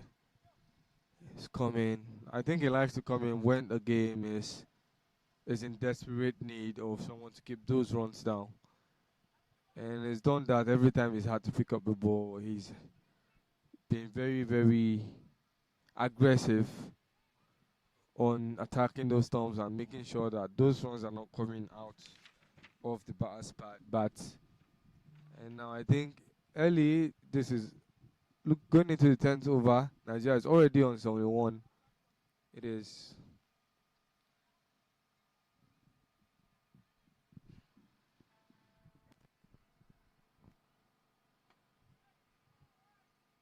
Down the offside. And races to the boundary. The fielders can only watch.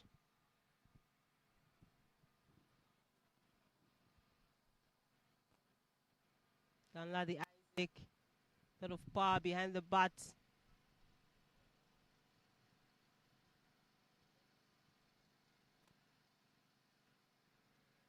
Hits that ball with intent. The fielder could only chase and just escort the ball to the boundary.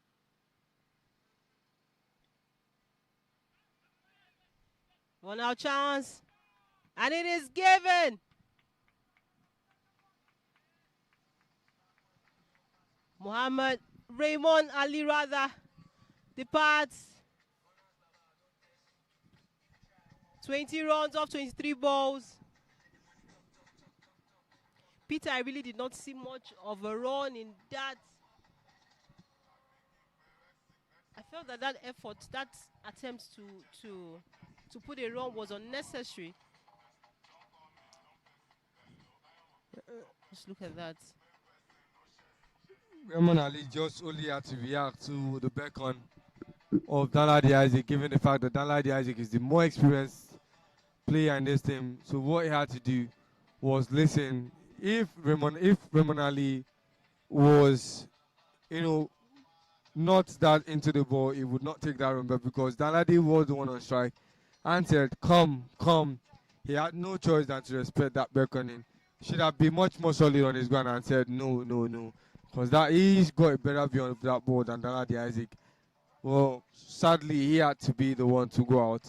Danladi Isaac is not going to pair with Sylvester Okwe. Ajaku Daniel seems to have dropped lower on the pecking order.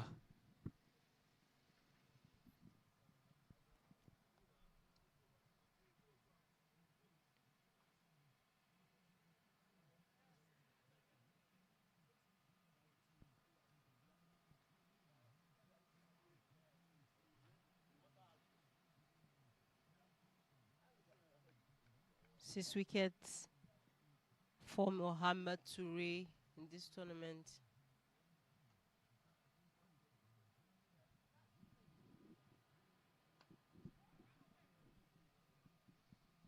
Down the offside. Isaac Okwe. Whether it's Okwe Sylvester.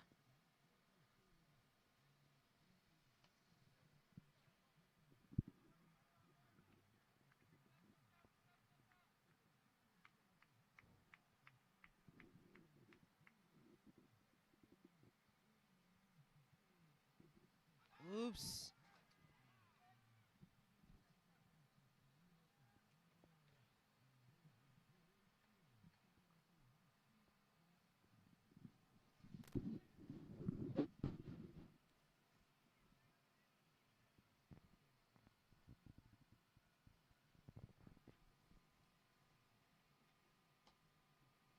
Down the offside. And it is another boundary. Sylvester Okwe gets off the mark.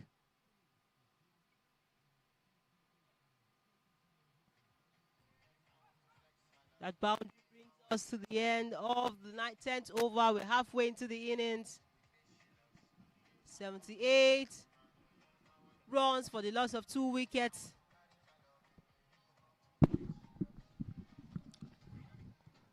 The balls were slow, and being a fellow spinner, he knew where that ball was going to turn from. Good decision to find space. Good eyes also. Very good for the Yellow Greens. A win today sees them go on top of the table again, having only lost to Rwanda, a side that has lost to this Nigeria in the first meeting, and also lost to Zambia earlier today. Big upset there from Zambia, by the way.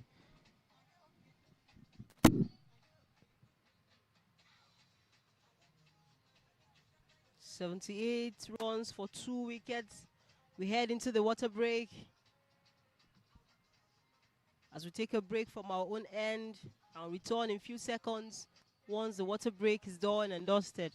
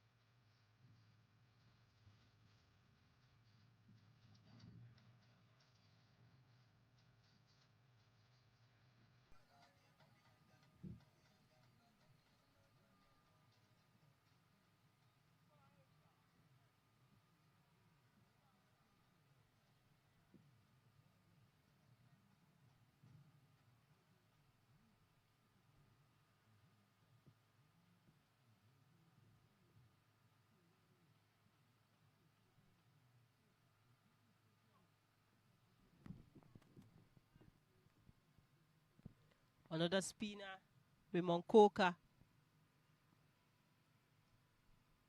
from the House of the Rock end.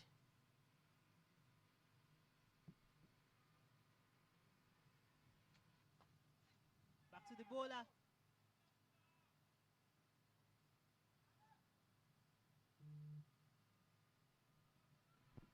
Coca 3 wickets tournament.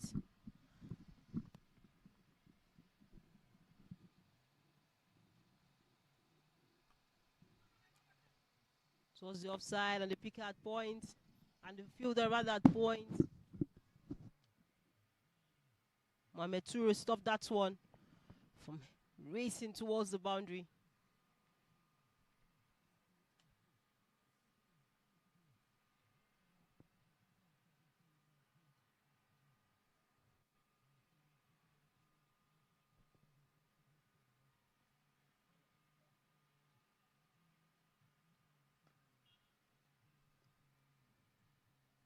Tidy bowling from Raymond Coca.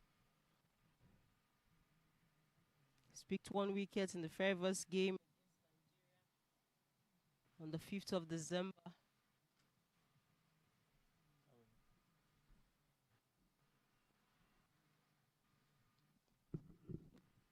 Down towards point and 2 fielders chasing the ball.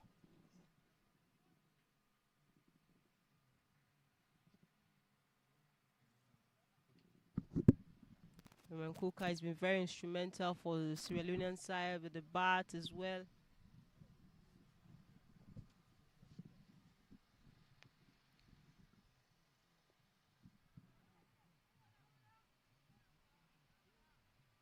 Coca has scored 104 runs already in this tournament. Played 53 not out against Zambia.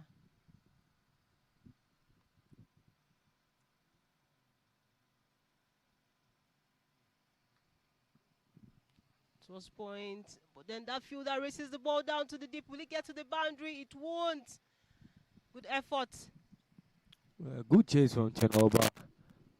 Sylvester, okay, has understood how tightening and choking the balls of Raymond Coca are, and he understands the best way to make contact and play is on the back foot. Did that very fantastic end to the 11th over. That single brings us to the end of the 11th over. It is 83 for 2 runs as I give way for a veteran commentator, Sheun Ajidabas. We say the man with the stats. He has the numbers at his fingertips. Sheun, you've been enjoying the game, been watching the game so far, Sheun. Let us hear a few words from you. Thank you very much, Chijoma. I'm not aware of what you're talking about. The prefix veteran that you put, I'm not aware. But talking about stats, it's imperative to put it out there that after 10 overs, Nigeria has scored the highest run after 10 over.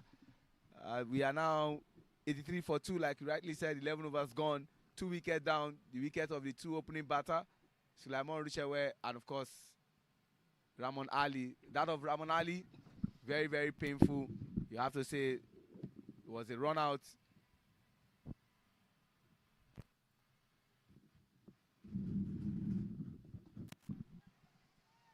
It's a no movement. There's nothing you want to do about that other than to take photographs.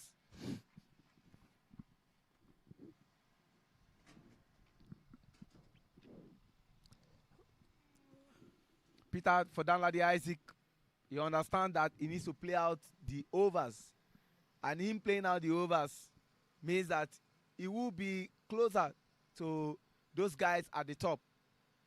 He doesn't want Asim Mohammed to be lonely at the top. Hamza Khan and Neo Mugabe Isai. Another one off the boundary. The intent is clear for him. John Lasayo taking him on into his second over, but dealing with him ruthlessly. That's a maximum from where he was coming from, send him back there to say, go pick the ball from the city gate. Or if not, send your teammate to help you pick the ball. Maximum. Yeah, it was straight hit. somehow the Nigerian, when Nigeria lost to Rwanda, that was a big blow, losing their very first game on home soil, on this ground actually. They've never lost an international match here. The last time they lost an international match was to Lagos, and that was was in Lagos, and that was 4 years ago against Ghana. They haven't lost on this ground per se, and they haven't lost on our home soil in the last 4 years. So Rwanda pulling up an upset was going to open up the tiger in them, and it was imperative that any other team would suffer that fate. Unfortunately for Sierra Leone, they are the one who are going to suffer from that aggression first before the other two matches. Into the gap for Danladi Isaac. 4 more runs for Nigeria. Danladi Isaac wants to close in as much as possible into that top 2 of the batting chart. And you saw the discontent in the look of John Lasayo. That's another missed opportunity. What's going on here? From Danladi Isaac going back to meet his teammates to a drop catch. The first was from the man fielding at the backward of point. The other one was at, you have to say, deep mid wicket. What was he thinking about dropping that catch? That was going to be cool as you like. Thank you. Replay. We'll say it all. But then we'll come back to that. And he pierces through the gap in between Abbas Blah and Raymond Coker. And you want to say that despite John Bangura going to go and meet John Lasayo to tell him, this is what I need you to do. The next ball he bowled, he sent him back to the side screen. And the other one, you saw that missed opportunity. That was an expensive over. And Isaac Danladi will not care. The most important thing is that he continues to bat. He scored 50, I think 54. Now he wants to better that performance.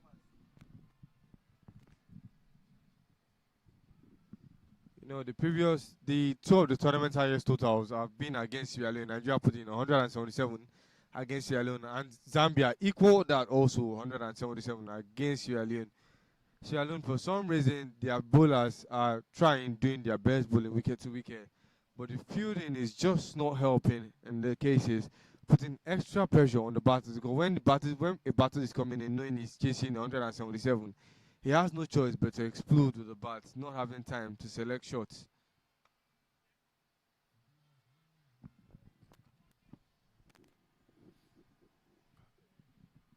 Raymond Coker, it was quite unfortunate for the youngster that he could not win the player of the match by virtue of that loss against Zambia, 5-wicket loss. He scored 53, not out, and took 3 wickets.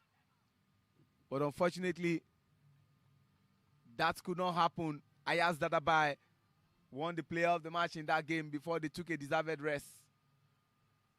Danladi Isaac and Okpe Sylvester batting. Both of them from Kaduna slaps the ball. What a good piece of fielding there to ensure that only just 1 run will be made.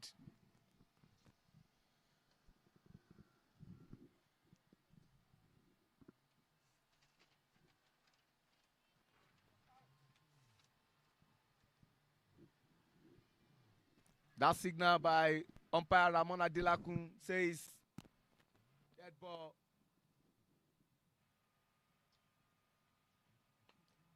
Oh, slaps the ball very well. But that channel, the man running the channel, running it very well.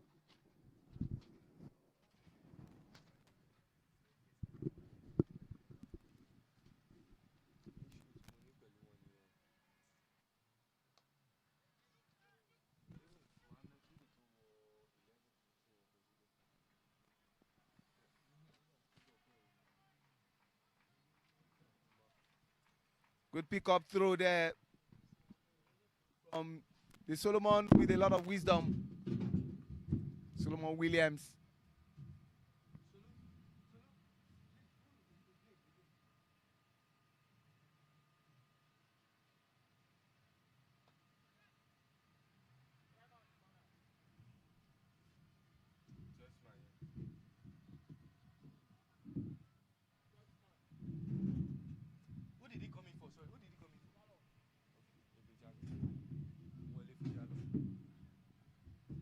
Someone is down.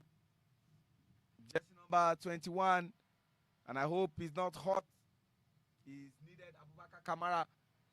Kamara in their last game, Peter scored 35, complimented Raymond Coca while they were batting. He's the one that got the 100th wicket at this tournament. He's very central to whatever Sierra Leone wants to achieve, and they cannot afford to lose him. But the man running that channel, ensuring that he's covering all the ground, is Brahma Asumana, who came in for Yegbe Jalo, and is receiving treatment already. 13 overs gone, 108 for 2. Daladi Isaac, 8 shots of half century.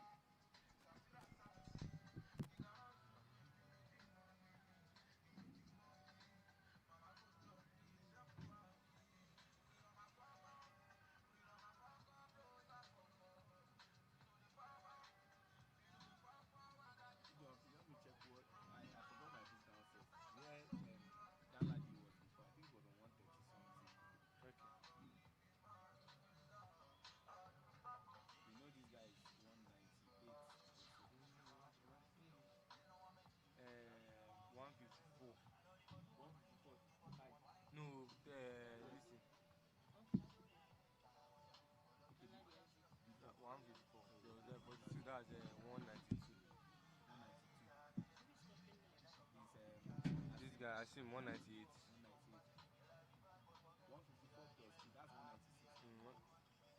154 plus. Yeah, 192. 196, yes. Just too shy.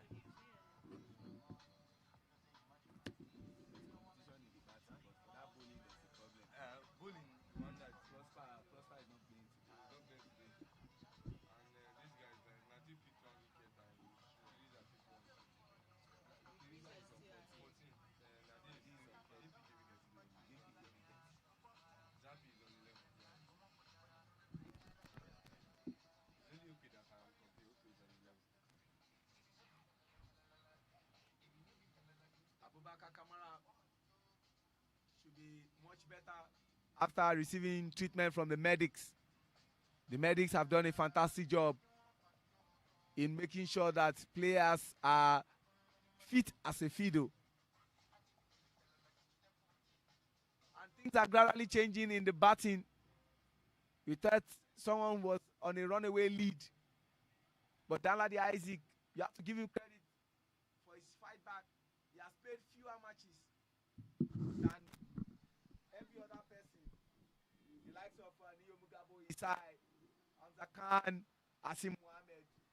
But as we speak, thanks to my guys who are up to date, they are giving us stats. He was on 154 prior to this game.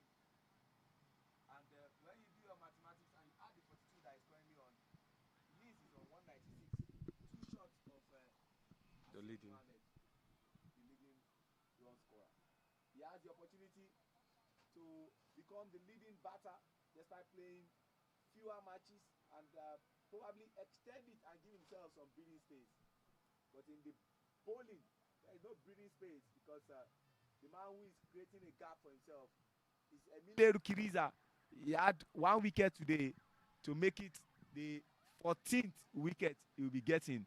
Mohamed Nadir still has 11, and Isaac Okpe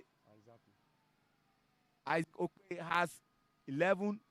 He has an opportunity, but Bimeyi Manazapi had 1. So we have 3 players on 11, and they are breathing down the neck of Emile Rukiriza.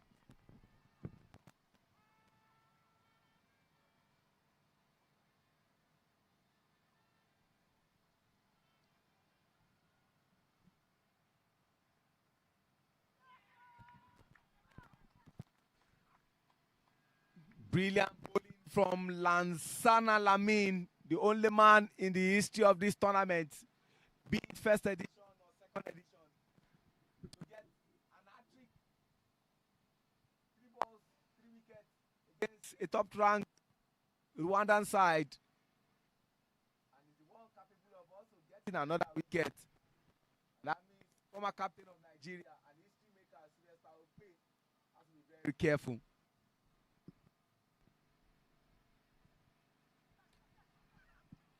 Brilliant bowling, giving Sylvester something to worry about. And Isaac Danladi is having a conversation with him. Let's have a small tete-a-tete, just like John Bangura is having with Lansana Lamin. Like we always say, Peter, wicketkeeper are like goalkeepers in football. They see the field even better than the coaches. And so he knows what the batter is doing. He can easily go and tell the bowler, drop it here, it will be a problem for the batter. But if you drop it in a place where I didn't tell you to drop it, you won't collect. And Peter always reminds us, Abuja is no man's land. The reason everybody has received. 4 runs from Sly. And that is a sharp contrast to what John Bangura must have told him. And you can see John Bangura looking around the field and say, that's not what I said you should do. You are doing contrary to what I asked you to do. If you do what I asked you to do, you get the result I want you to get. Coming from around, attacking that middle stumps. 90% of the time, since that ball, if contact is made on the leg side,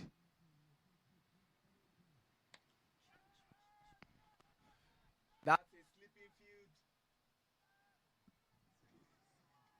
Between long on and long off, they didn't even know who was supposed to go for what. And that ball is for back-to-back for. See the discontent in John Bangura's face. What's going on? Everybody alive to their responsibility.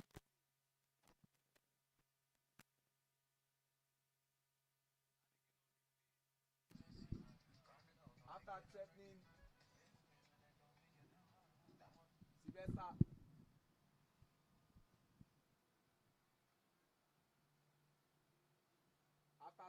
Sylvester, for 2 balls, the next 2 have been boundaries.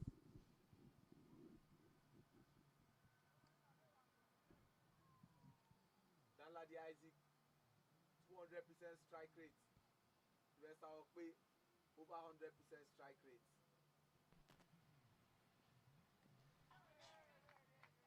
Yes. After sending him for back-to-back 4s, he gets his wicket. And that's the 3rd wicket that Nigeria will be losing. Much better bowling there from Lansana Lamin. We know what he can offer. And he's giving us that Lansana Lamin that we know. 3 wickets down for Nigeria. Sulaiman Rushewe, we thought he was having a good day at the office. But then deja vu struck once again. And he lost his wicket. For the youngster Ramon Ali, it was quite unfortunate for him losing his wicket in a fashion or a manner that cricketers don't like when it comes to run outs or maybe hit wickets.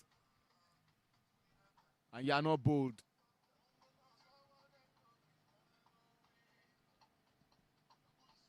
We are here to see Daniel Agekum. He used to come on much earlier. Maybe 1 down or sometimes open batting. But things are not going according to plans. And like we always say, coaches live and die with their decisions. You know why they have kept Daniel Agekum at the back. And in comes Vincent Adewoye, who is either near nor there. You know, the talent he exudes. But sometimes is either near here nor there. Yesterday, bad day at the office, didn't score. Abubakar Kamara, we hope is much better. But he's receiving much attention from the medics. Even if he cannot continue to bowl, they will need him in the 2nd innings to come in and bat. Vincent Adewoye. That was close. Lansana Lamine. Not a bad over. You want to look at it, either you're looking at the cup half full or half empty. Hold 6 balls, gave away 9 runs, and got 1 wicket. Not bad. 14 overs gone, 117 for 3. At some point in time, Nigeria was flying, but things have gradually slowed down. 8.36 is the current run rate. And at this stage, the projection score will be 167.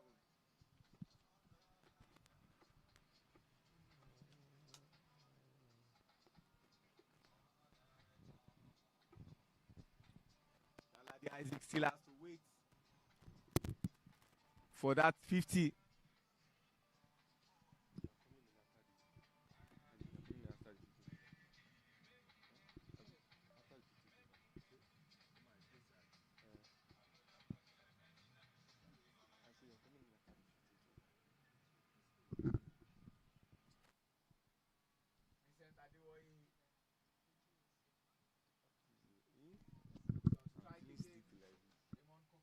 Into his third over.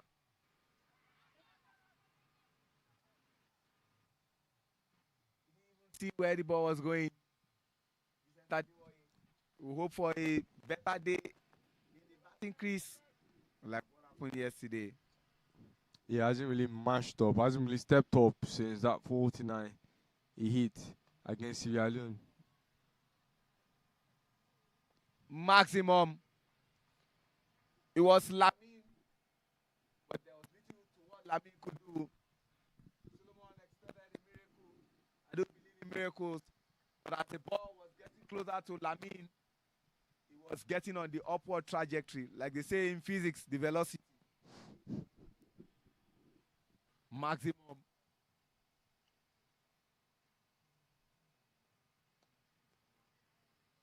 And they run in between the wickets. Great running. You know the talent Vincent Adewoye exudes. See that again on replay. And he picks it very well. Straight hand, by the way. Good skill. Good movement.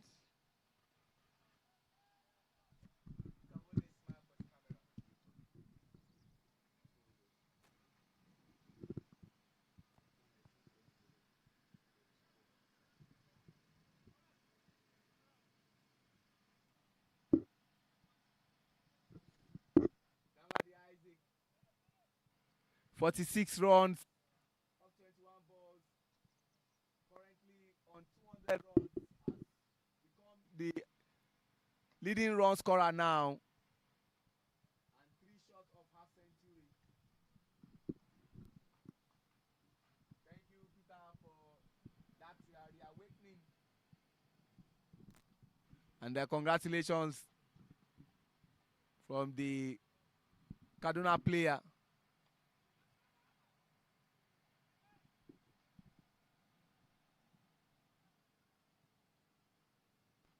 And that has brought us to the end of the 15th over. 86, or call it 8.67. The projected score has gone up to 173 at this stage. Last 5 overs. Nigeria has lost 3 wickets. We hope that these 2 can continue to bat. If these 2 continue to bat, then something might just happen.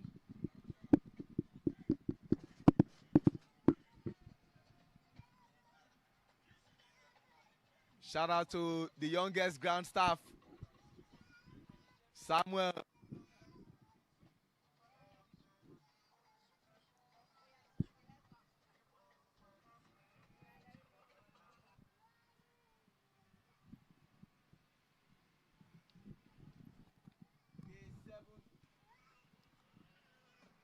March 14.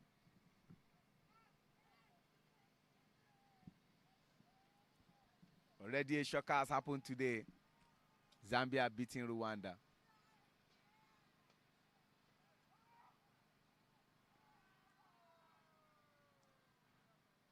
They expect a decision, but Ramon Adelakun will just go there and see that the bales are properly arranged and the stump is standing firm.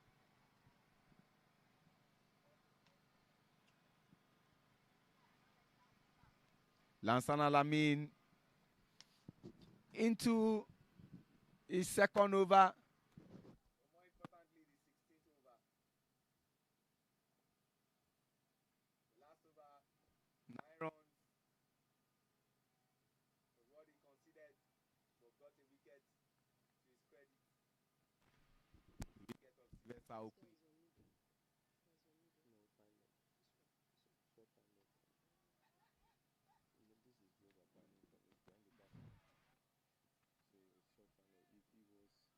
Much better bowling there from Lansana Lamin. If there's anyone that you know that puts on the thinking cap, has to be Lansana Lamin. Different variation of balls he tries to bowl. And Vincent Adewoye having a conversation with Isaac. More like a tete-a-tete. And he wants him to score the half century and continue to score more runs.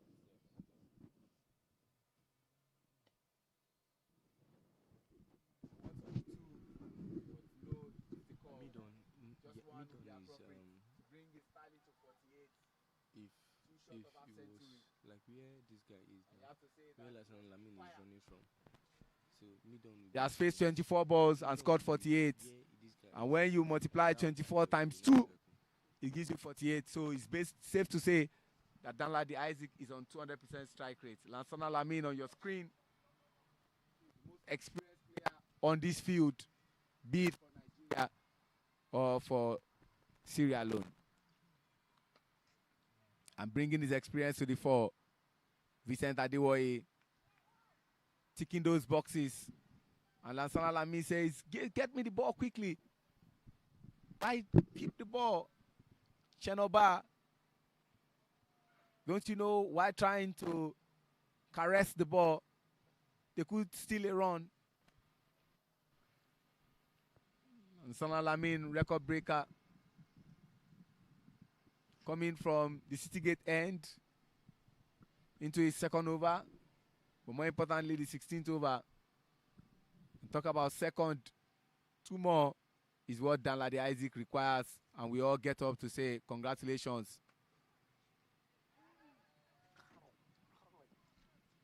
Oh my God.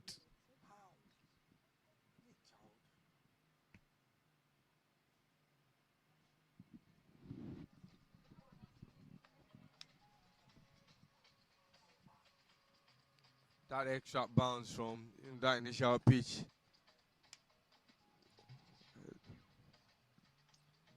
Raymond Coker did not anticipate that extra bounce.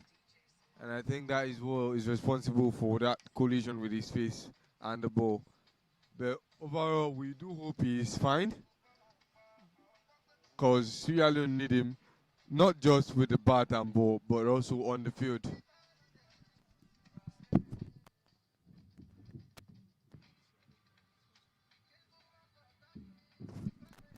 That again on replay. Wow. At point, see that again. Backward of point. The medics are already attending to him.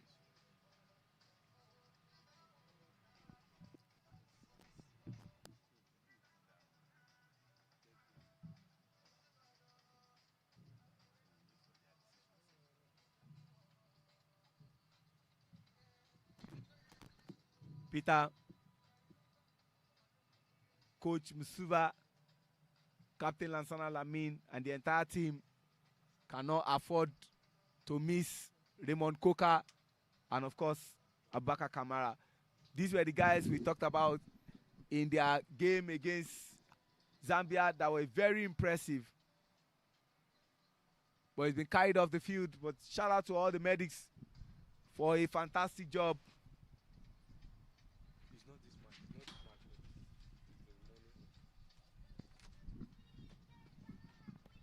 We can only hope that Raymond Coker is fine in time and is back on the field before the inning ends.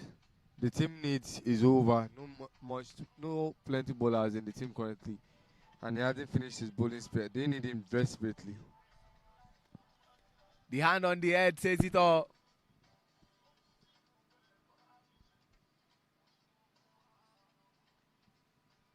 Mohamed Toure plays the hand on the head, makes it look more like the hope is all right.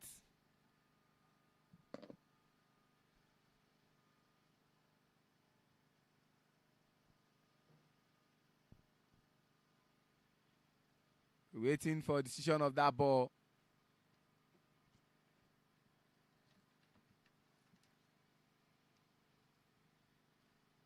And the signal there from the standing umpire, Kende Olambiwonu, from the Gateway State.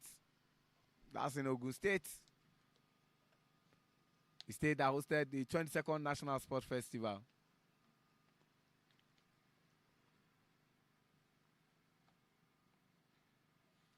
They want to do 2. And ladies and gentlemen, another 50 for Isaac Danladi. Congratulations, and see the bench on their feet, praising this exceptional talent and the leading run scorer for this tournament, despite playing a game less. You know what Danladi Isaac brings to the table? One of the most pivotal players in the national team of Nigeria.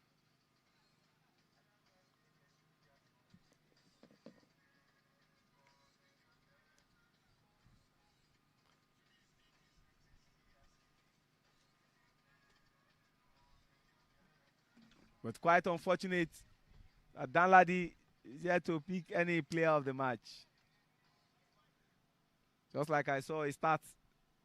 For those of you who love football, Kevin De Bruyne, one of the finest midfielders to play in the English Premier League, all through his stay at Manchester City, never won any player of the month.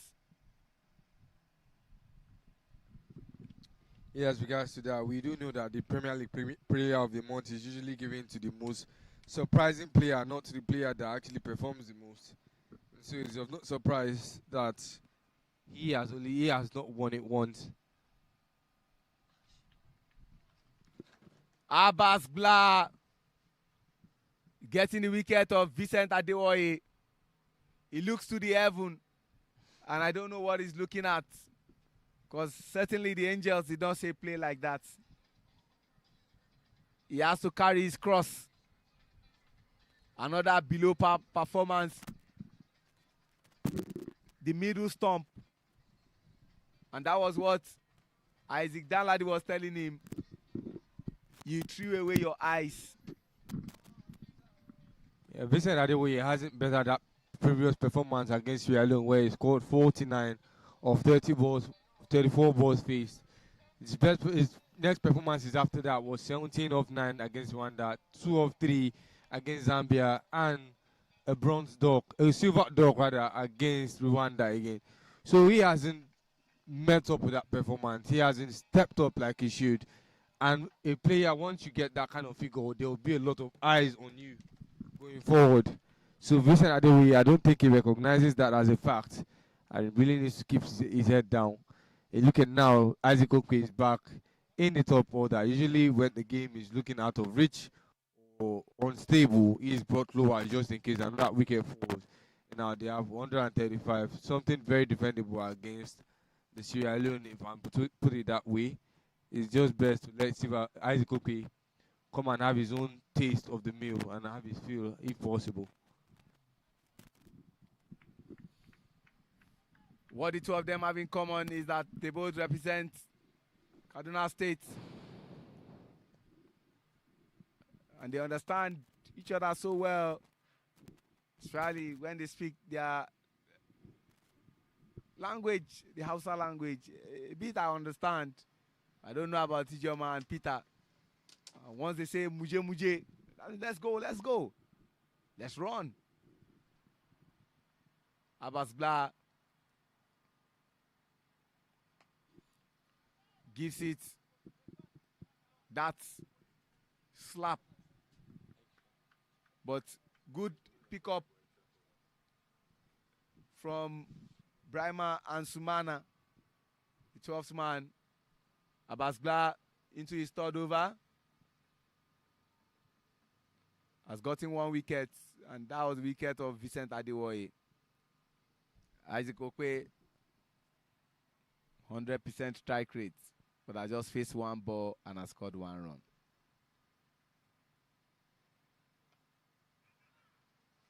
Into his pads and his legs, but he managed to survive.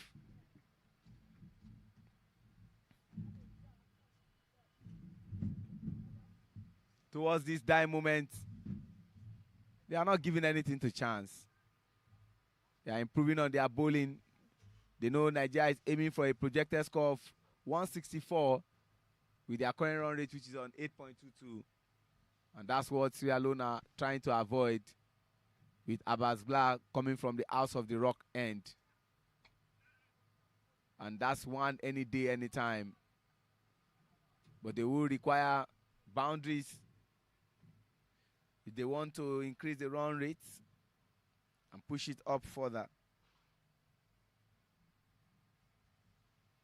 It's gone down again. That's how it is. The last good ball of this over to be bowled, depending on what Abasgla wants to do.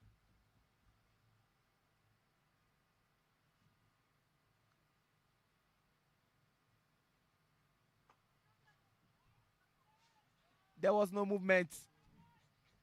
You just have to stand and admire it. Admiration. Nothing they could do.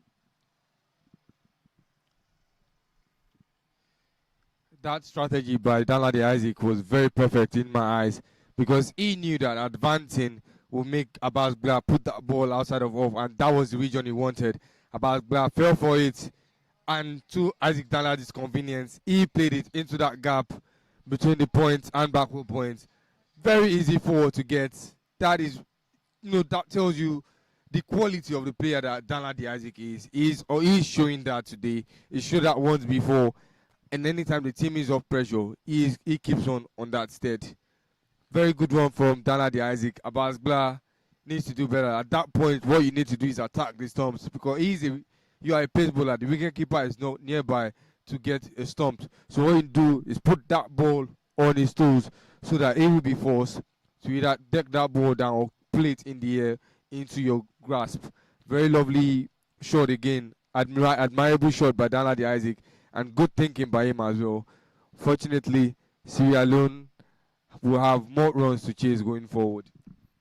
After this over, Ijoma will take us home. But Chenoba is coming from the City Gate end. 142 for 4. Jersey number 7. Bowling to Isaac Okwe. Into the 18th over. Start from Chenoba. Slow start for Isaac Okay also. It's been very explosive when coming in. It's usually has to come in when the runs aren't coming. It's currently Nigeria's third highest run scoring batter.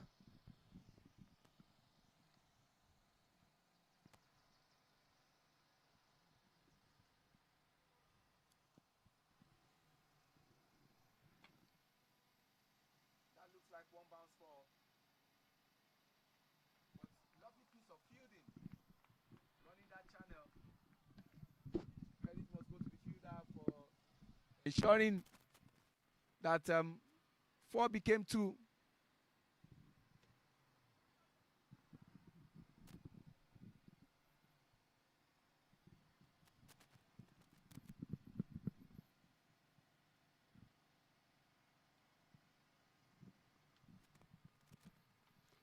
Skies it up. John Bangura will want to get it. He's safe. John Bangura bongles it. Oh my world. Despite having the gloves, decide to give Isaac Okwe another life. He's cutting looking a dejected figure. And he's asking himself, did I just do? Yeah, no one this is hurting more than the bowlers right now. You know, that is why you bowl. If you cannot get the wicket, you set the batter up. Successful setup by Chenoba, and what a big letdown by John Bangura, the wicket keeper. Much better bowling there from Chenoba. Was quite painful to see. Maybe see that again on replay. Thank you, super producer. He said, leave it for me. I will get there. But what exactly happened afterwards, only John Bangura can explain.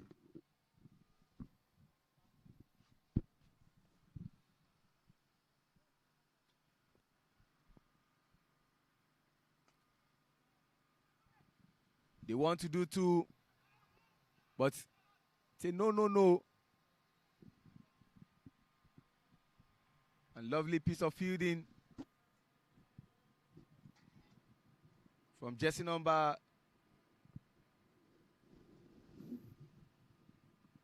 23.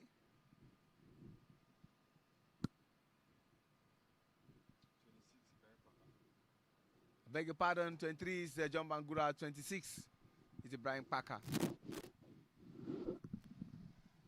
Last good ball of this over. He dabs. And just one run will be made, and he's asking for another bat. And ladies and gentlemen, 147 runs for loss of 4 wickets. Danladi Isaac has scored 57 runs off 30 balls. Isaac Okpe, 6 from 7. At this juncture, it's just normal that I make way for the lady herself. The only lady in our midst. Give the ladies the opportunity. Ijeoma Okigbo.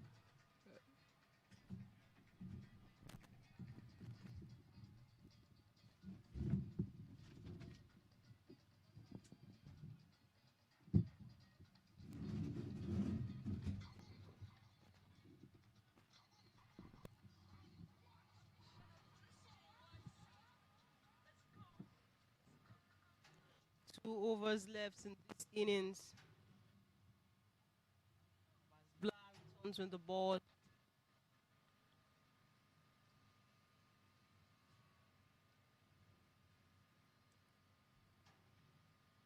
Basbla will be coming in from the House of the Rock end. He's picked up a wicket already.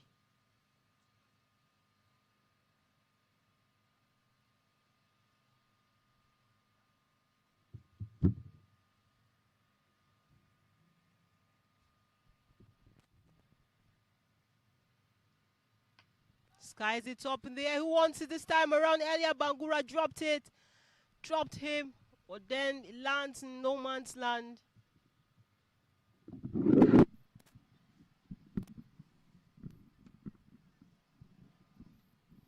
That attempt to go big didn't go really far. He didn't get the distance. And he just picked 2 runs.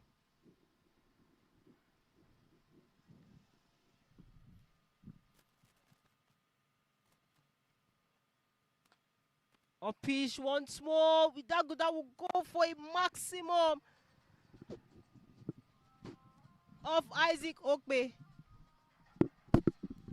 One thing you cannot take away from this Nigerian side is the class of the players they've got, the likes of Isaac Okwe, who knows how to make something out of nothing.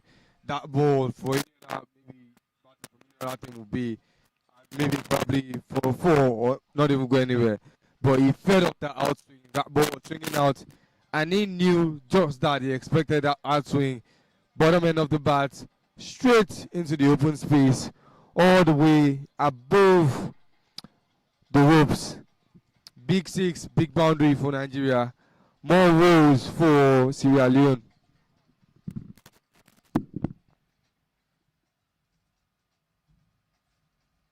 More woes it is for Sierra Leone. It's going to be a huge total for them to chase.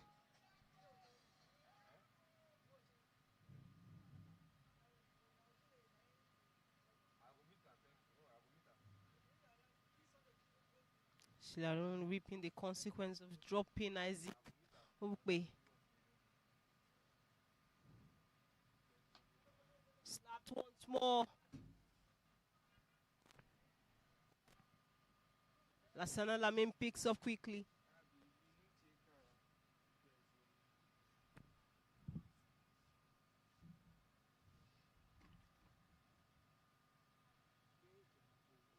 Coming in from the mid-on region.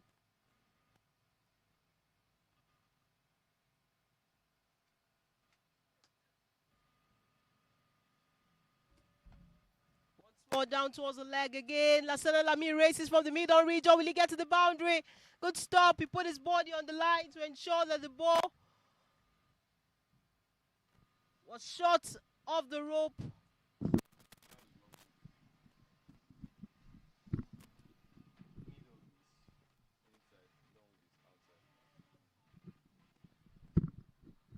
Lassana Lamine at long on. Good stop. 2 runs.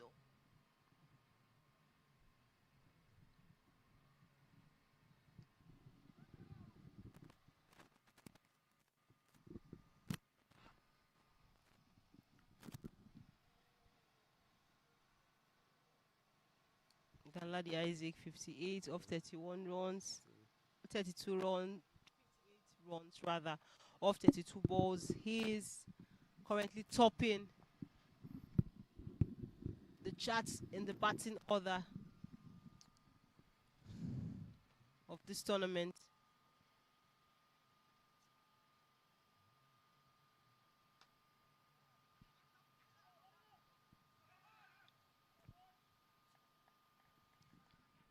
Quick run in between the sticks. They pick 2 wickets, 2 runs. Most expensive bowling inning for Abbas Blah. 1 wicket for 33 runs after 4 overs is the most Abbas Blah has given. Previous was 26 after 3 overs against Zambia. If there's one thing Nigeria know how to do is make you look silly, make you look incompetent. Abbas Blah has been one of the finest bowlers alongside Chenoba for this Sierra Leone side. And now what Nigeria just did was they opened them up and spread it like butter, finding the gaps, finding the spaces, finding the boundaries as well. Good play by Nigeria.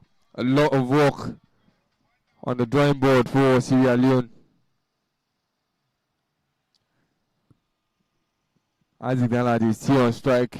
He's done better than his previous performance. His previous best up until now was 54. Currently on 60, pairing with Isaac Okwe.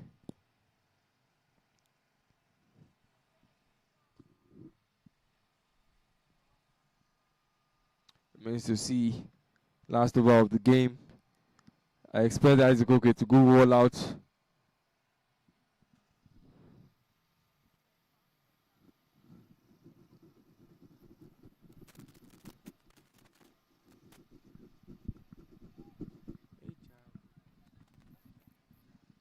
Opening bowler Chenoba returns once again with the ball in the last over of this innings. Wickets so far in this tournament, and that was against Nigeria on the 7th of December. Though he's had a better economy rate of 7.59. The best for the Sierra Leonean team.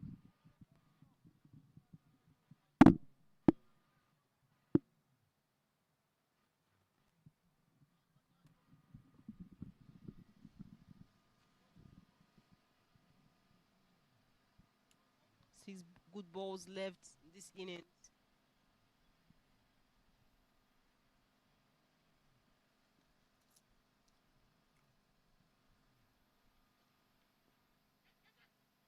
Towards the leg side.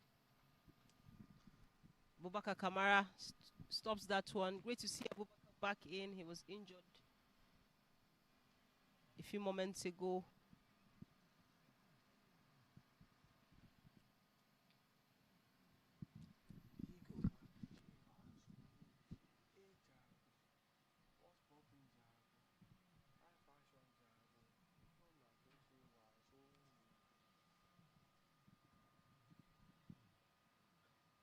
Scoops that one up. No man's land.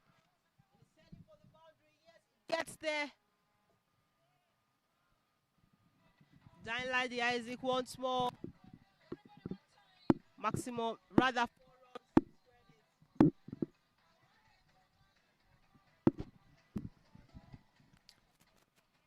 Good timing. That was the same thing we saw Oscar try to do in the first game. Didn't time it right. Good timing from Danladi Isaac. Did a ramp, had that bat underneath the ball, and just let the pace of the ball dictate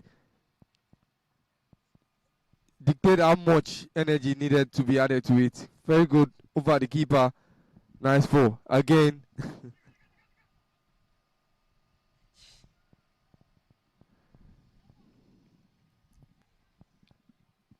Danladi Isaac just keeps doing better. 10 runs better. His previous best, 44. Better that by 10, going 54. Better today again by another 10, 64.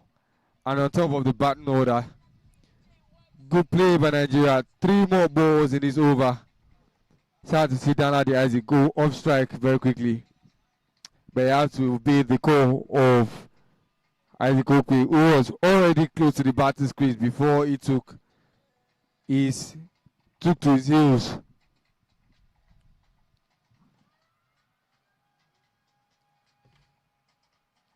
And coming in for him will be Kenneth Boniface.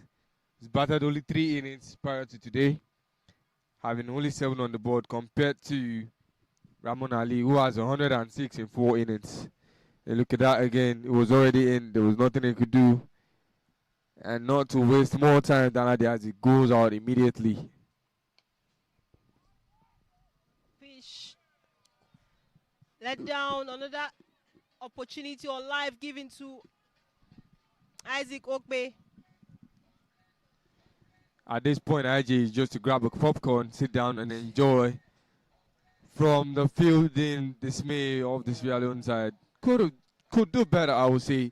They can do better than what they're doing now, but it's just unseen. I've seen a lot more drop catches, but this is just quite unusual between the legs of the fielder. After a big dive. Nah. A pitch once more. Will it be a good catch? It is. Finally. Okay, Isaac has been going really big on aerial. Being caught this time around by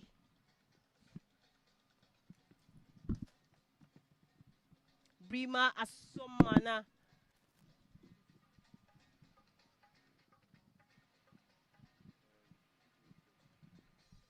Down at deep mid wicket. Okay, Isaac's contribution 20 runs off 12 balls with contribution from the veteran, the big man in the squad.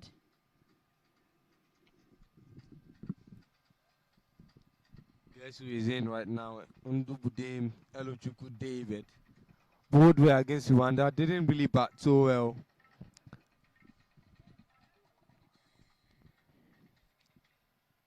This will be his 3rd inning.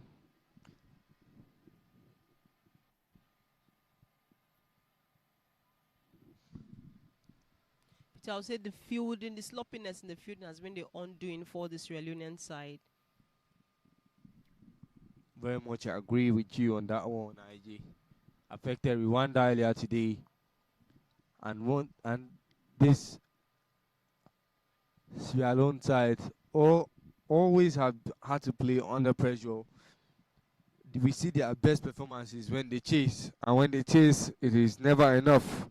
Because it's always 1 or 2 persons having to take up the mantle when it should be everybody in that batting order.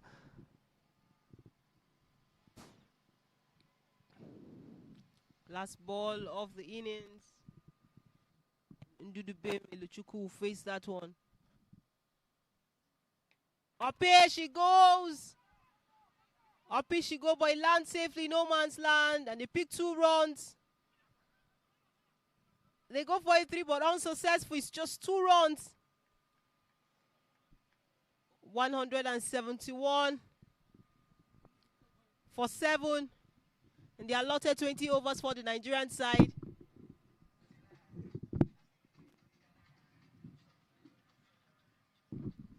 Good display by Nigeria, I'd say. 169 for 6. Their second highest total, third on the table.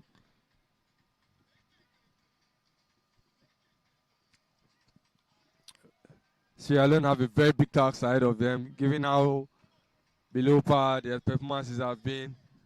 They could have done better in the field and taken up a lot of catch opportunities which they missed and dropped. And that tells you that they have a lot of work to do going back to the drawing board. Sierra Leone, as it stands, do not have a chance in the finals and can only fight for third place. But even if you're fighting for third place, you should fight with every game that is left. Show that you deserve to be here. Even though they do deserve to be here, but they really need to put their names in that history book. So far, only Lazana Lamin has done that with a hat-trick wicket. None other individual has been able to compensate on the lapses. Means to see how they perform in the second innings. It's 171 for 7 wicket after 20 overs completed. Sierra Leone will be needing 172 of the next 120 balls. A huge task. Remains to see how quickly it can be accomplished.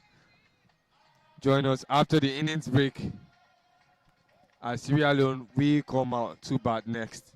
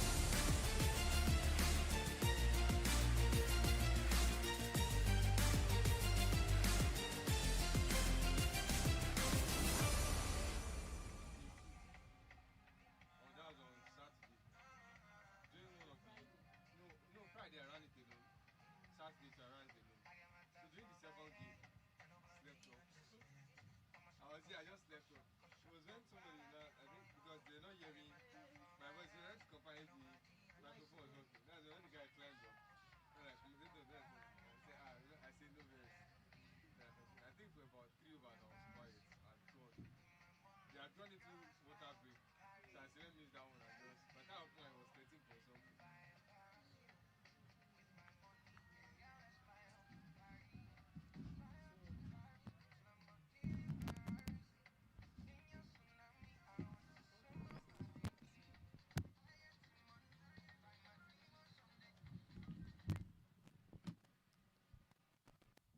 The second inning, Nigeria versus Sierra Leone. It is the third time meeting in this tournament. It is the National Stadium in Abuja.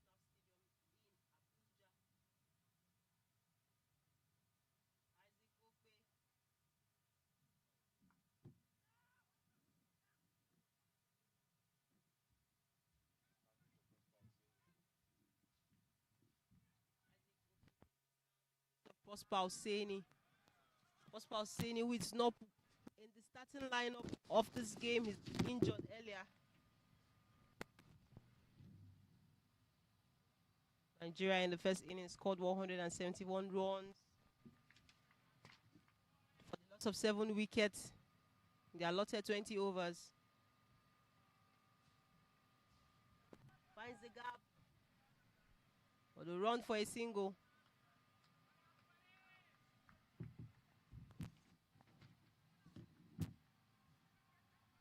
John Bangura, the wicket keeper.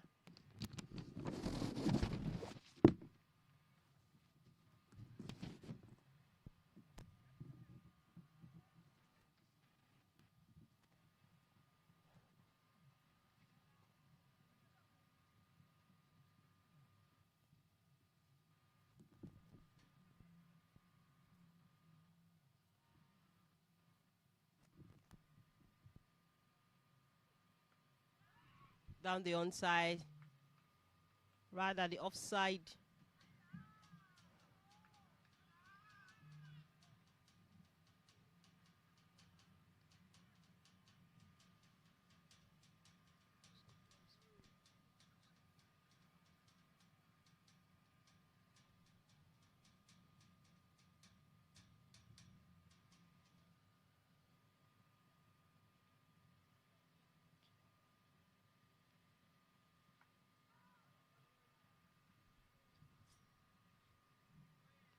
John Bangura, wicket keeper, alongside Yebejalo. Opening pair for Sierra Leone. The target is 172 runs.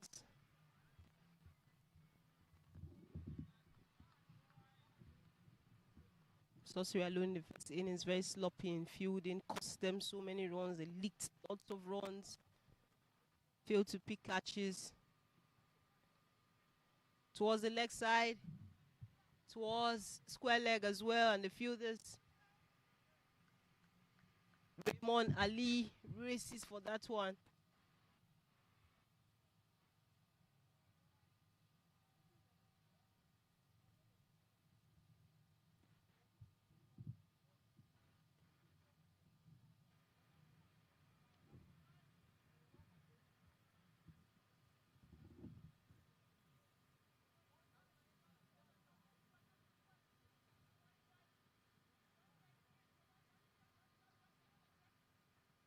Nigeria won the toss and elected to bat first.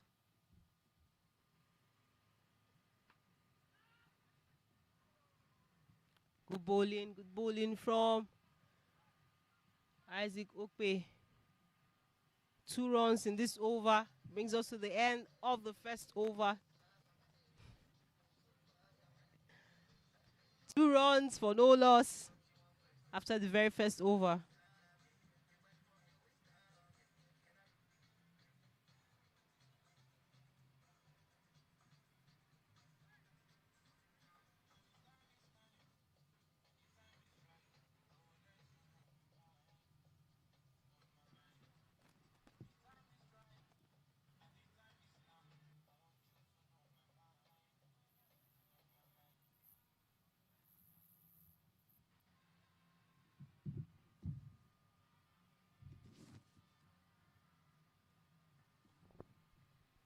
Debutant is Abdullahi Ismail, who comes in from Prosper Hosseini. He's been handed the ball. Making his debut on the 19 player, making his debut in this tournament. Abdullahi Ismail into the attack from the House of the Rock end.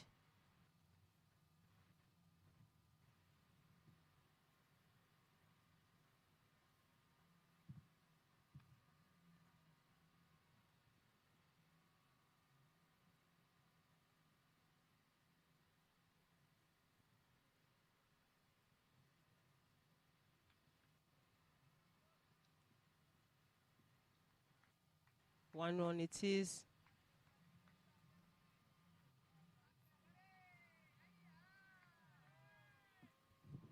So the few that goalie puts himself on the line for that ball, but he failed to recover quickly, and the batter's still a single.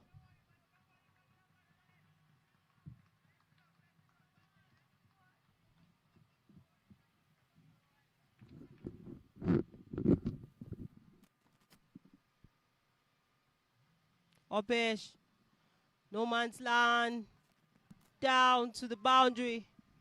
Yegbe Jallo picks up the first boundary off innings for Sierra Leone. Tasting his first international boundary is going to sting a little bit. But he will definitely bounce from that ball being short and outside of leg. Very good pick by Igwe Jallo. Usually you see batters flick that ball, but he guided. He had his bat full faced in contact all the way towards that boundary. Good shot. And good comeback too for the young lad.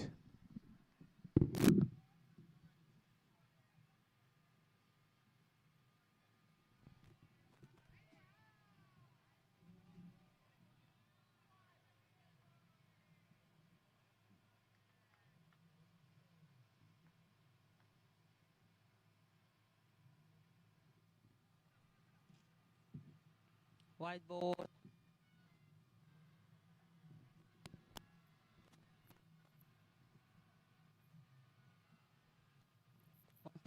On signaling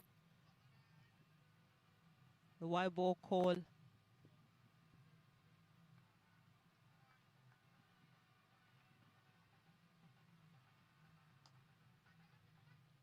Oops! Good catch from that field that covers. Wicket, the first wicket for Ismail Abdullahi in his very first game. Making a debut for the senior side. Picks up that wicket of Yegbe Jallo after he considered 4 runs of Jallo's batting.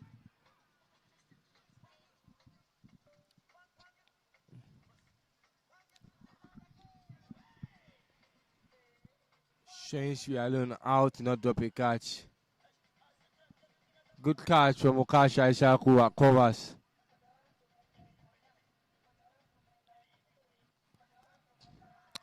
Met that ball halfway, didn't complete that shot. And in the arms of Ishaku Okasha, it ends. A wicket already, and it was a catch. Catches were dropped in the first inning, none so far in the second.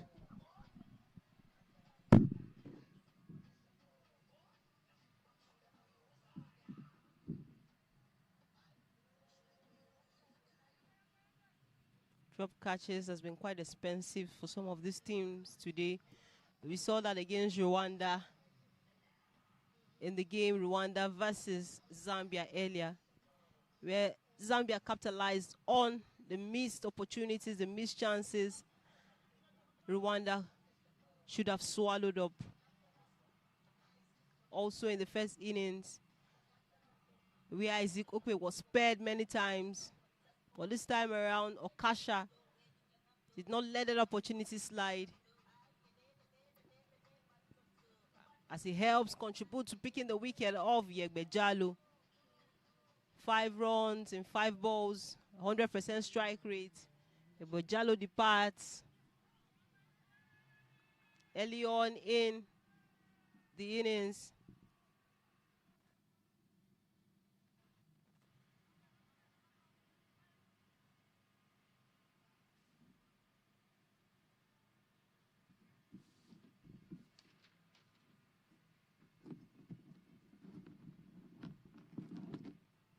See Ibrahim Baka replacing Jalo.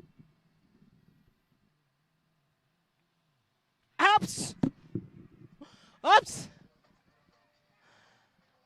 Abdul Ismail is on fire. Definitely on fire. Definitely on fire. Another wicket. Bold. Bullseye. Ibrahim Baka will go without bothering the scorers. Leaves on the dock.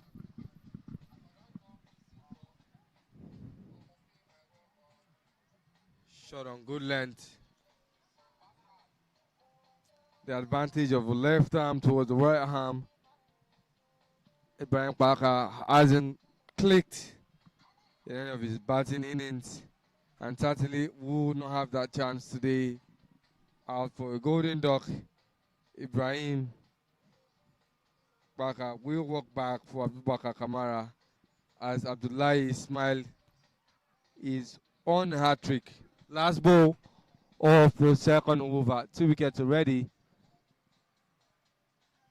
Not looking comfortable for Sierra Leone as it stands.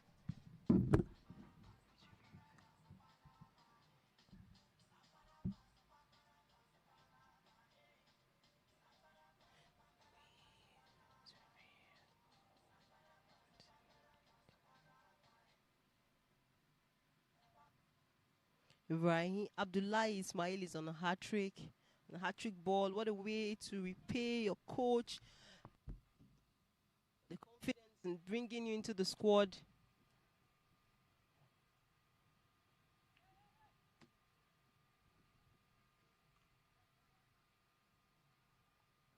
Abubakar Kamara comes in.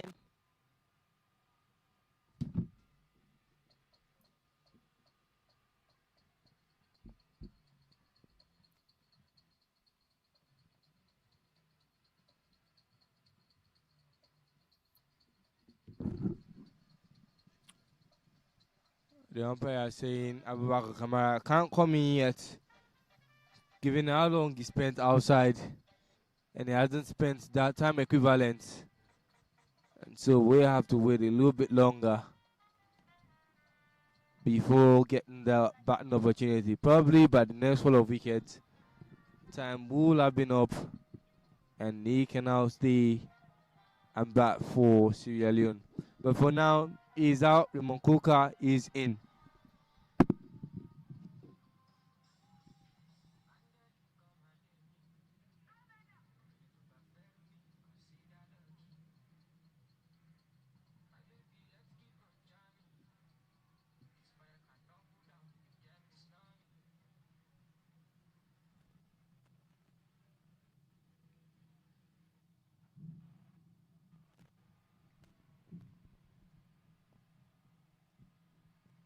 Raymond Coker will be facing the last ball of this over. Remember, Coker was earlier injured, trying to take a catch earlier in the first innings.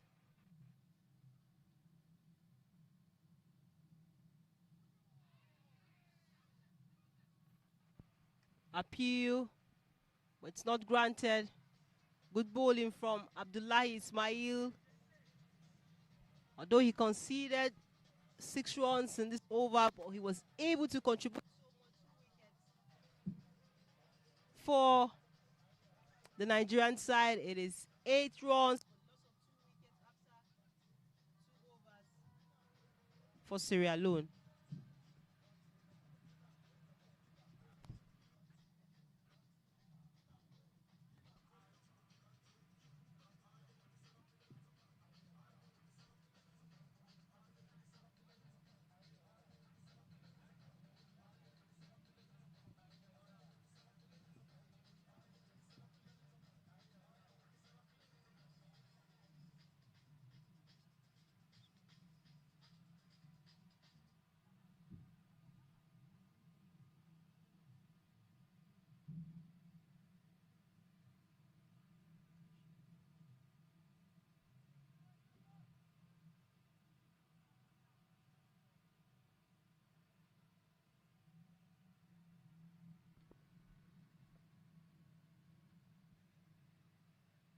Towards the leg side, Okasha Ishaku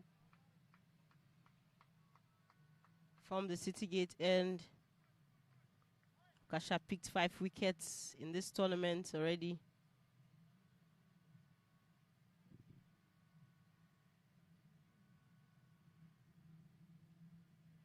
Two days ago against Rwanda, he picked 3 wickets. Against Sierra Leone on the 7th of December, he picked 1 wicket, conceding 21 runs. Also against Sierra Leone, on the second day, match day 2 of this tournament, he picked 1 wicket, conceding 22.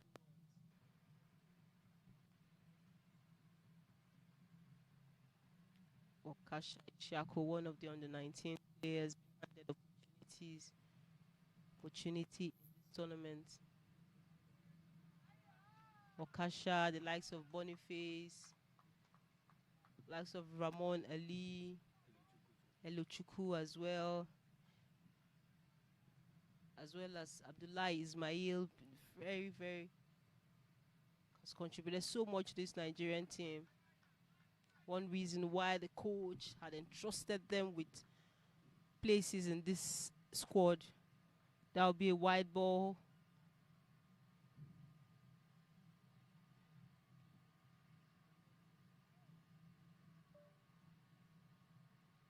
These players are the core of the under-19 squad.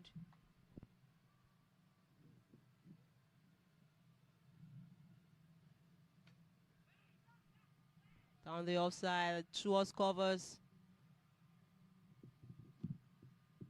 And then Ladi, Isaac will pick that one quickly.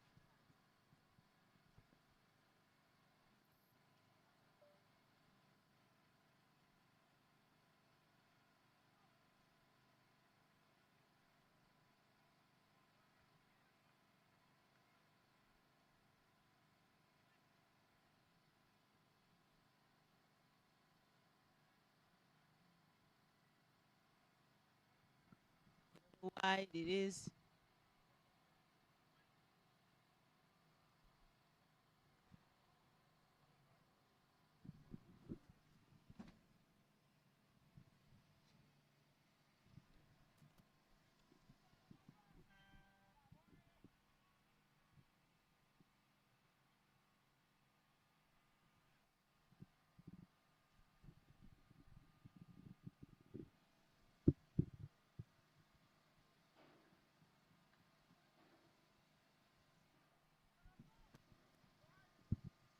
Better come back from Okasha.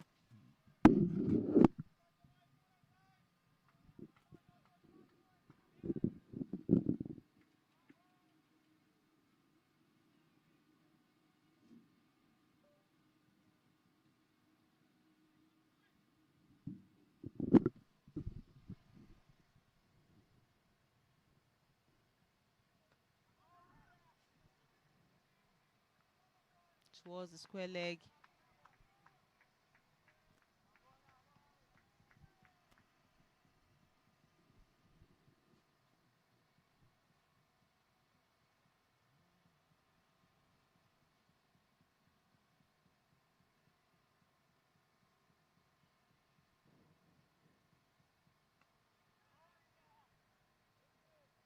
Down to the points region.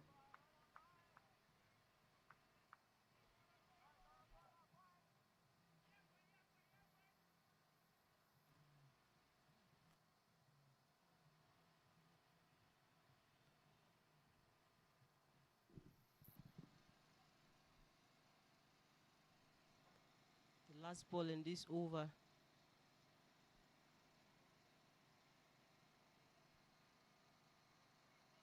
Better bowling, inside the 3 runs. Rather the 4 runs. 2 runs scored off the bat and 2 extras. 4 runs conceded by Okasha in this and his very first over. Tidy bowling from him.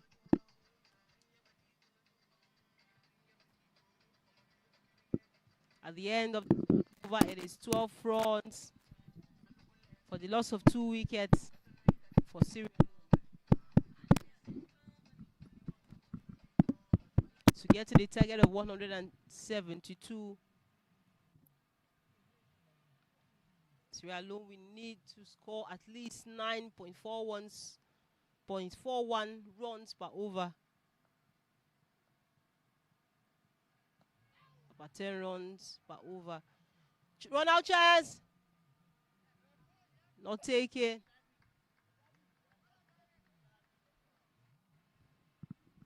Raymond Coker and John Bangura runs very quick between the sticks.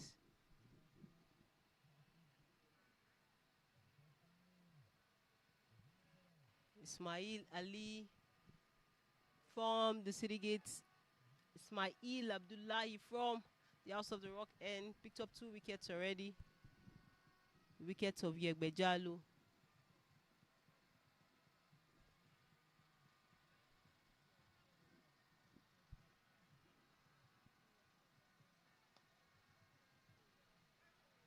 Towards the offside. We did get to the boundary. There's a chase and it won't. Good running. Danladi. Running from Danladi Isaac. Very good with the bats and fielding. Excellent as well. Good attempts to stop, to deny the Sierra Leoneans 4 runs of that ball.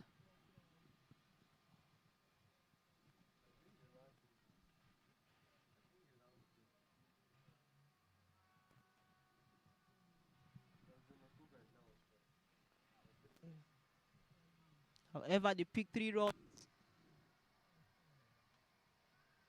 down the leg side. No run. That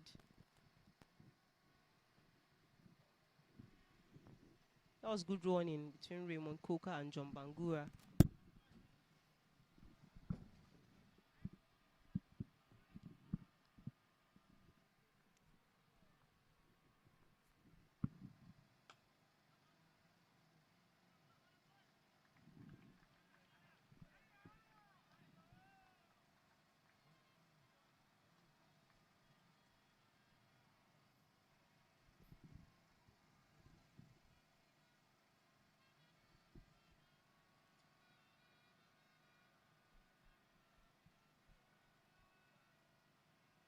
Yeah. Appeal, but it's not giving, and the ball is racing down.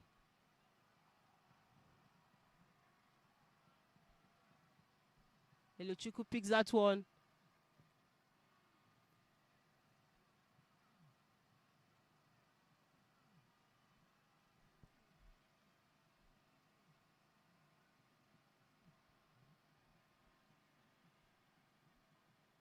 Last ball in this over for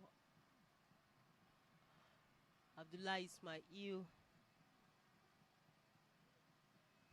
Great stop by Luchuku towards fine leg. Fine leg to cut that. To recover that ball.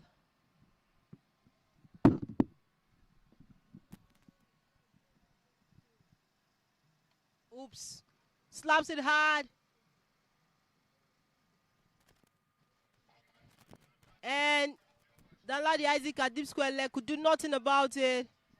It's 4 runs. Credit to John Bangura and to the Sierra Leonean side.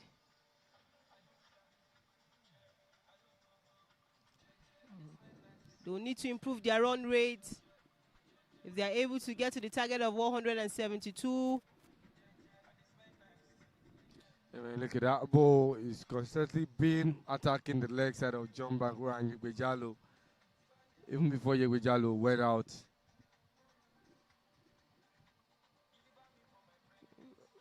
not too much to worry about for Abdullah Ismail. Inexperience is taking the best, but I understand. I mean, even at the under-19 African qualifiers for the under-19 World Cup, he bowled in 3 innings and didn't even pick up a wicket in any of them. But that doesn't matter because no one expected that he would be here, but he's developed himself since after then in domestic cricket, domestic leagues, improved as an individual and earned his call-up. And he showed that today, waiting for his chance, and he took 2 wickets off of it. That tells you just how determined the young lad is. He's improving. After this, the next game is going to do better, and the next one after that is going to just keep improving as an individual. Same thing with every single individual that is in this tournament, especially the young lads who are just making their call up into who are just making their debut on international T20I.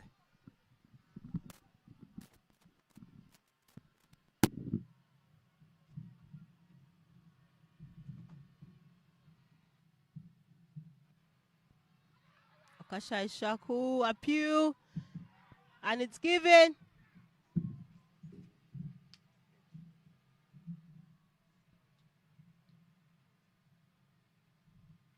John Bangura finds his way back to the pavilion. Okashai Shaku, Peter earlier talking about this on the 19 boys who've improved themselves. That again.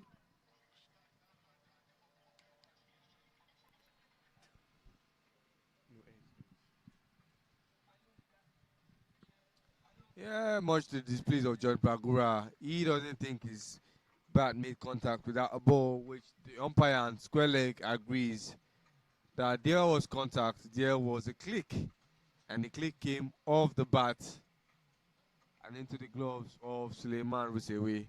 Has to walk back, and now it's time Abubakar Kamara can now come in and bat for Sierra Leone.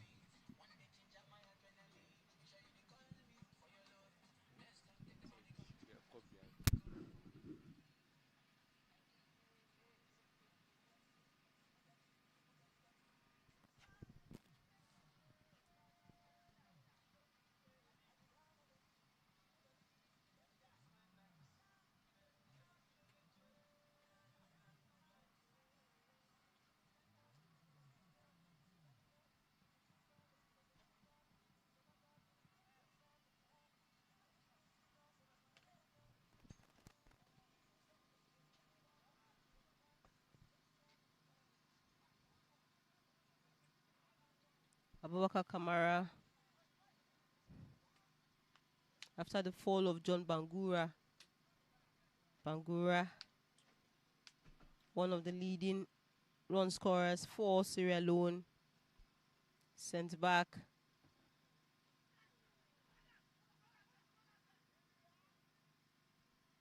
Abubakar Kamara gets off the mark.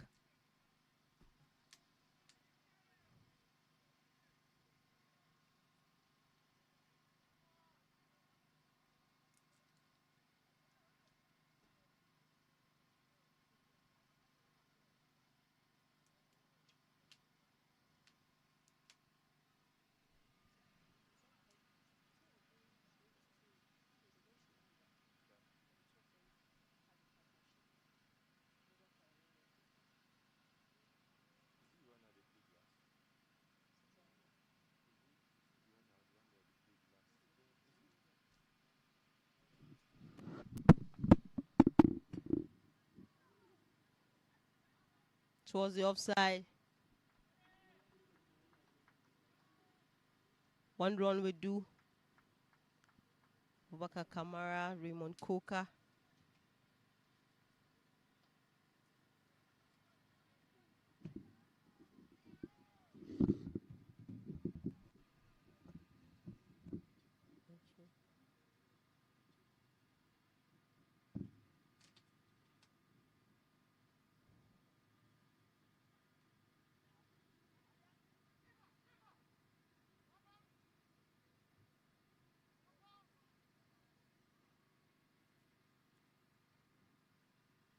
Abubakar Kamara, Raymond Coker, both batters been have come in very handy for the Sierra Leonean side in their batting lineup. Raymond Coker, before this game, he's scored 104 runs.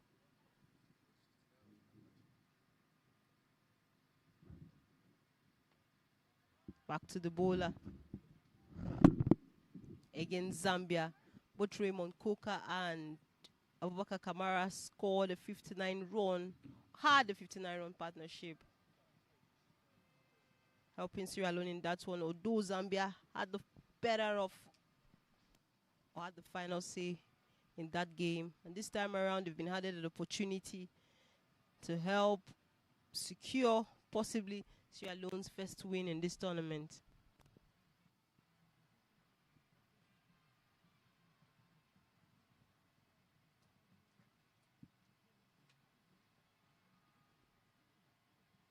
Back to the attack is Ismail Abdullahi.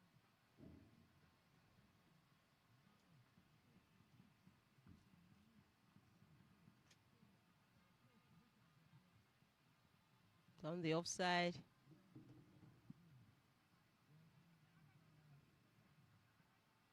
The field at goalie recovers quickly. 2 wickets for Abdullahi Ismail. 14 runs conceded.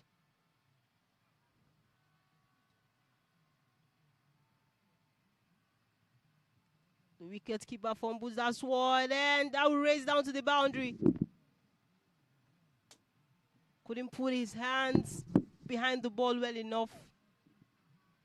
And that would be 4 runs added to the total for Sierra Leone.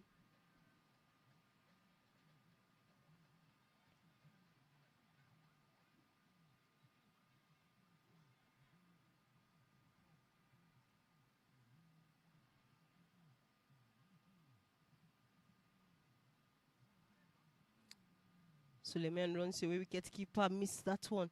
Mistimes the ball. Down square leg. Is that a run out chance? It isn't. Good running between Raymond Kuka and Abubakar Kamara. Peter, I would say those two batters have built good partnership between themselves, that they really understand themselves so well.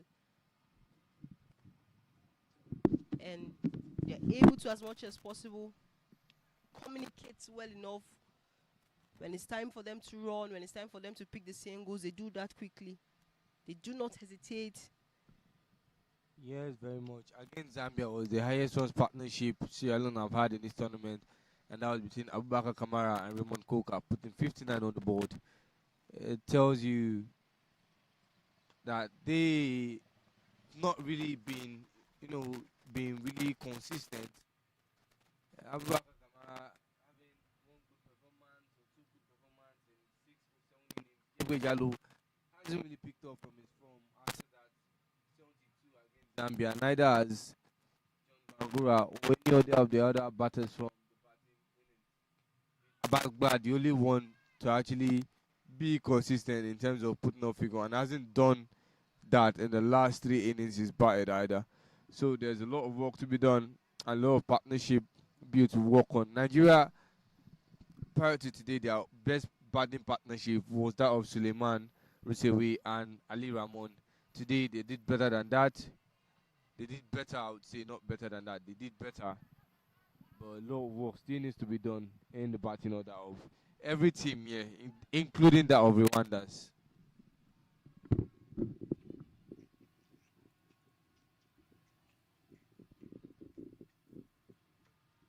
It's the end of the 6th over, the end of the power play. 30 runs for the loss of 3 wickets for Sierra Leone.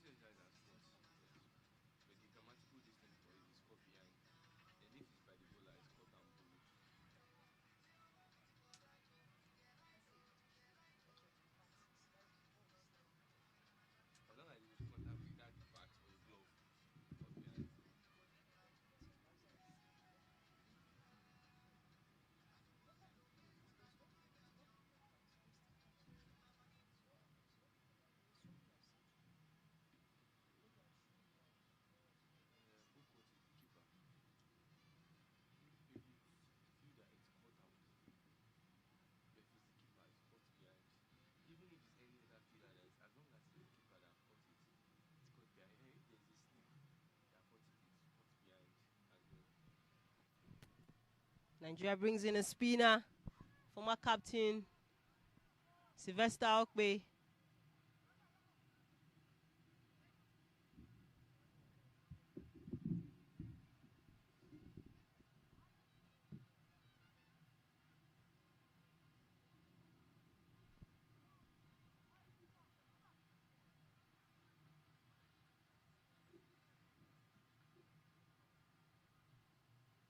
Okpe coming in from the City Gate end.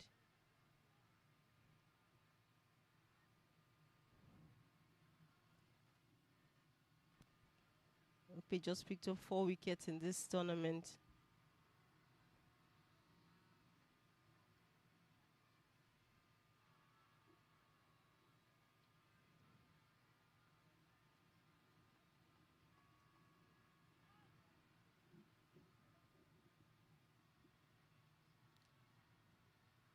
Against Sierra Leone on match day 2.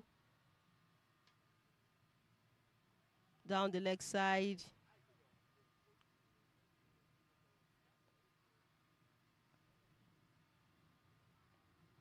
Against the same side on match day 2. Okpe picked up 1 wicket,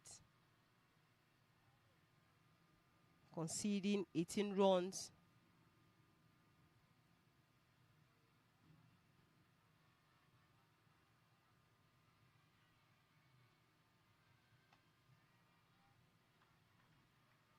Kamara back to the bowler.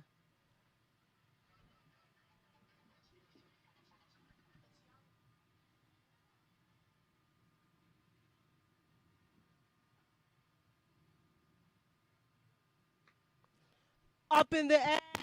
Skies that one upish. And down Ladi Isaac. And the deep will not bother about it because that goes for a 6 maximum from Abubakar Kamara.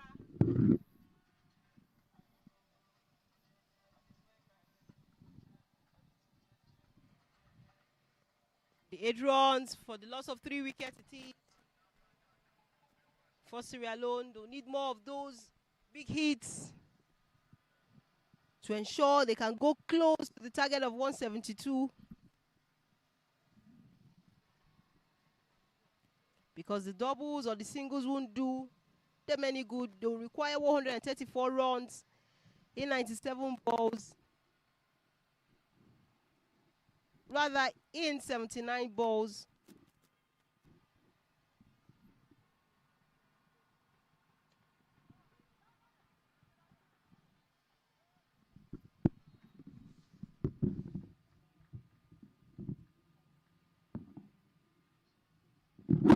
There's that big 6. Look, shuffled out to meet it halfway. High towards the fence. Good boost for Abubakar Kamara. Good start to a partnership that might last long.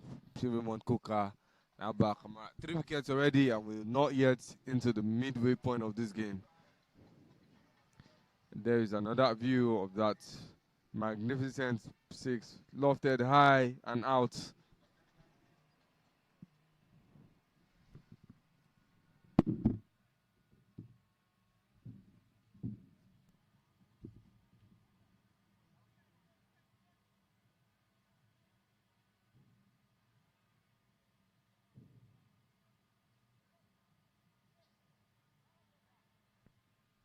Ismail Abdullahi from the House of the Rock end.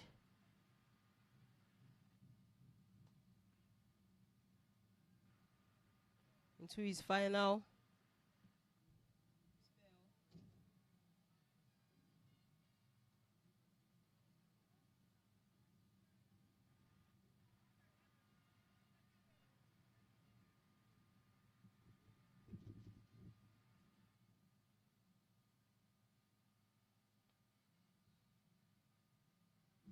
Square leg.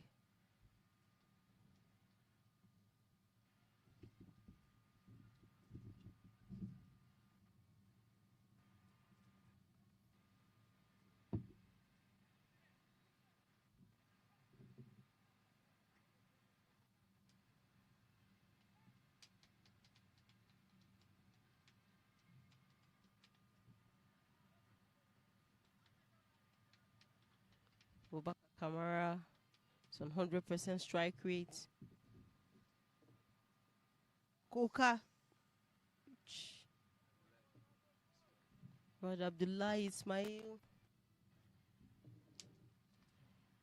Better.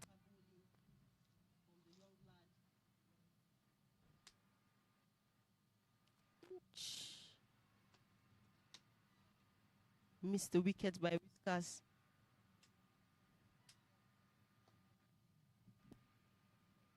Towards points, and the fielder, extra cover, recovers. They'll race for a single.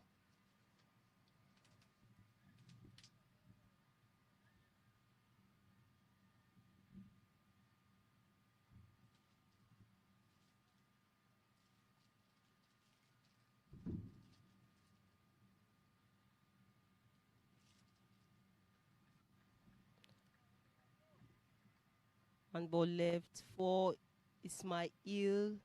Abubakar. 19 balls conceded, 19 runs rather conceded.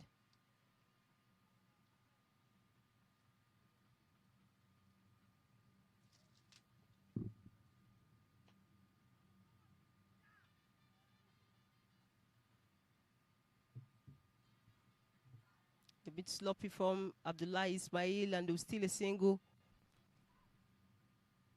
That single brings us to the end of the 8th over. 3 for the loss of 3 wickets for Syria.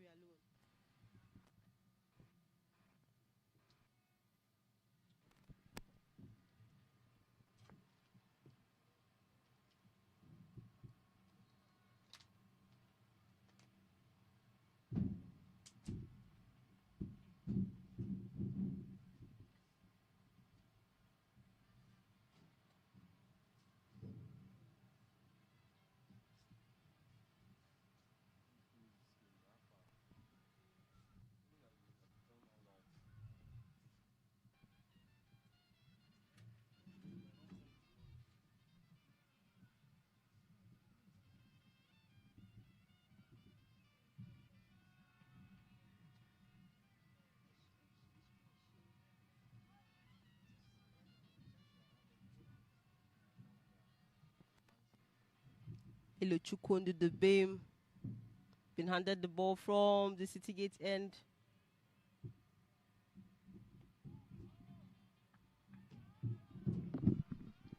Fine form against Rwanda before the rest day for Baeli Chuku. Started this innings giving out a lot of runs. It's tournament rather giving out a lot of runs.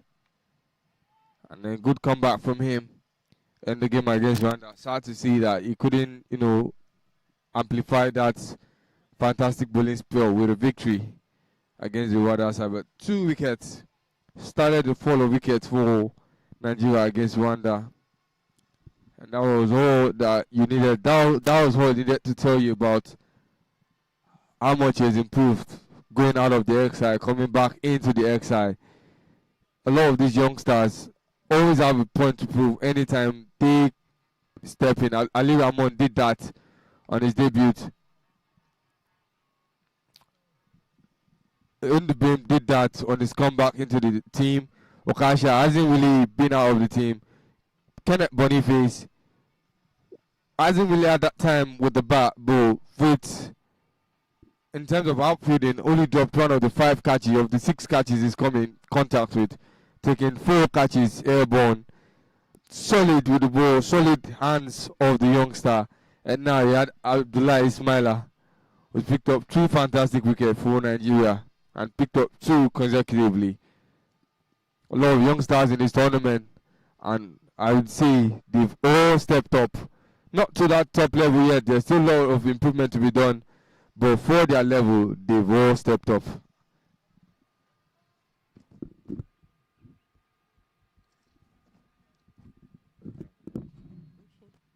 Couldn't have said it any better, Peter. Towards the leg side, well picked up quickly by Dan Ladi Isaac. That'll bring us to the end of the 9th over. Great over, tidy over from Elochukwu. Just 3 runs conceded. against Sierra Leone on the second match day. Luchuku conceded 17 runs, no wickets, but this time good effort from the young lad. It is 46 for the loss of 3 overs, 46 runs for the loss of 3 wickets in 9 overs.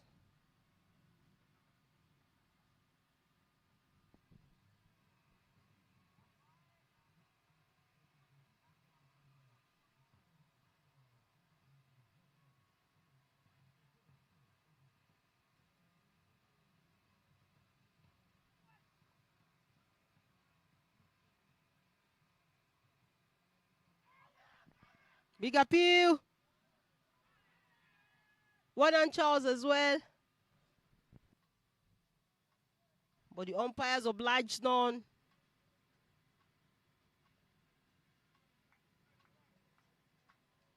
Okpe Isaac. Okpe Sylvester. This time around from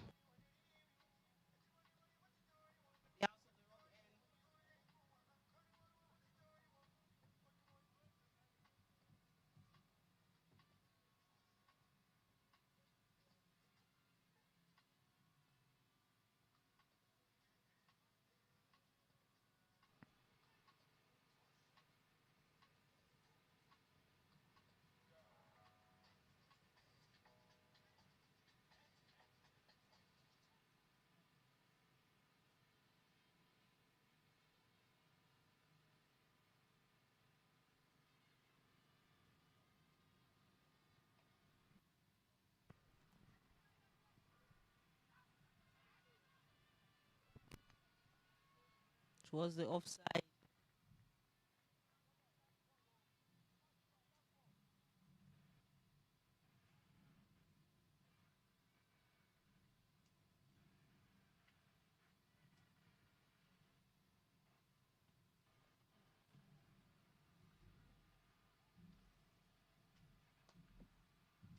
Skies it up in the air. It's heading for a maximum. And yes, it gets the force, the energy behind that bat. Raymond Coca, big hit it is. Maximum for the Sierra Leoneans.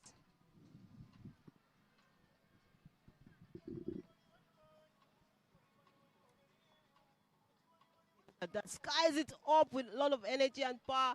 It gets distance and it races beyond the boundary.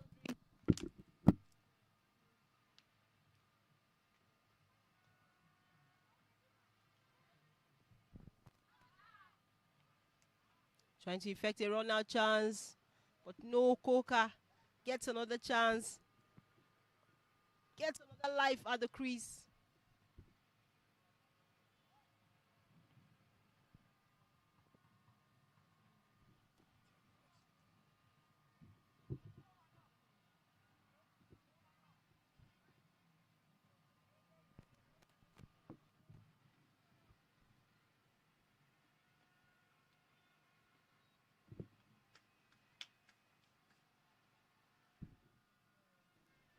Opi Sylvester, 4 wickets already in this tournament.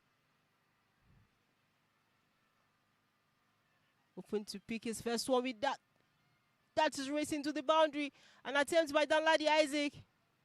Rather, it's Boniface who runs behind the ball, who runs, chases after the ball. And he recovers it quickly to deny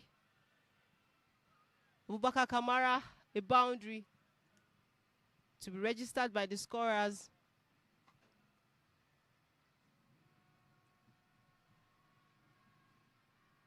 Just 2 runs off that one. Towards the leg side once more. And they'll pick only a single. The single will bring us to the end of the 10th over. We're halfway into the innings. It is 58 runs for the loss of 3 wickets. What a way to also announce the presence of one of our commentators, Sheon Ajidaba. Great to welcome you back to the Coms Box Show. We'll be watching the game as we head into the water break. Halfway into the innings already. Thank you very much, Ijoma. 58 runs for loss of 3 wickets after 10 overs. Raymond Coca and Abubakar Kamara trying to form that same partnership in their previous game against Rwanda, which they lost by 5 wickets. And Raymond Kuka is already on 27 for 20 runs, faced 27 balls, and Abubakar Kamara has faced 14 balls and scored 15 runs. And they need 114 runs in 60 balls. Their current run rate is 5.80, and what is required is 11.40. It's safe to say it looks like a daunting task. Nigeria might be getting a 6th win from 7 matches. And you see the third umpire, Moruka Ashafa, coming to support the 2 on-field umpires, Ramon Adilakun and Kehinde Olabiwonu. A fantastic job they've done so far. Match 14, day 7 of the second West Africa Trophy, proudly sponsored by our creator. I think we should start with that. Almighty God for allowing that these games are going according to plans. And then the other sponsors, Dafabet, Sportbox, Dreamcatchers.tv, Fireflies, Sport and Entertainment, not also forgetting Rusa Advisory. We'll get back into the next 10 overs. That is if Nigeria allows them to play the next 10 overs. But if not, it means that we might not play the next 10 overs, depending on how the bowlers bowl.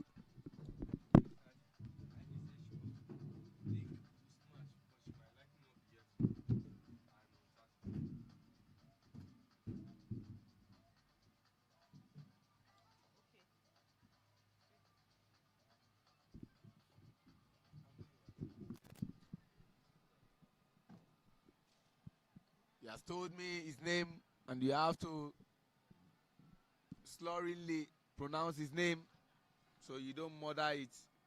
Undudu Dem Elochukwu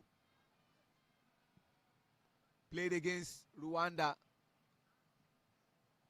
in that 23-run loss before the break, playing again today, and has an opportunity to get the wicket of Abubakar Kamara. Or Abubakar Kamara does what he likes to do, which is send bowlers to places where they don't want to go.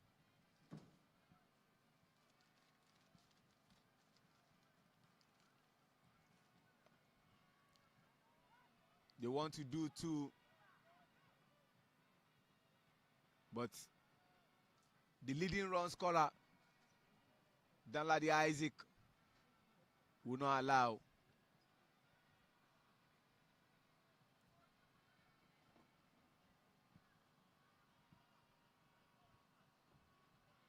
You see what they need from the total number of balls they are facing. It's almost looking very difficult.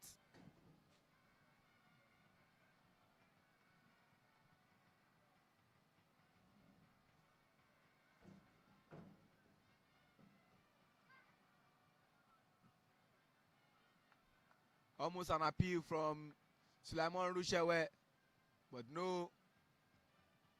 Umpire Kehinde Olabiwonu wants the game to continue as expected. Skies it up for Danladi to pick. Cool, calm, safe hands. And this race in the batting crease is over. He will not do like he did against Rwanda. He played not out, scored 53, but today he will just do 20. And Danladi Isaac said, enough is enough. We are tired of changing position by virtue of your style of batting as a left-hand batter.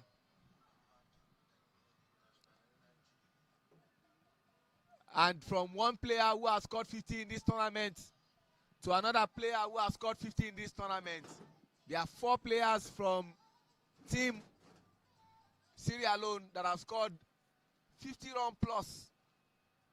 You start from the man Yegbe Jallo. You look at Abbas Blah, the man who just lost his wicket, Raymond Coker, and not also forgetting the wicket-keeper, opening batter, former under-19 captain, John Bangura. Abbas-Blah, you don't know which Abbas-Blah you will see. The Abbas-Blah who blast or the Abbas-Blah who lose his wicket and not score many runs.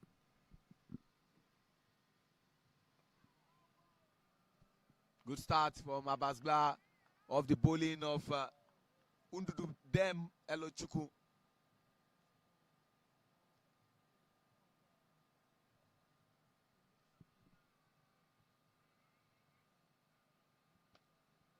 You have to say some of these youngsters that have been given an opportunity have taken advantage of it very well.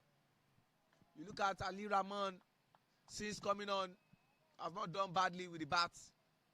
You look at Ukasha Isiaku, and today Ismail Abdullahi, who had 2 wickets to his credit with the finger go up. Not at all. He's not interested.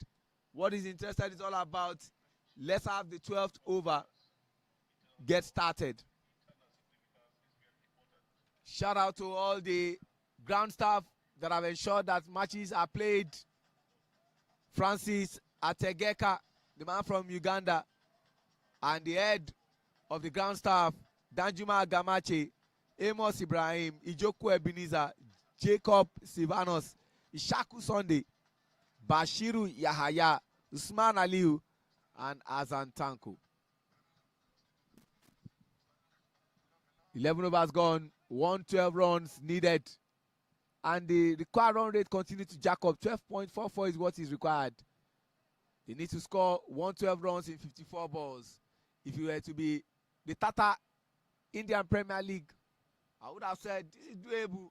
When you look at some of those batters from the likes of Shubman Gill, Abhishek Sharma, and the likes, Virat Kohli. But then, impossibility is nothing. But if it continues like this, then it might look very difficult. For every dot ball, it is a problem for the batting side. Kenneth Boniface, sometimes they will say Boniface. He tries to slug that ball, but Daniel Agiekum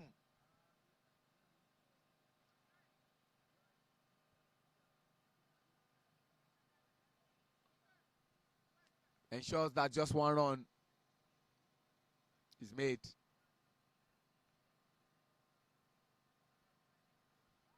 Another under-19 player.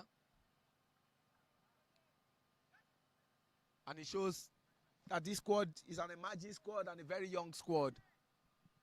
Looking at some of the players that have been missing, we chronicle them. Jimo Abdurrahman, Taiwo Muhammad, Ridwan Karim, not also forgetting Peter Aho, Guinness World Record. And talk about Guinness World Record. The man is out. And I was talking to you about this man. Which of the Abbas are you going to see? The Abbas that would lose his wicket on time, or the Abbas that can be very destructive with the bat? But this Abbas said, I just want to play a few balls and then leave. He has a 50% strike rate. Kenneth Boniface gets his first wicket for today. And what a fantastic bowling spell. I was talking about the youngsters in this team, the under-19s. You look at Kenneth Boniface, and it shows that there is something great happening to Nigerian cricket, especially under the tutelage of the high-performance manager and the coach of the national team, semi-finalists at the World Cup, when Kenya, his darling country, co-hosted with South Africa and Zimbabwe. I'm talking about Steve Ogonji Tikolo, the one they call the Gonzi Guns. We have Ismail Abdullahi. You have Ukasha Isiaku. You have this youngster, Kenneth Boniface, bowling now from the House on the Rock end, you have Ramon Ali, 4 in this game. That is absolutely brilliant. And in comes the captain, Lansana Lamine. A lot is rested upon his shoulder. If he hopes to keep this scoreline a bit respectable, he needs to bat. But sometimes Lansana Lamine can be very explosive. I'm sure Kenneth Boniface understands who Lansana Lamine is and we don't want to give him joy in the batting crease. That's the job of a bowler. That was close, a close shave. Lamine has another life to continue to bat.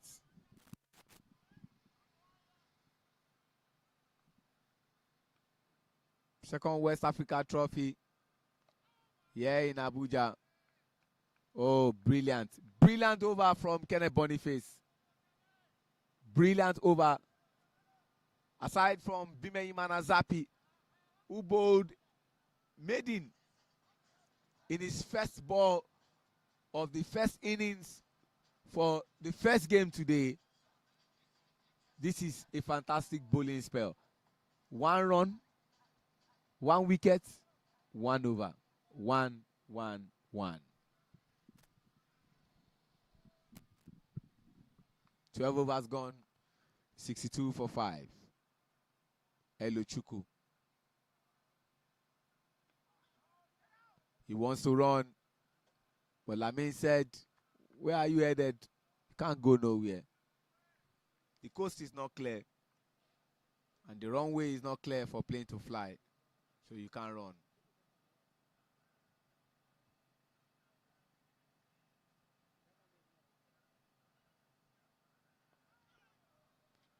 Tomorrow, by God's grace, will be day 8. Match 15. We see Nigeria play an early game against a team that is high on confidence. Zambia, who claimed the scalp of Rwanda today. And they said their eyes are fixated on beating Nigeria. Just makes me remember, no, I can never go back. Oh. You don't want to go back on that performance today that saw Asim score 50 and Zoeb Chan claiming the player of the match. White ball. He was doing well, but he had to do something contrary to what he was doing. He also has a good bowling spell. Undudu Dem into his 3rd over. And when you look at the number of runs he has given, you want to say that Elochukwu have been very stingy with the ball. 2 good balls to be bowled. He wants to run, but the fielders are saying, you remain there, you can't go nowhere. Lansana Lamine, he wants to run, and yes, he did. And just 1 run made. Finally, his names are with the scorer, Lansana Lamine. But now they can just put 1 across his name.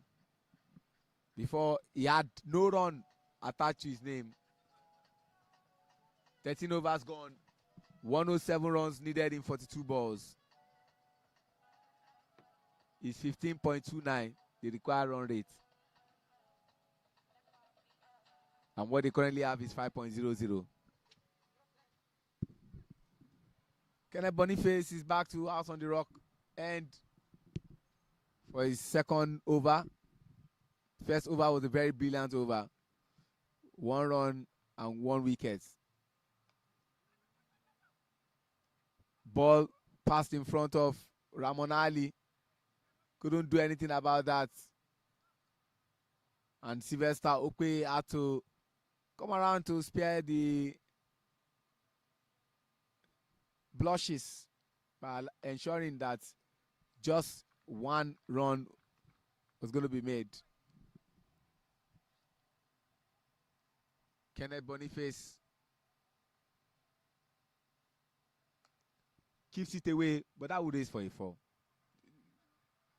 Nothing he will do, Ukasha Isiaku, other than just try and pick the ball and get it back into play. And the captain of the side and the leader of the Trojans, Suleiman Rushewe, wicketkeeper, rearranging the field setting. Would that raise for a 4? Vinny, good stop, but then throws it the wrong way. But Kenneth Boniface will be very delighted that the ball didn't go for 4. And the ball almost beat him. You want to say dribbling Vincent Adewoye. And that should go for a maximum. All effort by Isaac Okpe to stop that was in futility. And we are just waiting for umpire Ramon Adelakun to raise that hand. And if he has, it's just a signal that that is a maximum. See that again on replay. He dropped it at a place Abubakar Kamara loves, and he picks it, strikes it with so much venom.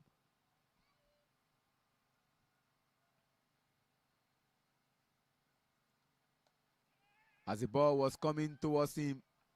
Oh, yes, he's gone. Ramon Ali saves Abubakar Kamara.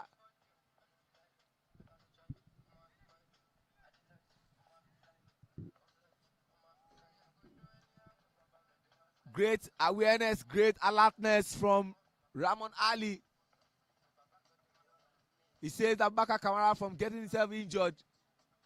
But then, not suffering any injury means he has to take that long walk that batters don't like, especially when the game is still on. And he was just 21 runs short of an half century. See that again on replay. He was the one. He played that ball.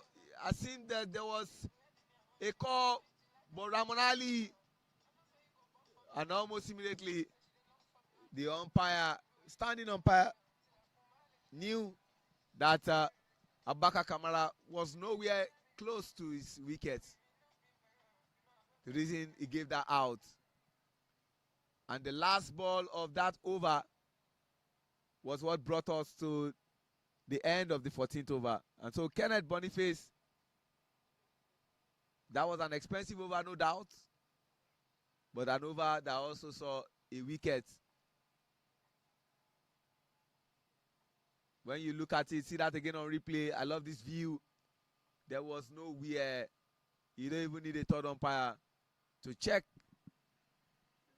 that he was out. Chenoba.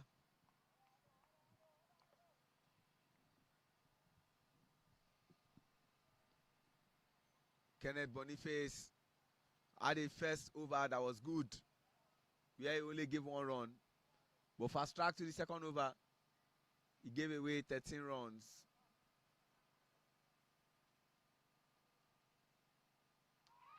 He missed that, same as the wicket keeper, Suleiman. And you can feel it from the voice of Undudu Bem.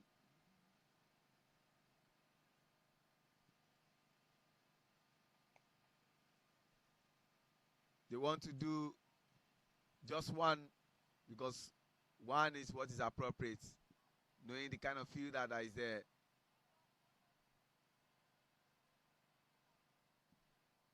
Isaac Okpe.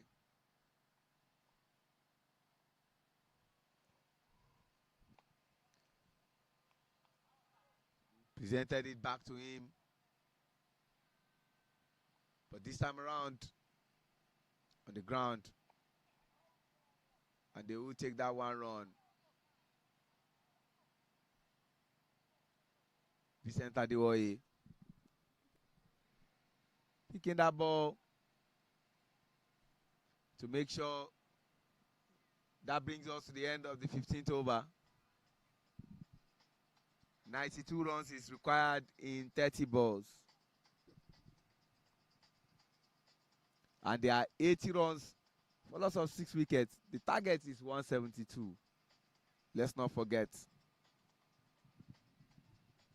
This is 5 short of what Nigeria scored against Zambia in our first game, 177, before they eventually won that game by 19 runs in the 19th over.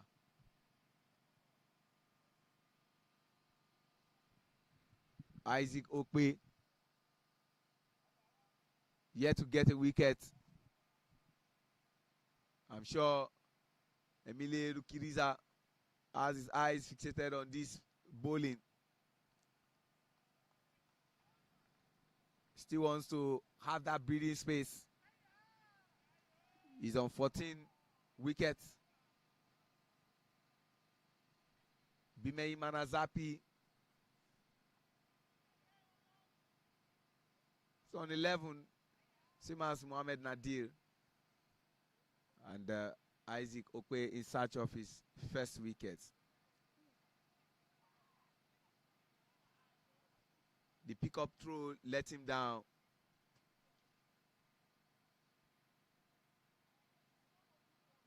And that is Isaac Danladi. Was on the verge of sending out one of these two batters, Chenoba and Lansana Lamin.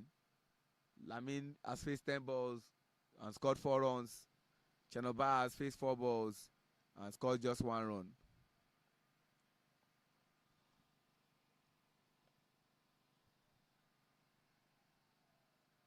Finding it difficult to play Isaac Okpe, and is currently having a good bowling spell. 3 more good balls to be bowled, and that will have mean his second over is done and dusted, but yet to get a wicket. And what a good stop by Isaac. The second player to claim 5 wickets in a single game, joining Emile Rukiriza of Rwanda.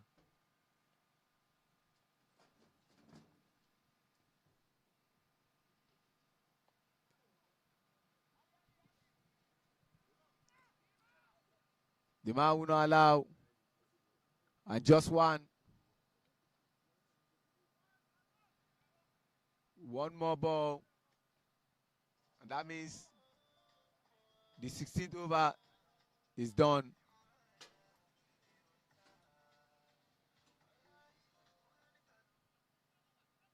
The task is getting harder by the balls.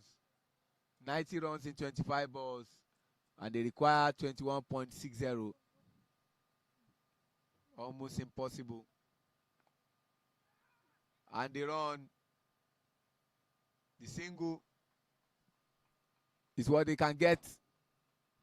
But what is required is boundaries, boundaries, boundaries. See the area view of where we are playing, the rock that is just behind the side screen. Very beautiful to see. We love this view, showing us how beautiful the ground we are playing the game of cricket here in Abuja is. Second West Africa Trophy. Started out exactly a week ago, Thursday, December 4, 2025. Destination point is the 14th of December 2025. Who takes home the trophy? Time will tell. Will Nigeria retain our title and end the year on a happy note, following missed opportunities from tournaments that they have attended? That remains to be seen. We're still expecting the arrival of Dr. Uyo Sanu Sawaru Akpata, the president of Nigerian Cricket Federation and the chairman of Edo State Cricket Association. Already in town is the president of Sierra Leone Cricket Association, Trevor Francis Samora. Whether we'll see that of Rwanda and Zambia remains to be seen. Plays it up. Oh, brilliant effort. Brilliant effort. Dan Ladi Isaac gives it a chase. And see him again on screen. Thank you, super producer, for showing who Dan Ladi Isaac is. The man who scored the most runs today for Nigeria and by extension the entire team. And that has taken him from 4th position now to 1st in the batting ranking, despite playing 1 game less. Didn't play against this Sierra Leone in the 2nd match. And that was a game that only 2 players finished the game for Nigeria. Captain Sulaiman Rushewe and Ramon Ali. Ramon Ali that day scoring 64 not out, 7 fours and 2 sixes, including his 100th four in a T20 game. It was a milestone for him, and that was also his debut for the senior national team, but a debut he will never forget. Winning the player of the match. Ukasha Isiaku into his 3rd over, 1 wicket to his credit. But threatening Lansana Lamine with his ball. Shout out to my 2 on-field umpires. They've done an amazing job. Umpire Kendi Olambi Onu and the square leg umpire Ramon Adilakun. And how can I leave out the other umpires? Mudukbe Ashafa, 3rd umpire. Dairu Abiba Moto Enesi. He shuffles out, plays it up. Is he safe? Not safe. And there was going to be a collision, but rather he gets an applause from his captain. And of course, Selim Salau go to meet Vincent Adewoye by giving him an high five.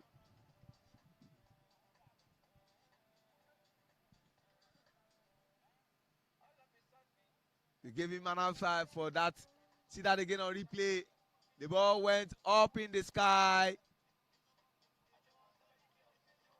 You can keep your money in Vincent Bank. It's going to be safe because he kept that ball safe in his hands. 7 wickets down. It has never happened in this tournament where a team requires 29.00 and they are currently on 5.00. 87 runs in 18 balls. Nearly impossible.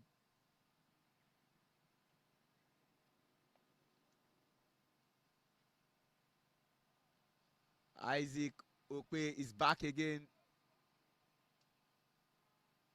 at the house on the rock end, but in search of a wicket, desperately in search. 1 wicket will just take him above the other 2 he's flanked with, but rather it sends him out of the stadium. Chenoba.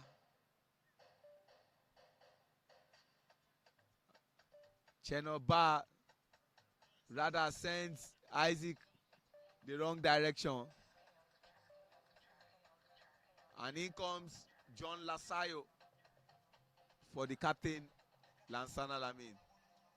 See that again on replay. I love that. Beautiful scenes.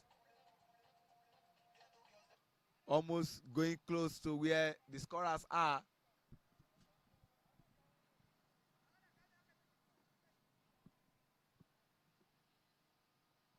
But he has an opportunity to make amend.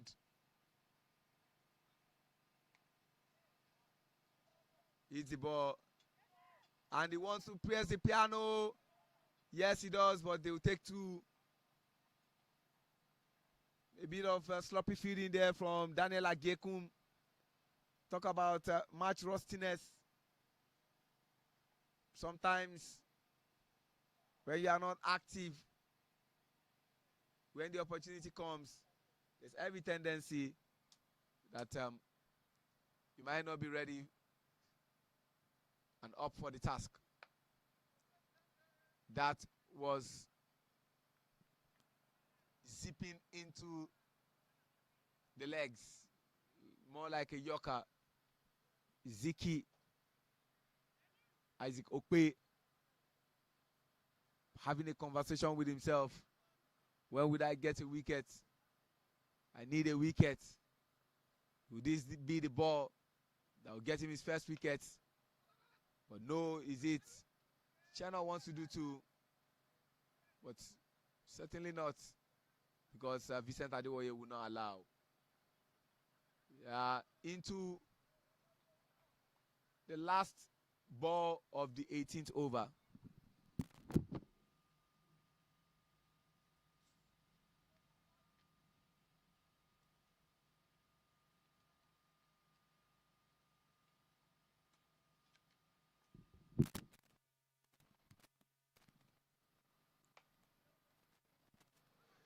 No run.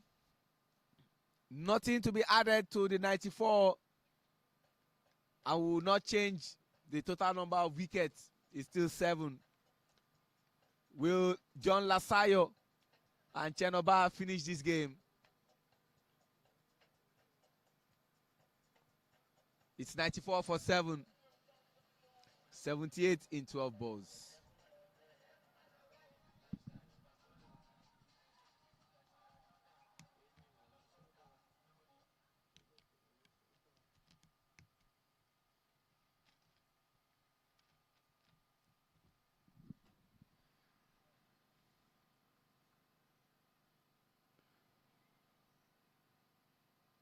Chenoba versus Ukasha. And Ukasha stops again. The signal by the standing umpire, vastly experienced umpire, level 3 umpire, and one of the finest in Africa. Kende Olambiwanu means that was a dead ball. And he has to bowl that ball again. The first ball of his final over. A swing and a miss by Chenoba. 14 balls faced. Scored 12 runs.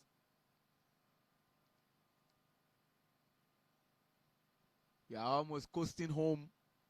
It's been a very, very enjoyable ride from last week Thursday leading to this day.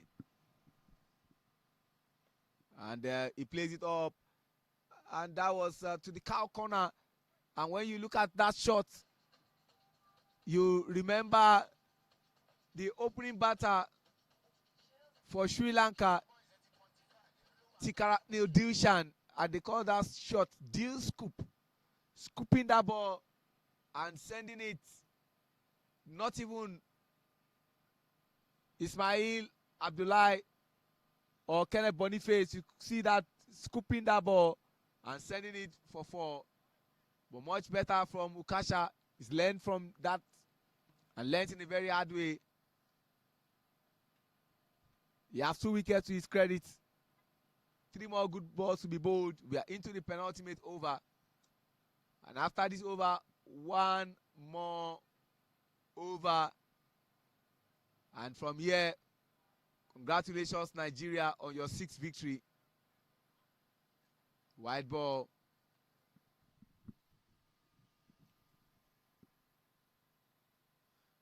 tell you miracles happen, but this is far from it. It's a difference between expectation and reality. The reality on ground is that the search for the first win continues for Team Sierra Leone.